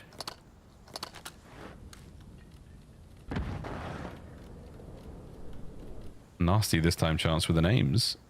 And he's going to do exactly what Hixie did and die in exactly the same spot. There you go. The RC car strats, man. I called it out in the Optic series, and I was like, it never works. And then Optic proceeded to get 2 different kills with it. And I was like, I'll shut up right now. But even on this map, like, you're so far away and like disconnected from your team. And that's obviously not the reason why that round was won. Players just getting picked apart by a stage, but just not a fan of the usage. It seems to fail like 80% of the time. Does it though? Because it's still the intel. It's not good intel. Like it's they're in the spots they play every round. Like okay. What if you can put a muffler on your RC car to make it a little quieter? That's a perk, surely. All right, here we go. Wrap to B. Give me that B bomb site love. Breach have got 2 rounds in a row, and they're going for it. Hixie though, he does live in B. This is where he stays. And this is going to be. Oh dear, one hell of a fight. If he gets any more than 1, he's a god. Well, there's the intel. You got to get someone else to get the kill. Snoopy, the man to jump all over it. And now here's a big question. How do you retake the B bomb site? Or, never mind, they're not even going to plant it. Boston just making a decisive call. Going to wrap it back towards their spawn away from every bomb site. It is a decision. They left and then they're just going back. Who needs full control of anything? Well, they left Rhyme and Reason in the B-bomb site chance. They left it there. They've got to go back and get something. Meanwhile, Surge are like, sure. Could be B, could be A. We need to put ourselves in a position where we can potentially contend for both, but B, harder to retake. And that's where we're staying, boys. Nasty makes it now a 1v1. 04 versus Purge. 10 seconds. We're dancing. 04 picks a corner. Doesn't win the fight. Purge. 04. Oh! That's a stinger. That stings. What was the game clock? 0.1? What was that? Damn, that's a stinger. And with the aims too. Shout out Purge. And Boston with, I mean, absolutely no right to win that round. 0.7. 0.7. Oh my. Pulls it from the grave, man. That is unreal. Talk about a momentum shift as well. Vancouver get the first 2 rounds, and that is 3 now in a row from Boston. And that one in the end, I suppose, feels good to get. I mean, you needed something to take the lead after the shenanigans of that round as well. To close out like that, we'd take it. Okay, get it. Get it, Nasty. Woohoo! All right, you know, journeyman through the middle of the map. You just hope they don't have it covered, and unfortunately they did. Unfortunate nade was so close. Awakening's going to get that. Hicksy's will get the plant. Bad news, there's only 2 of you left. Now there's only a Boozer, and he's way out of the play for now. That is yo ass. There we go. Awakening on the defuse. Boston Breach have not stopped running. We are emoting, for God's sake. Yeah, maybe not approving of the gameplay for the moment. Nice little thumbs down. Interesting attempt in that 2v4, but that is an interesting round. I mean, you're just trying to walk straight through the middle of the map and hoping they don't have it covered. I don't know if that's homework on Boston. If typically in the setup they just don't have that presence, but they most certainly did. And effectively a freebie round. I think Vancouver may be feeling the pressure of that tide. Sweet child of mine. Here we go. Boston, can you keep this train rolling? A 4-stack on A on defense. Look at that. Boom, bang, boom. Bit, bop, bam. All the noises you might be hearing at the start of a Search and Destroy round. Snoopy, but not as effective again in the first blood category. But he might be this time round. 04, you are in position. Run, 04! He has to be one shot. Is Snoopy just going to overchallenge and go for it? No. Pumping the brakes, and it's actually Nasty that gets the first blood. They're getting picked apart. There's the trade rolling through. That is just so much space and control. Vancouver dominated the map right there. And effective as well. Damn, I mean, 35 seconds left. He gets spotted. He is effectively just still in spawn. There is no game plan to actually effectively clutch this round. There's no game plan and there's no word in Dothraki for this kind of clutch. Unless... if he plants A with all these guys here... Look. Honestly, why not? That could have been something. Surge, though, do finally stop the magnificent run of the Breach. Keep this game 5 alive. You know, maybe similar to the Skyline as well. I think there's the game plan, at least for that round, super solid coming in from Vancouver. All 4 players were there to get their stuns and nades over, dominate, get all the space in the world. You saw how much presence 04 was able to get. And granted, through a shoulder, had to get out of dodge, but you still just had every single teammate in position to cover. And I mean, that's just a very effective strat. So lovely stuff out of Vancouver. Back on the attack, still down 4-3. Boston with that very small lead. Bit of B-bomb site love, possibly. Snoop's the lone guardian here. And they're going to be able to get in and cause problems. But again, look how tight that Boston lineup is. As soon as the noise is made, here they come. All those arrows should start to flip. One player on the rear guard. We're sending it in towards the site. The site control still in hands of Vancouver. This is so difficult to actually break into, so I think if I'm Surge, I'm happy with the spot. It's a square up. The only downside, man disadvantage, all 4 players from Boston are here. Yeah, who's just playing the late flank game. Oh, Subi incoming. That's a big one. Hicksy's down as well. The island player, the island boy left alone. You may as well hit the fuse cam. Jump on it, son. Abuza, do you have the iron? Do you have the lineup? You do not! Match point. Boston secured the site and hit the defuse. That is a massive retake. And that was the only downside to the setup there for Vancouver, is they just were a man down in that situation, and the trades were perfect from Boston. And of course, it's not like Abuza's in a bad spot. You don't expect a 4-stack necessarily for the retake, but I think this site incredibly difficult to get back into. Boston showing off the goods there. Crushing that momentum. They can taste victory. Technically, I think Abuza was able to get Cammy off a bomb just by shooting through the door there. But shoulda, woulda, coulda. That was the position it was planted for. Unable to really capitalize on that. They're going to kick themselves when we watch this one back. Boston, it is your series to lose now. One final round is all you need. And these guys are just full turtled. I mean, you're watching that route. If anyone on Vancouver takes that route, like, you find them. Rat-a-tat-tat.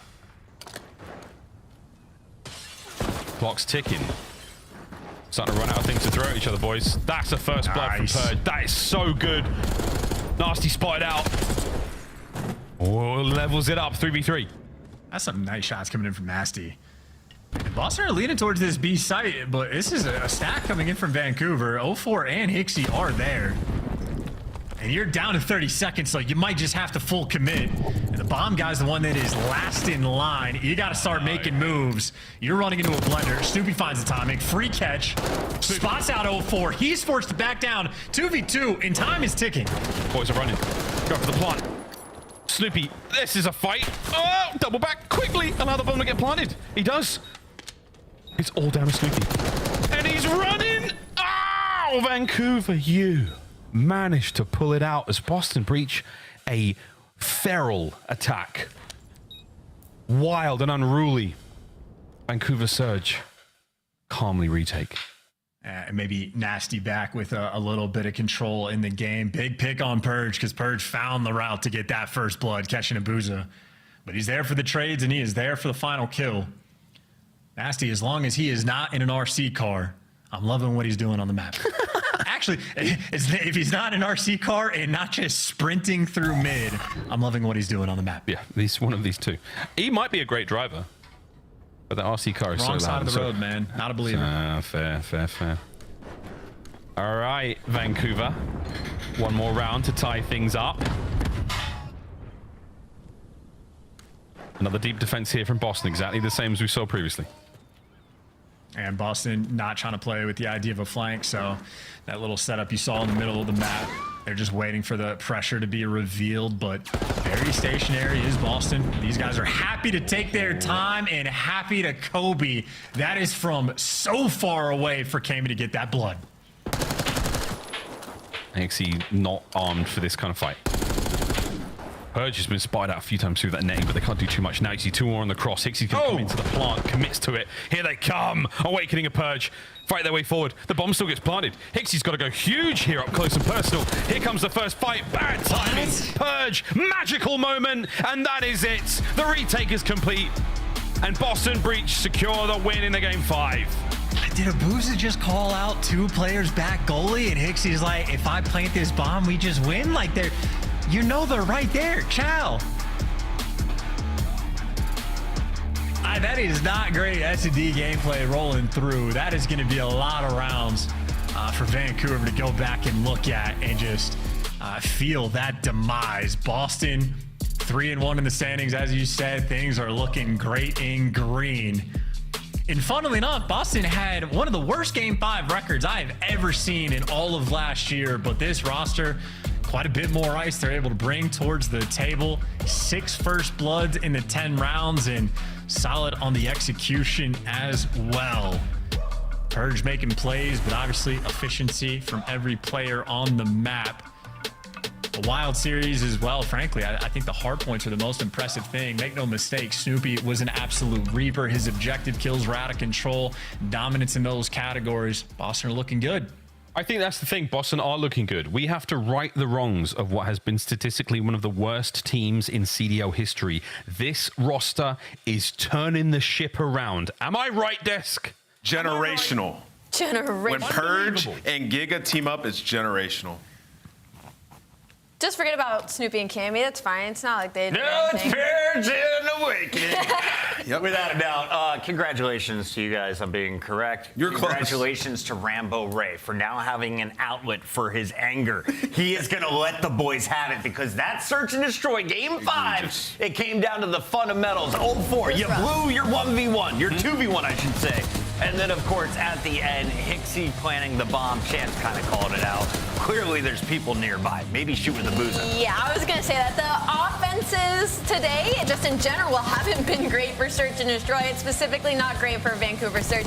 There were so many times where they just kept staking the plant when it was like, I don't think this is the best time for us to do this right now. And they would commit to it, and they would get absolutely nothing out of it. Yeah, you know, I don't know who's making the play calls for them, but there were some questionable plays. I feel like they thought they had some gaps so they could take advantage. You saw one round where Napsy just runs through the literal dead center of the map, straight past Ticket, and just gets shot in the side. Takes guts. Yeah, I mean, it takes guts, right? But that's clearly somebody making a call based on something that they saw earlier in the game, just not going to work. And I get those things are going to happen, but when you pair that with what we saw in that last round, and when 0-4 literally could have put his controller down and closed out that 1v1 that he had, it's just, this game got away from you a little bit, right? And this is a team we expect to be very good at search and destroy. Nevertheless, shout out to Boston dominating in the hard points, outslaying them by 24 map 1, 16 map 4, and just straight running away with it, man. The hard point looks phenomenal for Boston.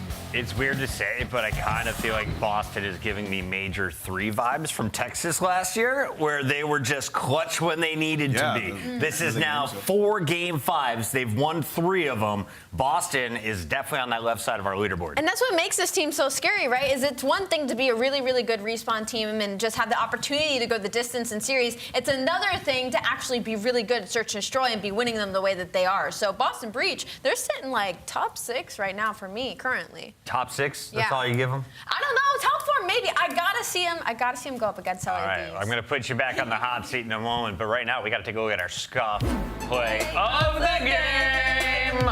He goes by the name of Snoopy. He's inspired by a cartoon dog, but his gameplay is ferocious.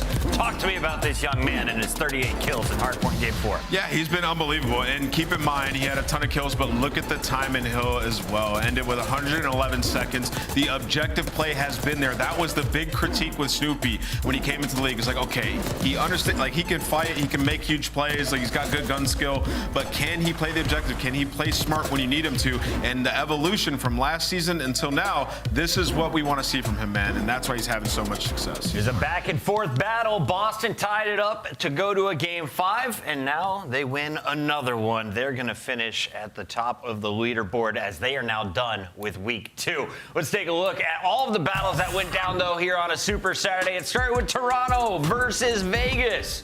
The Falcons, honestly, pretty good in the first hard point. Yeah. You kept it close, but Toronto gets the best of them. A 3-0 is our final score. I mean, respectfully, Falcons, it feels like every time we watch them, they're getting closer and closer and closer to getting more map wins. In this Toronto series, I feel like they definitely kind of sold that map number 2. A little bit of a slower start to map number 1. They started to pull it back near the end, but unfortunately, it was just a little bit too late. So for Falcons, I'm excited, to be honest, to see their growth and how it progresses out the rest of the season. For Toronto Ultra, it's just business as usual. Alley Cat, I'm going to keep it a buck. I think our teams are not trying their hardest against Vegas Falcons in the first 2 weeks. I think you've seen Toronto apply a little more pressure than they did today. Optic Texas, though, did not take their foot off the gas pedal against LAG. The Gorillas, a.k.a. the Gentlemates, looking for a win.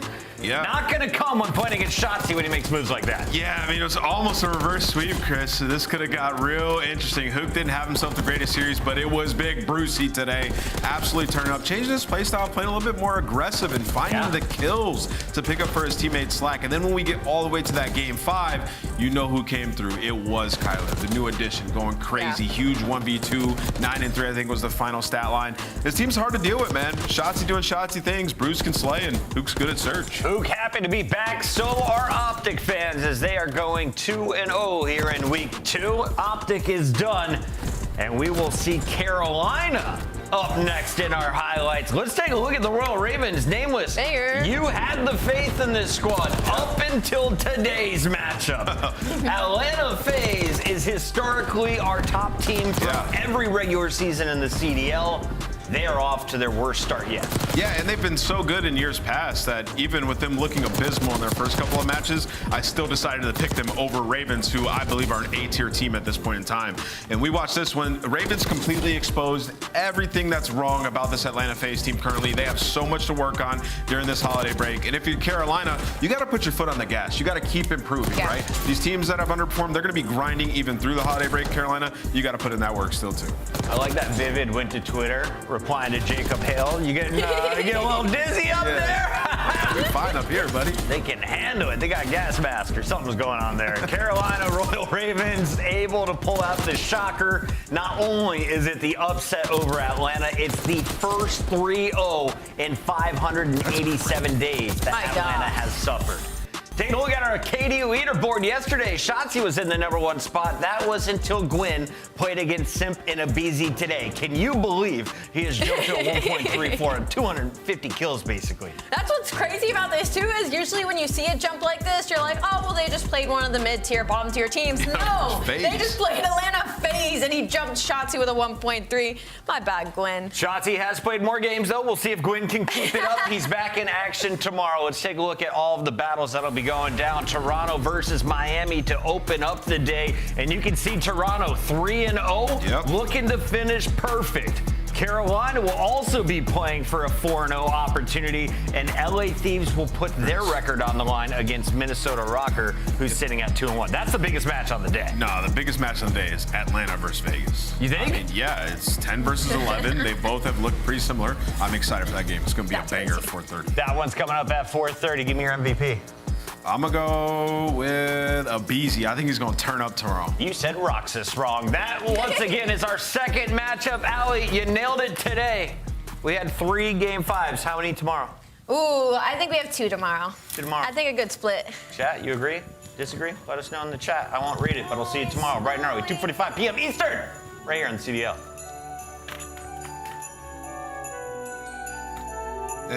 Enough.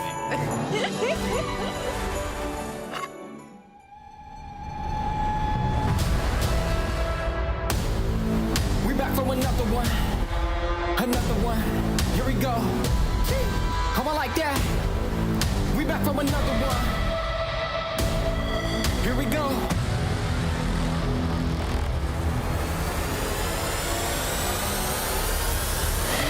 We back on the scene like we never left. Time to go put them back on the shelf. No, we do not need permission. We came in alone, now we leaving you by ourselves. Now nobody wanna play me.